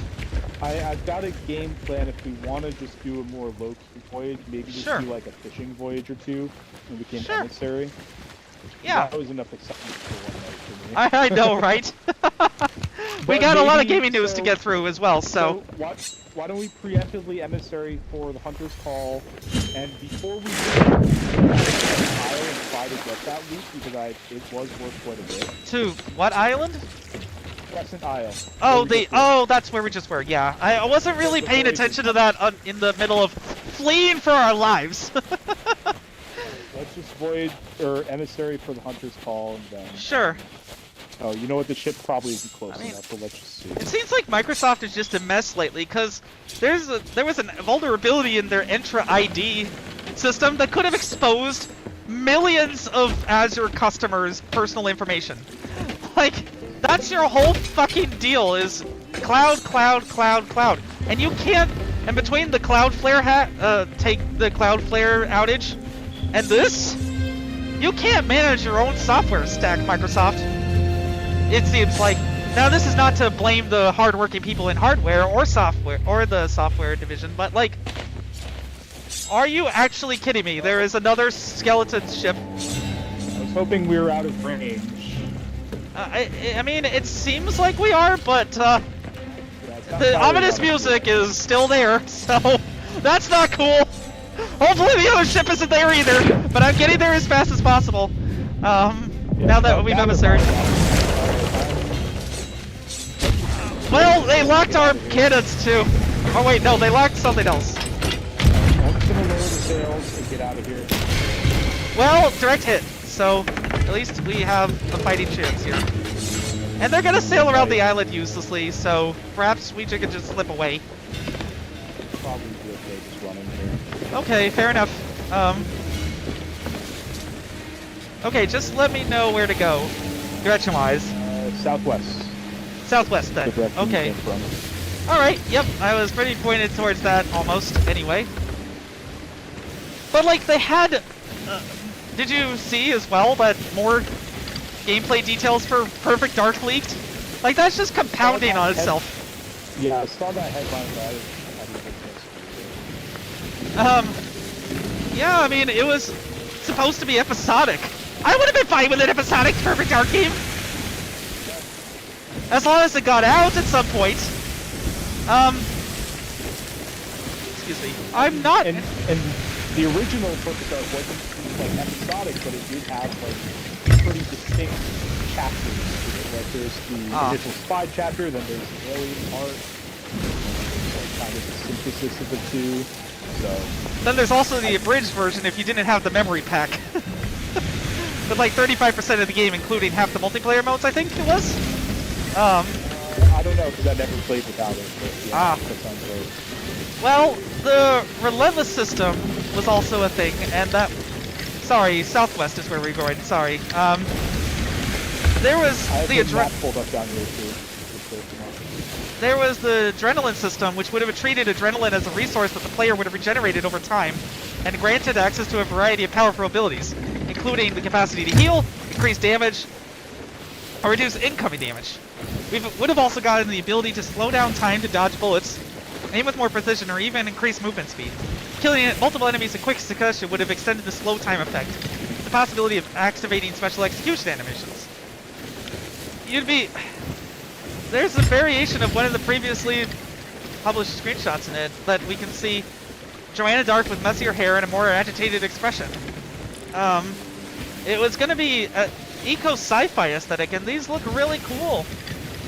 It's just that and apparently the vertical slice wasn't entirely fake, but they were working on that vertical slice for a long time. My goodness. Sorry, I'm just getting around this island, and then I'll go back to the direction we were going. I'm just in the crow's nest looking out for that one. Yeah, definitely, because they've been around here before, so... I mean... It seems like there was, in fact, enough game ideas there that could have been interesting for 2K to buy, and yet they didn't. But again, I don't really take a lot of stock in 2K after all the BioShock 4 crap.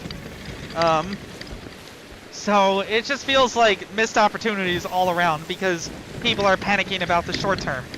And I mean, I kind of get it because, again, macroeconomic conditions is their term for the fucking tariffs. But it's starting to feel like game consoles are going to be increasingly niche products for people who are already trapped by digital libraries and forced to pay more money to be able to continue to grow them or keep going. And many people will just not. If the value proposition for the next gen console is not there, I might just not. You know? Because it really is annoying that the first generation that it felt like Microsoft was getting their shit together with exclusives, they pull this shit. They pull a 3DO of like publishing everywhere and spreading themselves too thin, jack of all trades, master of none. It is nice that they upgraded cloud gaming to 1440p, but I would have preferred a faster frame rate option for all the games. You know, because at the end of the day, most people are going to be playing on phones that are 720p or less.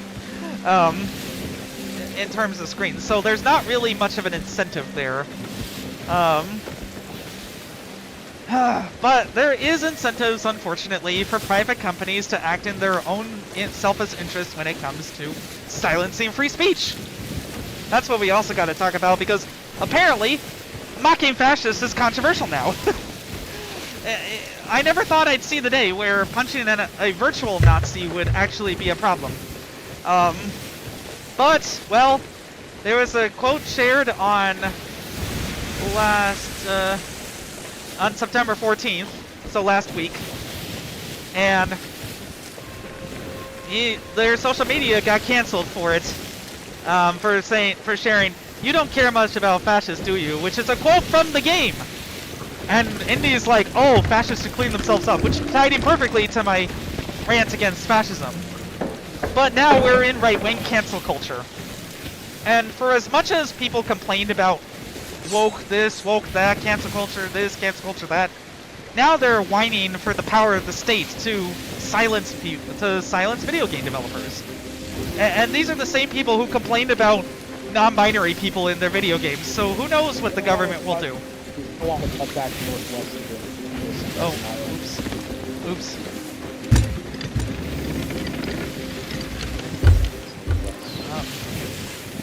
Oh man, I just saw as well that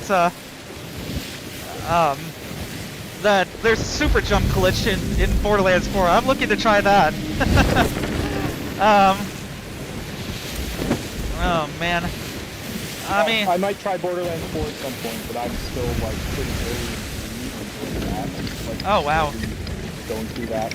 I mean, I might just replay that instead and cut back on this game again to help pay for my Joy-Cons. There's still a ship prowling around.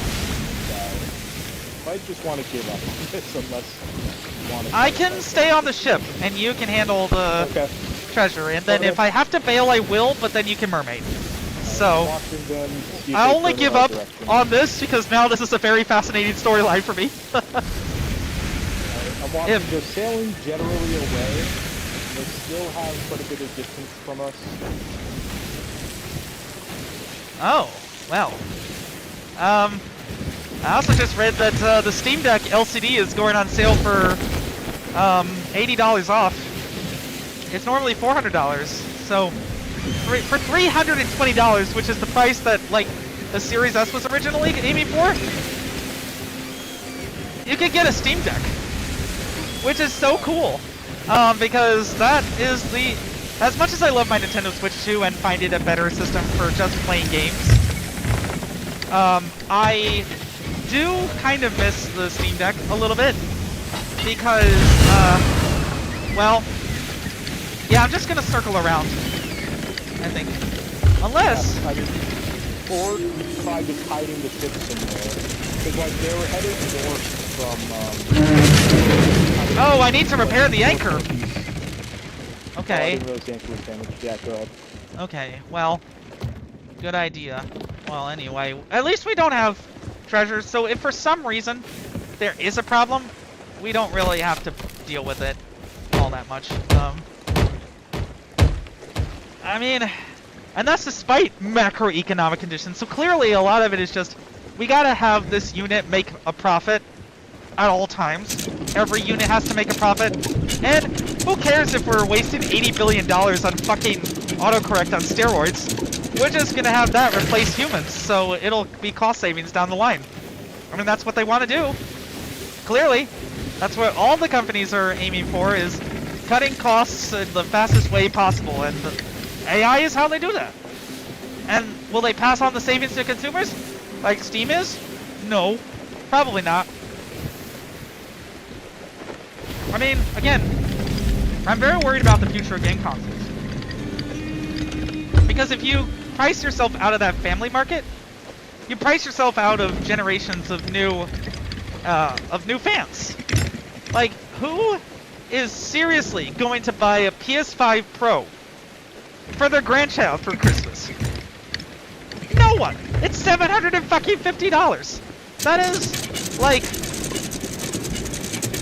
That's like a quarter of my rent on a video game console that doesn't even have much of a difference between it and the base console. You know, in terms of resolution or anything. So you're trying to find the smuggler? The treasure on our map. Ah, well. Maybe I just put these items on our ship, because if we can just get them anywhere and there isn't a smuggler's person on this island, then we just do that.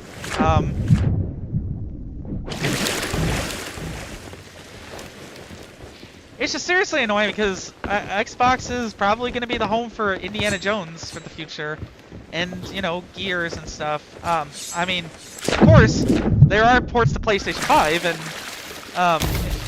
Skeleton. Oh, nice. I mean, hey, if I didn't already have the ability to buy the Plunder Pass, I would have now, but I already did, so that's like 230 something coins. It's not anything to sneeze at. But yeah, maybe what we do is we put the treasure up in the crow's nest and then put a bear trap on it.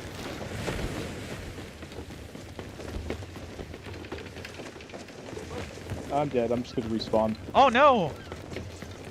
I mean, meanwhile, the one feature for the ROG Ally, the full screen Windows mode, is just being hacked onto old ROG Allies and other handhelds. I'm hoping that I can follow that. I'm hoping that I can follow that tutorial to do the same thing and try to shave performance on my PC, for example, or my Mac Mini, which I'm considering selling because this direct capture from console streaming on my PC avoids a lot of issues that we've been having about audio and such, and because it actually has direct audio routing, as I mentioned before. But anyway, like, oh gosh, I am being attacked by a shark at the moment. Can I get that? I found an Ashen Guardian over here if you make it past that shark. Oh, I mean, it. How little faith you place in my combat abilities. But let me do that after. Oh wait, never mind. It's right on the island. Duh. Okay. Oh, never mind. Looks like you took care of him. There's there too if you want to grab it. Okay. And do we just put that on the ship, or wait? Ashen Guardian's notes. Oh yeah, that'll get us the Ashen chest. What was the? Oh, it's just a gold pouch, but still. Oh, it's pretty close to where the other thing is. Not again! Are you fucking kidding me? We gotta get out of here! Oh, they're back? Right. They're back! They're back! Oh no! At least we don't have much valuable stuff. Okay, well, time to load the cannonballs and fight. And you're fucked.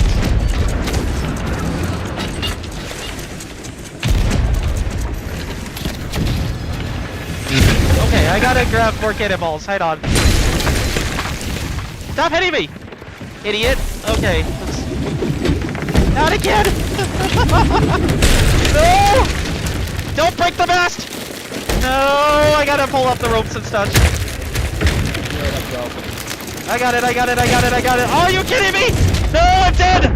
Oh, fuck. It's probably over. Wait, no. I've almost got him. Almost got one. Okay, okay.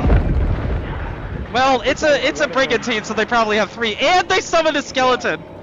I think we're fucked. Right, yeah, I think we just gotta scuttle the ship. It's not the biggest deal in the world though, because we still have like 45 minutes, and usually this sort of thing is easy to do. It's just we really. I really thought we could do the Crescent Isle again. Let's see. So my crew. I was hoping they were far enough away that they could. So scuttle ship. I mean, our ship's about to be destroyed probably. So if we just respawn in, it's probably gonna take a while. Yeah. Nope. Nope. They're still alive. Our ship is still alive somehow. And I'm dead again. Not for very long, that's for sure. Oh my god. Oh! Oh my gosh. Well, at least we have a cool lantern. Because I got set up by my by players. Oh my gosh.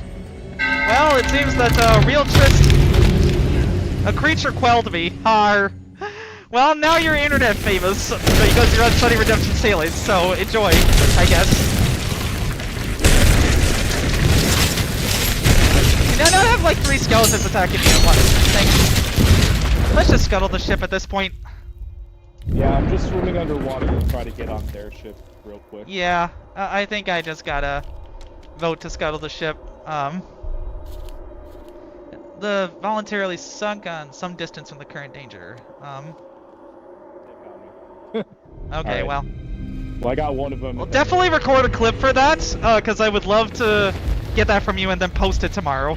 That exciting, but... Still, it'll tell the story better a little bit. Well, I got another lantern, so... And it looks like we both have lanterns, so... Let's just force the scuttle, so we don't get stuck like this. I think they would have destroyed the ship by now. No, I don't think that's gonna be how that is, so let's just, yeah. 1 out of 2 votes necessary. Once I die, Time's damaged. Oh boy.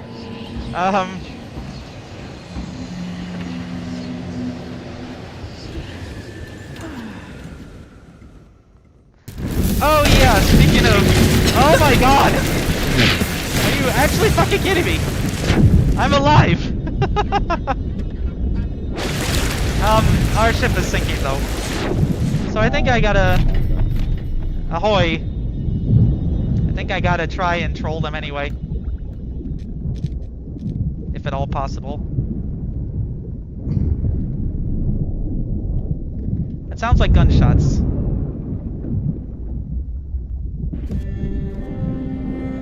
What the fuck? Somebody grabbed me with like a grappling hook or something. Okay, I'm fighting the captain underwater. It's not going well at the moment. I'm just gonna load back in. I'm dead. Where we're at. Yeah, well, here we go then.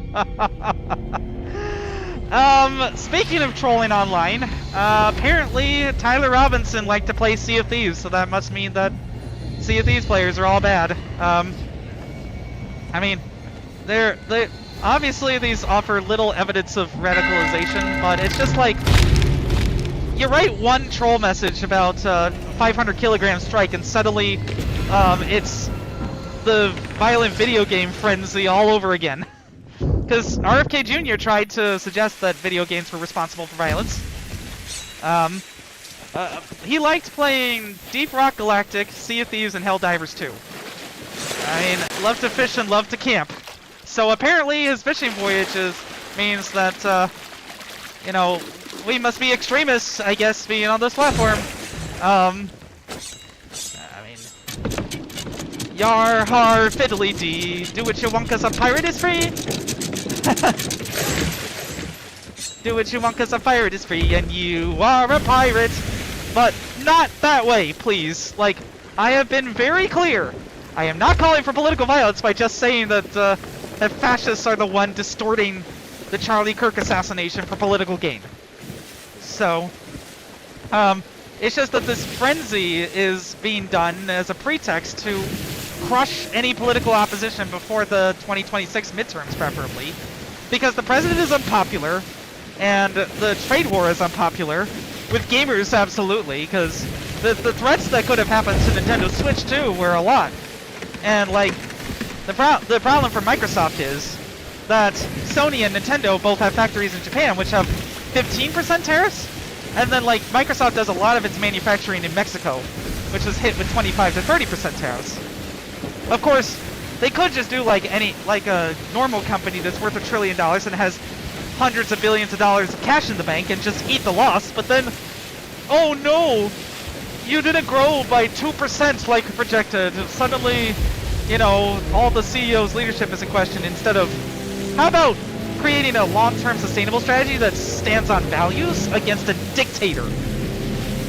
But no, they rushed to kiss the ring at a White House dinner, and now $100,000 to import the H-1B visa engineers. This will probably make Microsoft's ridiculous strategy of constantly rotating in and out contracting teams every 18 months and then having to teach new people for a while and then just dragging out game development that way in order to not pay employee insurance more difficult if you have $100,000 a person.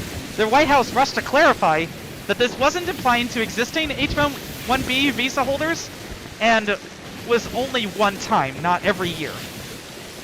But it's still a lot of money to sponsor, say, a medical resident on a $55,000 a year salary. You know what I mean? So we're probably going to see a lot of pain in sectors that can't afford the fee, unless there's a lawsuit, which I'm almost sure will be happening. But it's still the whims, the chaos. How do you have a tech industry? How do you have a game industry that can be possibly consistent at all when the tariffs change week to week, you know? So I kind of feel a little bit for the position that Microsoft is in, but they cut costs so brutally to the bone. And now, again, they're cutting off their own arm, and they think that's going to save their body, but it's pretty healthy still.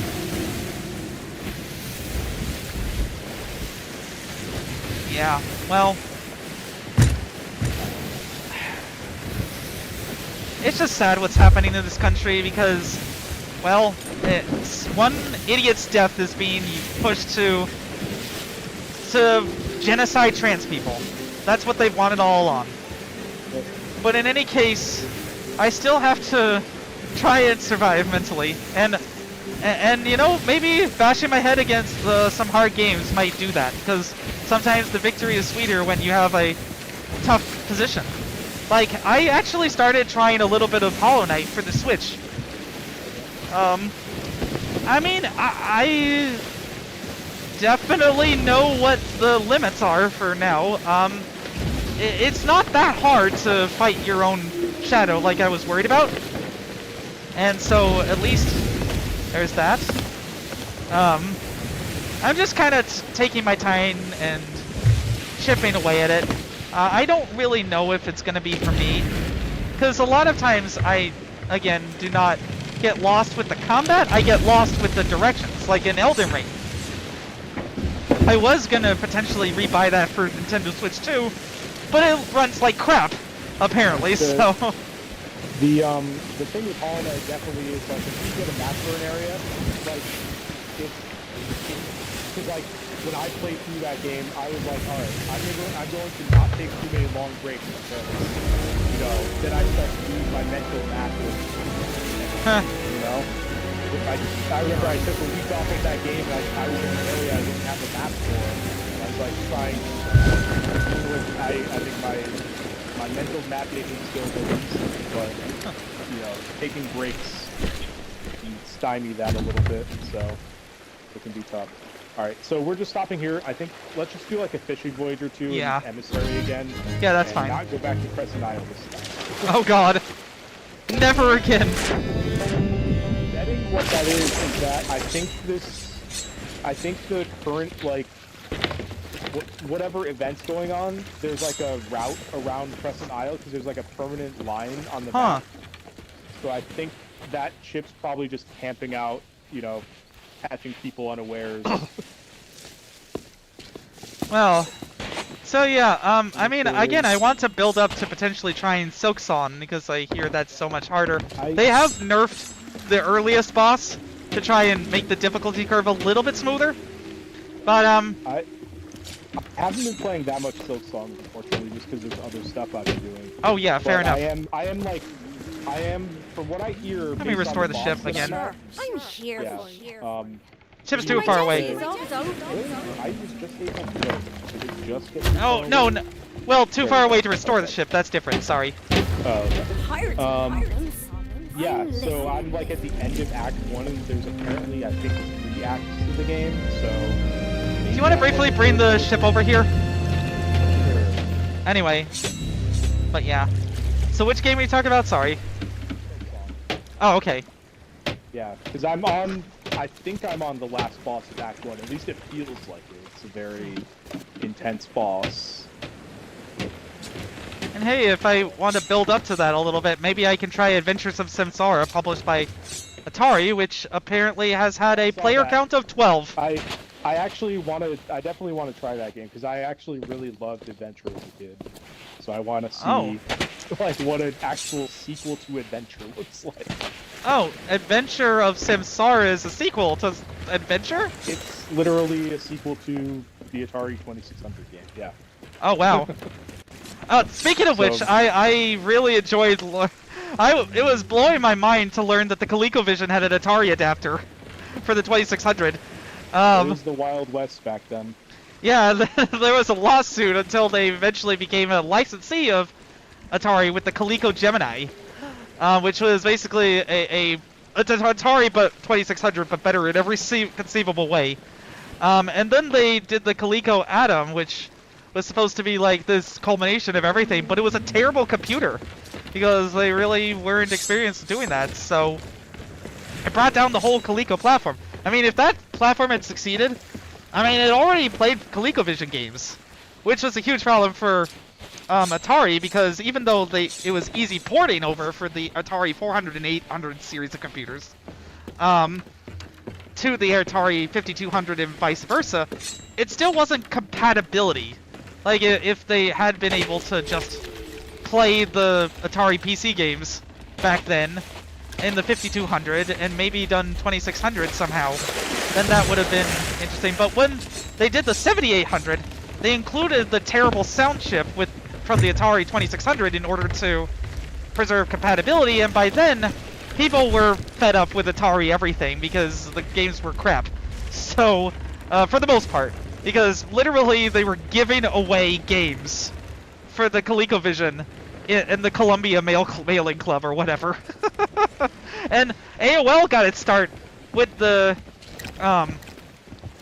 Game Line, which before it became AOL, it was known as Game Line, which was the earliest attempt, even before the Sega Channel, to beam games over the internet, or yeah, a phone line in this case. But it's still wild. Cancel this voyage. Oh. So we can do a fishing one. Sure. Okay, yeah, I just put down a fishing one, I suppose. Well. Or I guess I can. Anyway, Got it. Pirates fishing map or a hunter's fishing map? Just do a pirates one, because those are very short, yeah. shorter. Yeah. And we can dive to location safely? Oh, that's right, we can, can't we? Okay, yeah. Okay. Let's do That'll that. help. Alright. There we go. Okay. It's interesting that you can have different quests that have different settings on them. I didn't know that. I mean, that makes sense if the player's like, hey, let's sail to this place, and then the other player's like, actually, let's dive to this place that's closer. That's pretty cool. Neat little twist I didn't know about. I will be on the lookout for repair opportunities. Anyway. So, I mean, apparently for people who really like Souls-like Metroidvanias, this is a cool game. And as we mentioned last time, or a couple shows ago, Atari is getting its groove back, and I didn't even know they owned splash damage after buying that off of Embracer. Yeah, I think I remember hearing about that. Yeah, well... Yeah, I don't know what Atari's doing now. I played a bit of Breakout, the new Breakout they put out recently. Oh, new Breakout. It was a free play weekend a few weeks ago, so I played it. Is that Breakout Recharged or something else? Because it's either, I think it's Breakout Beyond is what it's called. It's pretty good. Like, I like the sort of lane that they're in, where they're just kind of finding studios that want to work on new, want to work with their IPs. So, or sometimes new things. Yeah. Like, there's that Yar's Revenge Metroidvania I want to try out. Oh. Because, like, I loved that game as a kid, too. It's like, I want to see them, like, someone's out there.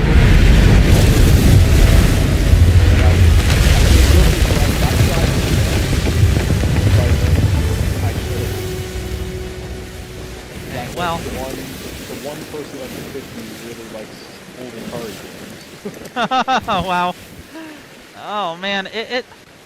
It's only showing me the store for the Philippines, but, I think that's what it is. But, okay, $14.99 makes more sense. I was like, 700, what is that called? Sorry, it's in the Philippines, if I got your currency wrong. I'm not very familiar with that. I'm more familiar with, Swazili Lagani for obvious reasons, and I cannot wait to pick up Sonic Crisis Crossworlds, on Thursday for the Switch 1. I wanted to wait for the Switch 2 version, but that would not be out until much later. And, so, trying that with Little Man. That DK Bonanza and, Mario Kart World should be more than enough games for the week. If there's time / like patience, because I'm a bit nervous about that, I might try the old Sonic games with him. I might as well with Sonic Origins, because I tried it on the Genesis Classics Collection and I didn't really know how to start the co-op. So yeah, that'll be pretty cool. The Sonic Racing Crossroads is the only physical game I'm bringing though, because I have one other that's for Locomoto, which is a pretty neat little train management game that I think I told you last time I imported from Japan for some silly reason, and now can't trade in, but may be able to resell on the open market for quite a bit cheaper than $30 plus $30 plus $50 of shipping from Japan. Oops. I don't actually know if it was that. I'd have to check, but it was definitely an eye-popping amount. Unstable connection again? Can you not? Please don't have this be a problem when the private servers become a thing. Thanks. Yeah, I've added Breakout Beyond to my wishlist. I played Breakout for the iPod Classic. Yeah, that did work with, I remember the click wheel, that worked really well for, you know, the thing with Breakout is you really want, like, an actual paddle or an iPod click wheel, but I think there are enough options in there. As long as you can have, like, a slow movement and a fast movement, it's good enough. Although, yeah, like, speaking of which, no, keep it. More money. They do sell like 3D printed paddles, but I just wouldn't buy it just for one game. Ars Technica iPod click wheel games, because I remember reading this before. They actually managed to back up and preserve all of the iPod click wheel games. This apparently relied, all 54 lost click wheel iPod games have now been preserved for posterity on the Internet Archive. The community was working to get around Apple's onerous, this is quoting Ars Technica, around Apple's onerous Fair Play DRM by having people who still owned original copies of those now unavailable games sync their accounts to a single iTunes installation via a coordinated virtual machine. That master library would then be able to provide playable copies of those games to any number of iPods in perpetuity. At the time, the community was still searching for iPod owners with syncable copies of the last few titles needed for their library. With today's, this was on September 8th, addition of Real Soccer 2009 to the project, though, all 54 official iPod click wheel games are now available together in an easily accessible format for what is likely the first time. Man, the story is really cool, so you gotta check it out, guys. This is a very fun piece of gaming history. The other game that I really remember liking was like a tank game where you shot up at dropping. I think it was called Parachute. I'd have to see though. Let's see. I mean that includes the Sonic the Hedgehog game for iPod click wheel. That might be worth picking up alone if I can find an old iPod and sync it to my iTunes account. Because, well, I do have some iPod games. Again, I don't think I bought them, but like they were included maybe. Or if they were really cheap. But it might be too old. I'm not sure how this would work. In any event, though, I can probably just download them from the library. It's apparently the easiest version of the game for some people to play due to ingrained muscle memory with the click wheel for Sonic. Interesting. Yeah. Feel free to vote for the Voyage winner. Oh, oops. Okay, yeah, let's do it. Cool beans. Oh man. Have you gotten to play any more of the Skate early access? I was going to mention that. Yes. Oh yeah, I've still been playing tons of that. Definitely. I need to play that I've been playing. for sure. Yeah. With you next week. Hey, next time. Yeah, definitely. Like I'm still way into it, and I think I'm near the end of the like actual progression they have in there, but they have like rotating challenges daily, so there's they want to keep people in there doing stuff. So right, with some of the weird monetization stuff as well. Yeah, I mean, I ended up buying the like deluxe founders pack to kind of put my money where my mouth is, because I've been wanting a new skate game for 15 years. So it's like, all right, they did one, and it feels pretty good to play. So I'm gonna feel pretty okay. And I guess for those people who just can't be bothered with the skateboard, there is freewheeling parkour. It's not really my thing, I've seen some of the viral things going around, like, hey, have fun however you want. I'm here for the skating. And the skating is good enough for me.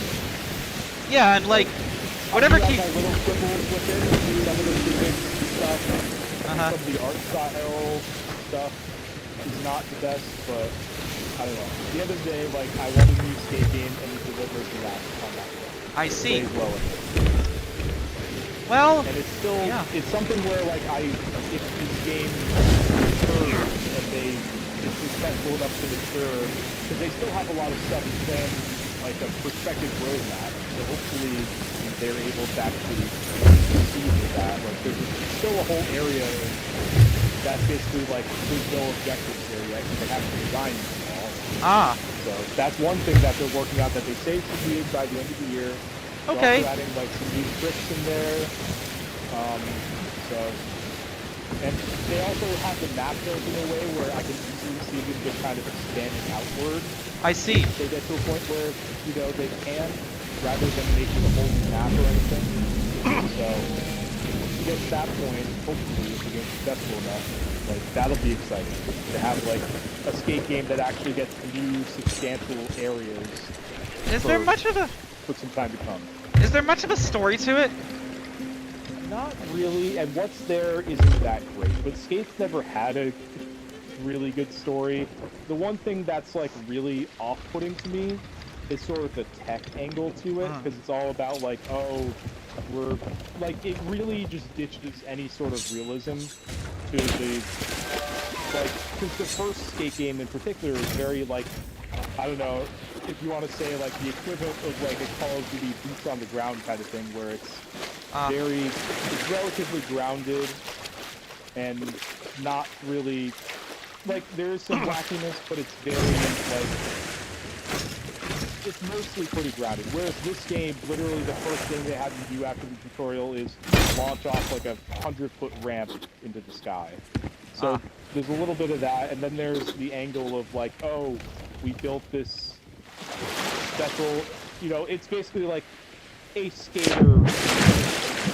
Like, I kind of wish there was a little bit more, like, edge to it, or, like, griminess, because it's very polished, it's very corporate-looking, I don't know. That's just my little quibbles. And there's also, like, a robot companion that, thankfully, you can turn off, but, like, not really I don't think it suits the tone that I want from a skate game. That sounds annoying.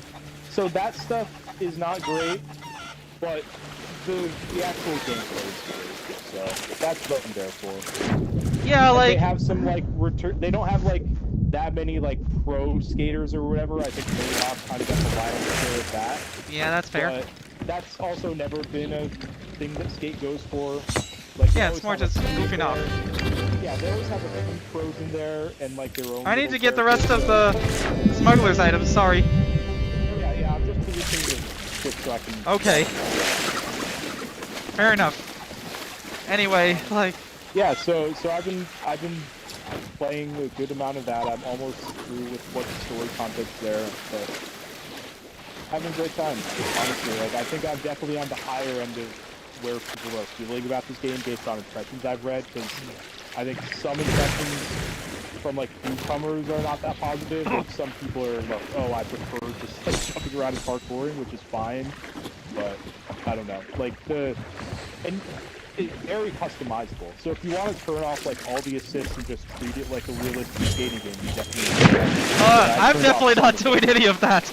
You know me. Yeah, I have to have the assist to land in Tony Hawk. Because like the thing about that game is with the assist on, like everything feels very like magnetized in a way that isn't always like, you know, like you just kind of magnetize to all the rails and walls and stuff. So that's cool if you want to do the big cool tricks and stuff, but I don't know, I turned a lot of that off and I think the game feels much better that way, just as like someone who's trying to approach it from that realistic angle.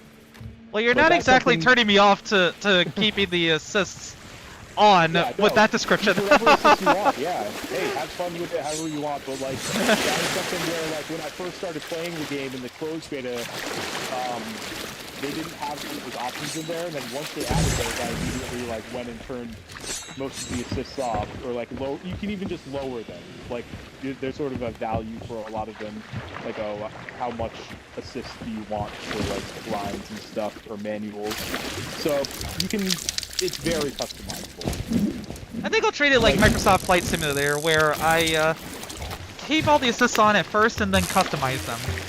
That's what I did. Like the closed beta, I kept them all on because you had to, and then as soon as they let me take, you know, training wheels off, I was like, all right, now this feels much more like Skate 3 realistic mode. Okay. That's what I played the most of. Sure. That's the thing that I've been going back to for the past 15 years for the most part. Is just I thought that realistic mode in Skate 3 was so perfect feeling.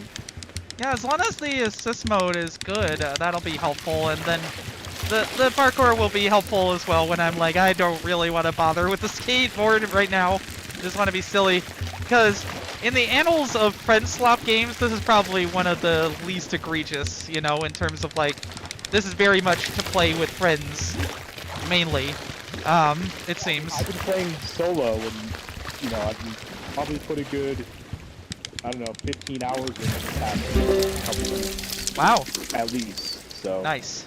Definitely, I mean, that's the main game that's kept me away from Silk Song. It's like, I got a decent way into Silk Song, and I was like, alright, now that they have the access to the, you know, open version of Skate where I'm not going to lose my progression, let me actually go, you know, go through the progression finally. I've installed a lot of games that have been stuff is gone.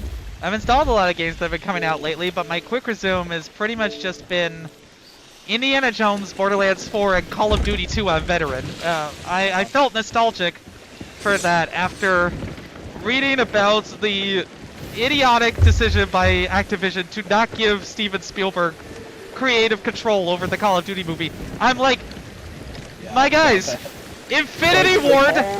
All the people you would want in a World War II, if you're going to do World War II Call of Duty, especially, like, I mean, even just any version of that movie would not want to. It would probably be Call of Duty 2, because that's the first time that Captain Price gets introduced. Actually, I believe. Either that or the first one. I never played that. But definitely the first time that I experienced a Captain Price was Call of Duty 2, because that was my first-person shooter that I could play at home ever. Do we care? It's a sloop. It should go down. Okay, well, I'm gonna load out the cannons just in case. Oh, okay, they're attacking. And I am also on it.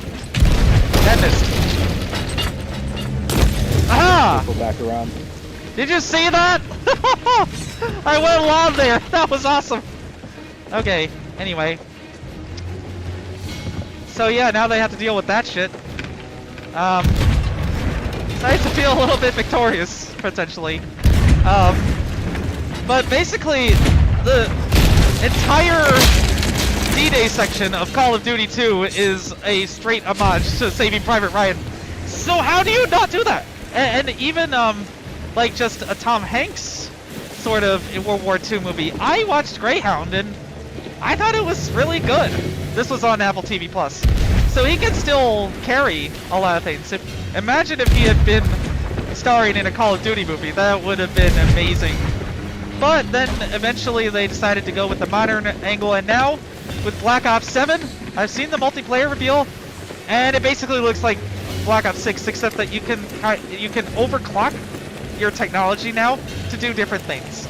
And there's a little bit more parkour, I guess. I'll try it because it's free, and play the campaign. Probably have a decent time with it. Yeah, I played enough Black Ops 6. I had a decent time with it, but I just never stick with those games long term.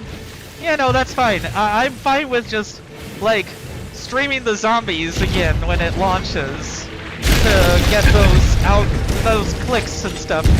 I'm just preparing. Nice. I'm gonna try grabbing another fire and yep, there we go.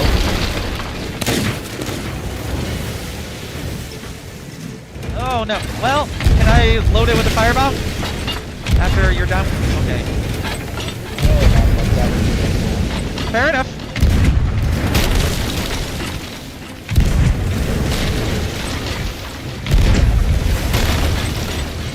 Skeleton ship hit with cannonballs, added to log. I'm not sure if that's a specific number of times, but that seems likely. Okay, I think we Okay, we won. Let's go straight to its burial location then.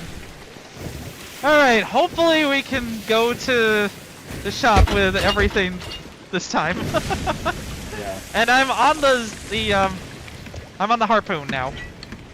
I'll just wait for the loot to pop up. Well, I mean, again, I'll try it, but I'm more excited for Battlefield 6. With the 10-hour trial, potentially, I could get a good chunk of gameplay in. They'll probably, if they do that kind of thing, they'll probably limit the campaign to like a couple hours, just so you don't completely blaze through the whole thing. I mean, I don't know why people would just buy a Battlefield game for the campaign. They've been pretty good additions, but they've never been a meaty part of the experience since, like, Battlefield Bad Company 2, I think. Like, again, I liked Battlefield 1 and Battlefield 5's war stories, but if they do that kind of thing again, that's probably not going to feel very substantial. So it'll probably be a bit more scripted and cinematic and trying to ape Call of Duty, and then not really... That's not really what Battlefield is, but that's just what they're trying to be with the campaigns. And then probably some decent co-op mode. Hopefully, anyway. And then, the gameplay. So, like, again, I really liked what I played of the open beta. I'm excited for it. I don't have that same level of hype for Black Ops 7, even if they are calling back to the Black Ops 2 story because it's now 2025, and, you know, that was a pretty fun little coincidence, and now they're doing 10 years later on that. I don't really know how they're gonna do that with the main villain of Black Ops 2. What was his name again? He was really good, but it's been so long. I feel like Call of Duty Black Ops 2's big problem was jumping to 2025 and splitting his focus between that and the 80s stuff that was really a good part of the campaign before. And like, Raul Menendez. Like, I do not know how they're gonna top Raul Menendez in this part of the setting. In terms of villainy, he almost can't be beat in terms of Call of Duty history. Except for Steinman. That guy is fucking evil. But let's grab Smuggler's Message in a bottle. Not that probably will mean anything, but still. It at least frees the harpoon. And I'm almost done. Right. There we go.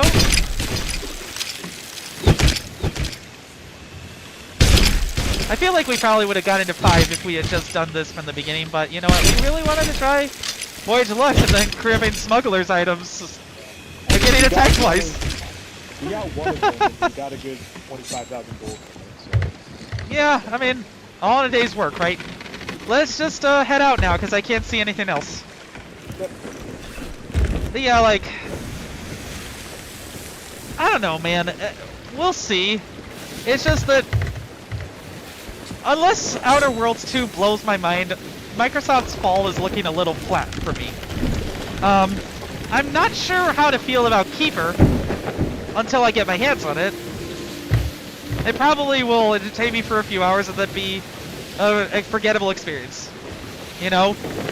Like, I don't need every game from Double Fine to be a Psychonauts 2 level of amount of stuff to do, but I don't know, it just feels like one of those things where Microsoft is clinging to an indie exclusive because that's they basically have nothing else. Yeah, I mean, what's fucking frustrating too is just how they gutted Forza in particular. That was like their reliable main racing franchise, and now all the pressure in that is going to be on Forza Horizon 5 because they canceled the Motorsport sub-series. After tweaking the physics engine a little bit, but not porting over the improvements from Horizon 5 is what I hear. And that's so frustrating to me. Because it's like, they really that did game was so well. Weird. Like, it really, I didn't like it. I only played maybe, I don't know, 8 to 10 hours of it, which is... I don't know if he even did that much. And I'm know, someone I who enjoyed fanatically got Forza Motorsport 5 as soon as I got a console. And then, weirdly enough, I never bought Forza Motorsport 6, actually. I bought that with an Xbox for a friend of mine as part of the pick one of 3 games bundle, where you could choose Gears of War Ultimate Edition, or Rise of the Tomb Raider, or Forza Motorsport. I figured like that and some NFL would be good for my friend, but he ended up being too busy to play the console at all. I still have his account though, and could sign in with that to be able to legally access Forza Motorsport 6 if I without a disc. I'm sure that if I wanted to look for one, it would be fairly cheap to do so, though. So if that method doesn't work, that would be easier. Still, it's so sad because now you don't have any competition with oh man, what is it? Let's see. What was the latest one from Sony? Sorry. Gran Turismo 7. Yeah. Man, so yeah, I not very fond of that, unfortunately, and it just seems like Microsoft is in retreat completely, as they are like that meme of like, join my buy my magical console with no games and a subscription being the main value, and people are like no, and then they're like $650, and then people are like still no. That's a meme that's been going around lately. Talk to a representative of the Smugglers League for the skull. The smugglers items, I'm just leaving on the box. Fair. Yeah. It'll be nice to, yeah, grab that for other people. Or leave that for other people to grab. Oh, do we still have an Ashen Key? Yeah, I was waiting till I found that. Somewhere down that thing. I mean, it was at one point. Oh wait, no. Was that before that? No, that I think that was before we sank. Yeah. Oh dear. Yeah, so I don't think Arg. Well, we can still sell the chest at least for a little bit less doubloons, I think. And gold. Thousands of doubloons and nothing to really spend them on, so. Seriously. I think I'm gonna leave this because I think this is for the Reapers. I'll double check. But it also seems like a smuggler's item, so I'm not really sure. Yeah, smugglers. Okay. So I guess now the cursed treasure is from the smugglers is passed on. We have gotten rid of the curse, hopefully. Oh god. Oh, that was devastating. At least we can sell the fish to the sovereigns, right? So at least there's that. And then I gotta cook things quickly while we wrap. Might need some help with that. Just let me know.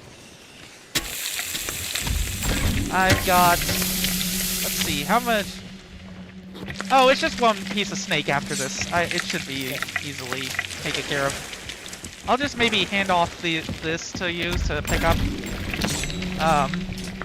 Yeah, I'll hand off the treasure fish here and just focus on cooking while I wrap, because, like, it's not that there are not great games coming this fall, it's just the pall of the price increases, the trade war, and the general anti-consumer sentiment that seems to be building up around companies trying to protect their moats and squeeze as much money from their loyal customers as possible is putting a damper on my enjoyment of things.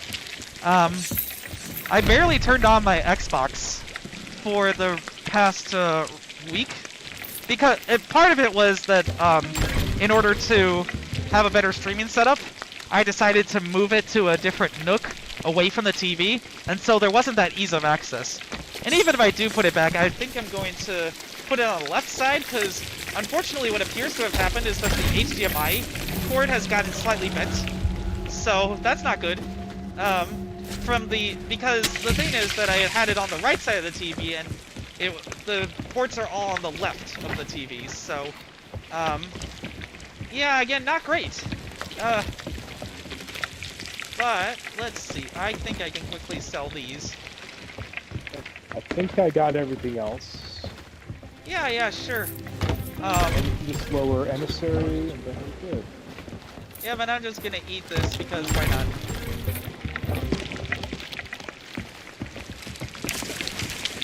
I think that's just the one piece of snake, and that's it. When will you be on next? Possibly Thursday. If not Thursday, then Saturday. Okay, that should work. Well, Thursday would work. Saturday would not, because I am going up for my grandfather's funeral on Friday. Oh, okay. Right. In the afternoon for I'll have a day of bereavement leave. And then probably just spend the weekend real quick.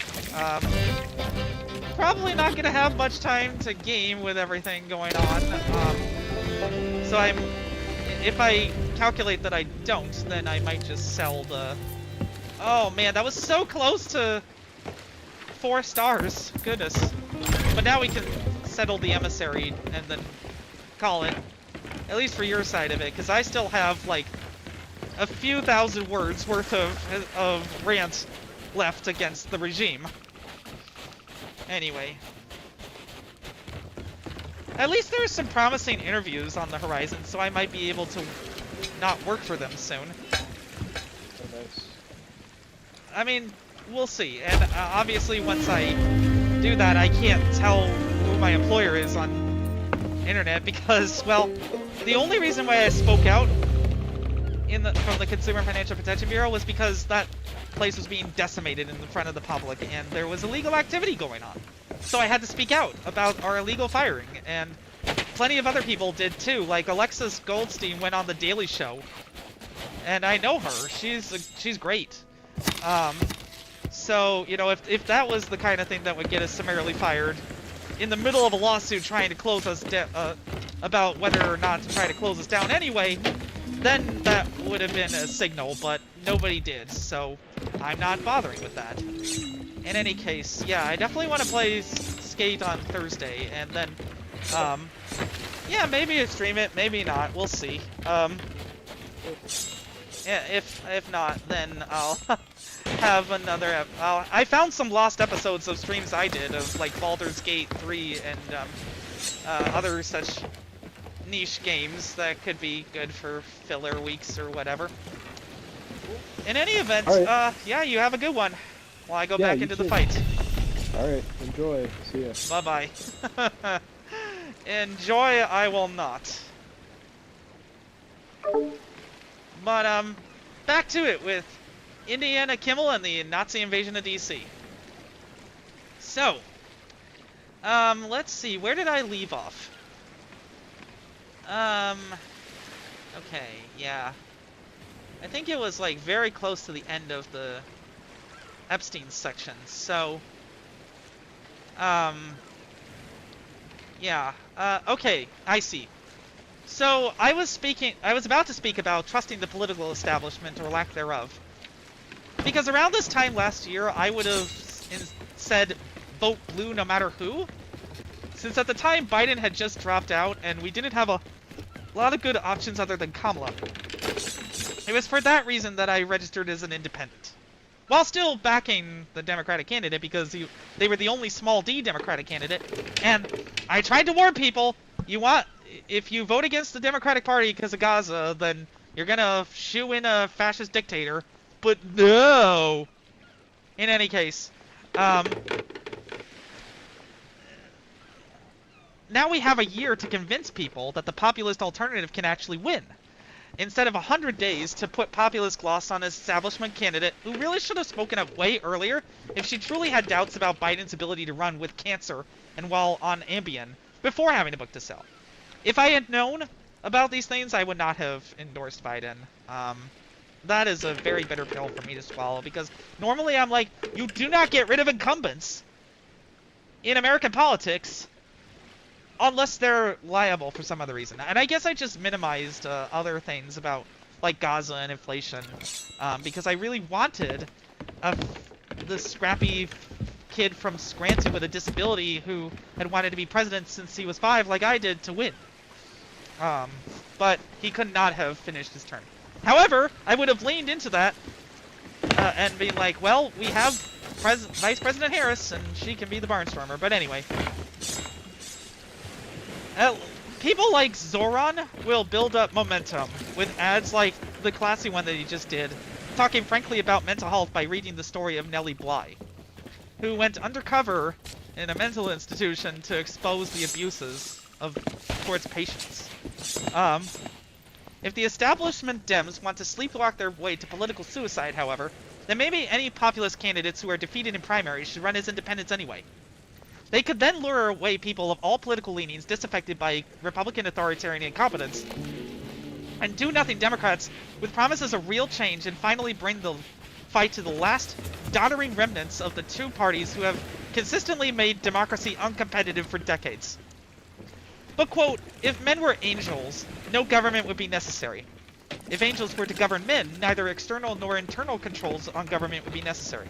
In framing a government which is to be administered by men over men, the great difficulty lies in this. You must first enable the government to control the governed, and in the next place oblige it to control itself. I originally quoted Thomas Jefferson for this, because it sounds like something he would say, but then someone else corrected me that it was actually James Madison. So please, keep that as a slice of humble pie ready to throw in my face anytime I get too big ahead and start acting like I'm an expert historian instead of a history nerd and presenter. Ultimately, what I mean is that the public must be engaged in something other than steal a skibbity brain rot garden content or whatever the fuck, and actually connecting with each other both online and off in order to have a productive and vital democracy. That is truly the problem with republics. Destruction from within by elites who have decided they rather want the rest of us dumb. So they, whether that's AIPAC or the Koch brothers, practically bought out the majority of the politicians and boxed the rest of us out after Citizens United, which was a dumbass decision. Other shenanigans, such as voter ID laws and gerrymandering. I support California doing the latter in response to Texas's mid-cycle tricks, but I hate it because I like the idea of independent districting commissions, and because gerrymandering made states like Maryland uncompetitive, drive down overall voter turnout, and normalize this team sportification of democracy, wherein two very different Americas try to score points on the margins and increasingly demand sweeping change via executive order, with Congress deadlocked and the judiciary politicized to bog down the side that's a government in legal actions. I therefore worry, it's very necessary to bog down the government in lawsuits this time, until the midterms at least, because they're trying to literally do illegal shit, but conservatives could probably say the same thing about Biden's student loan plans, even though he was actually trying to help people. You know? Like, actually trying to help people. It's the both sides accusation of, oh, well, you break the rules too, and a house divided against itself cannot stand, to paraphrase senatorial candidate Lincoln in his debate against Stephen Douglas from 1858. I wrote the preceding paragraph well before Charlie Kirk, and it unnerves me even more now. Sometimes I really hate that history is the special interest for me. If there's a lesson to be drawn from all the cynicism and frustration that I feel, though, other than I desperately need to at least slim down my consumption of news content until later in October, is that the long-dried roots of American democracy are best nourished by the participation, vigilance, and honest reckoning of its citizens. The stories we tell, the histories we choose to remember, and how they're written, spoken, filmed, and the fights we take up for belonging, inclusion, and diversity all shape the kind of nation we become, for better or for worse. Democracy, after all, is not a static achievement, but a living struggle. One that demands both skepticism towards power and hope in collective action. If anything is American, it must be our history. Both the kind that we preserve and the kind we make together. And why? Because true history is as diverse, messy, and contentious as we have been as we move one step closer towards, and often 2 steps farther from, fulfilling American ideals. But no nation is ever just its ideals. Sure, America is the nation that invented planes and landed on the moon, but it also somehow can't afford to give its people consistent health care, or keep the government open, and had to be dragged into equal bathrooms, kicking and screaming once before, and apparently will take half my life to make bathrooms equal for cis and trans folk. Ignoring history because it makes some people uncomfortable will leave us all worse off, because the people with no real history outside of what the government tells them has no education to challenge that, and thus no real present or future outside of whatever they already believe in, or are told by the new technopriests, pulling the strings of their favorite chatbots and social media services, and the techno-feudal lords they serve. So to their wannabe king, get your tiny, pedophile, racist, felon, criminal, cosplay dictator hands off my city! I have loved the Constitution, history, and Washington, D.C. since I wanted to be president when I was 5. And America since always. I'm so gutted by all of this. But even when I believed I could run it, even before 9/11 showed me just how evil people could be, I knew America wasn't some fluffy fantasy of eternal progress. We have ideals that have changed the world and have progressed greatly in our young history, but I've always had one foot in white privilege and one foot in neurodivergence and accompanying discrimination. So I can appreciate masking code switching in general, but will never understand the level of viciousness with which America has sought to deny anything to black Americans. That basic level of understanding is what the oligarchs want to take from us by making quality history something only the rich can afford, with all else being AI slop and propaganda. There's always been tension between the union I affirmed an oath to when I joined Consumer Financial Protection, one that truly believes in liberty and justice for all and the defense of the pursuit of happiness, and the Confederacy that would treat my handsome, sweet, funny, brilliant, goofy little man from Swaziland as just another black teenager to be locked up for the smallest mistake and is making my fiancé afraid to visit from an actual absolute monarchy. That's why I nearly broke into tears seeing the painting I'm Still Fly about 49 minutes into my African-American history and culture tour. If it's the last thing I do, I'll get to take my son to an accurate Smithsonian and tell him the beautiful, bloody, messy, real story of America. You can tell me what you think might have already been removed, anonymously, of course. HistoryFlights Productions will offer the same confidentiality to anyone who talks to me. History will not be murdered on my watch, and that includes anonymity. That's what was truly unconscionable to me as President Pedophile is trying to drag us backwards by 60 fucking years. But HistoryFlights Productions stands for truth, justice, and historical accuracy. So again, please subscribe, hit the bell, like. This is my one of my longest streams ever. Yeah, I think this is going to be my longest stream ever. Once all is said and done. And my throat is killing me, but I have to finish what I've started. In any case, either America is consigned to the history books, or he is. I know which one I'm choosing. Since I've gotten back to DC, I've talked to all of 8 guardsmen in 2 metro stations, who don't really know why they're here, are often just hanging around or enjoying mediocre pizza at the Sparrows at taxpayer expense. A bunch of idiots online were like, he's just eating, leave him alone! And I'm going to say this once, so get it through your thick skulls. It was dinner in the empty station because his deployment scared everyone else off. That wasn't his fault, but there's no danger or point for him being there. And it's just an attempt to intimidate a city that again voted against Trump by 90%. And similarly are not going to be turned into his personal guard. And when we beat him in the midterms, either we win or he stole it and the unthinkable happens, which he probably loses. And since our Constitution is far different from Florence's, we will hopefully have the resources and momentum to make sure the next president isn't a Savonarola bonfiring our remaining vanities. Again, just because the similarities to Hitler are there does not mean we can compare them one-to-one all the time, especially in effectiveness. Heck, despite being mainly remembered for his disastrous invasion of Mexico that got us Cinco de Mayo, sorry, my de Mayo ass pronounced that wrong anyway.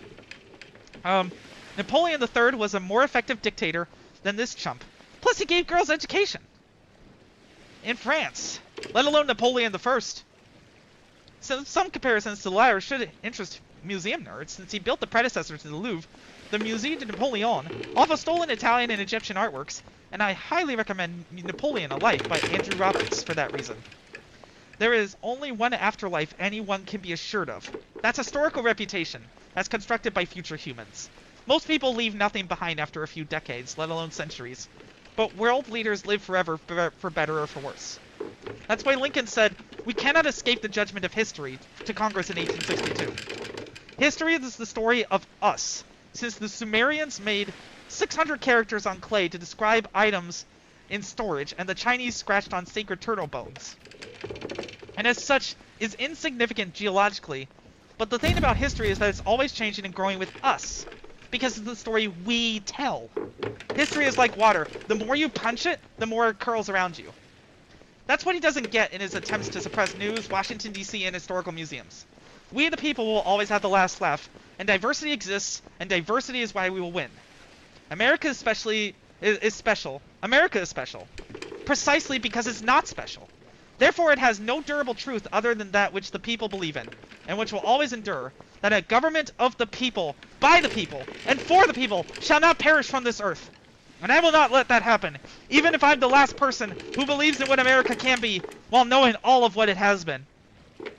I have to think people constantly pissing on his grave, protesting his presidential library and the ill-gotten Qatari jet, and making fun of him by calling him fat, demented, idiotic, psychotic, a pedophile rapist, and the worst president in American history who got nothing of note done and almost ended the American experiment without him being able to respond, will be the kind of hell he has always truly feared, as he cares only for approval. And I will be his torturer for all my remaining days after I dance the day he dies, tearing his legacy off bit by bit with my voice as the wrath of history. And then I and others who lived through 15 years of his disasters will pass that on, and the wrath will flay his history open for all eternity. Thank you for standing for truth, justice, and historical accuracy, my loyal audience of HistoryFlights Productions. I would rather be doing more fun projects, like what you just saw with my gaming news podcast, Sunny Redemption Sailing, I do every other week. You got to see us tackle Kimmel, RFK's threats to pathologize video game violence again, compared to the violent video game craze that gave us the ESRB. Man, I should have gotten more into that. I'll make a note for next time. And so much more as it relates to the gaming world being squeezed by politics. Please continue watching Sunny Redemption Sailing if you want a break from the politics, mostly. There's still news in the gaming industry that affects us all, but as video game players, but still, it's a nice break from, like, military occupation of American cities kind of stress and anxiety. However, in the present conditions, people want someone who can fight back against gestures to everything. And my history knowledge that cuts through the BS of contemporary politics, along with video game footage in the background, is what apparently gets traction. It's just exhausting to do all that research, scripting, streaming, thumbnailing, chaptering for something. I'm not looking forward to doing that tomorrow. All the chaptering alone for a 5-hour stream. For something I'm not entirely passionate about, even though I definitely want to have my say to inform people by myself. Hence why I'm probably delaying my stream criticizing the Baha'i Faith's support of Israel from October 7th to later in October. Dealing with this religion too much does bring up painful memories of my marriage and divorce, but that is nothing compared to the complicity with 2 plausible genocides. So I need a bit more time for my mental health, potentially. I'm also probably delaying the final Delta Paper stream, the Delta Papers number 3, America's Dangerous President Warship in Bioshock Infinite, where I compare American presidents and African dictators together, to December from November 11th, which was the original plan for similar reasons. I can only filter through so much BS for you, but I do it for you, my loyal audience. The craziest thing about being forced to watch Washington, D.C. being militarily occupied while putting on a happy face for my sister's wedding. But, like, you know, actually also enjoying the wedding. Just, like, you know, trying to put it out of my mind, which is more difficult for my neurodivergence. Like, my friend Kevin and I, who you just saw, we missed this crap by a day because he drove me up. And then the wedding was amazing, and I got a week away from all of it to recharge. I called this exact kind of thing, though, as part of the Dictator's Doom Loop on my stream talking about Epstein in the larger context of how fictional and historical dictators have held on to or lost power. Yet I feel like a Cassandra yelling into the void as people who don't know and in fact want to erase history increasingly try to force America to repeat it because of big totalitarian vibes. I'll admit, live streaming twice against this criminal regime, covering up child rape only to see it descend further into lawlessness, while my job at CFPB is teetering on the brink again, and having the knowledge that I'm stuck in an illegal occupation of DC, which I've called home for almost half my life, is a real drag on creativity. Yet writing is how I've always survived, and write I must, because I will survive this. I have to. My baby bird and little man and Ace Watini need me, and I need them. Once I hold them again in 3 weeks, my hope will be greatly increased. But for now, my sister's wedding last month has done that despite some overprotectiveness from a toxic cousin I've cut out of my life.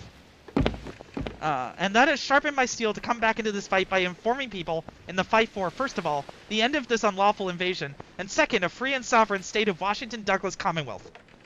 If the federal government wants to keep a district, just the area around the National Mall, after all, it's not to exceed 10 square miles, has to be 10 square miles. Should be enough to avoid paying property taxes to the state government. I hope that as President Trump threatens to investigate the left over Charlie Kirk, to distract from his failures in DC, the economy, international relations, the Epstein files, and so much more, we can all raise our voices as DCites did to resist this, because we are all DC. To conclude, I've put a protest song in the script that I'll link in the description, called Defied Autocracy, as a parody of Defied Gravity for Wicked. Feel free to use it as a protest song, but my throat is severely destroyed by all of this talking and whatever allergies or whatever I have. So, I'm gonna let you all go and hope that you have a good rest of your day, having been informed about video game news, about politics, about the stakes for democracy, about so much more.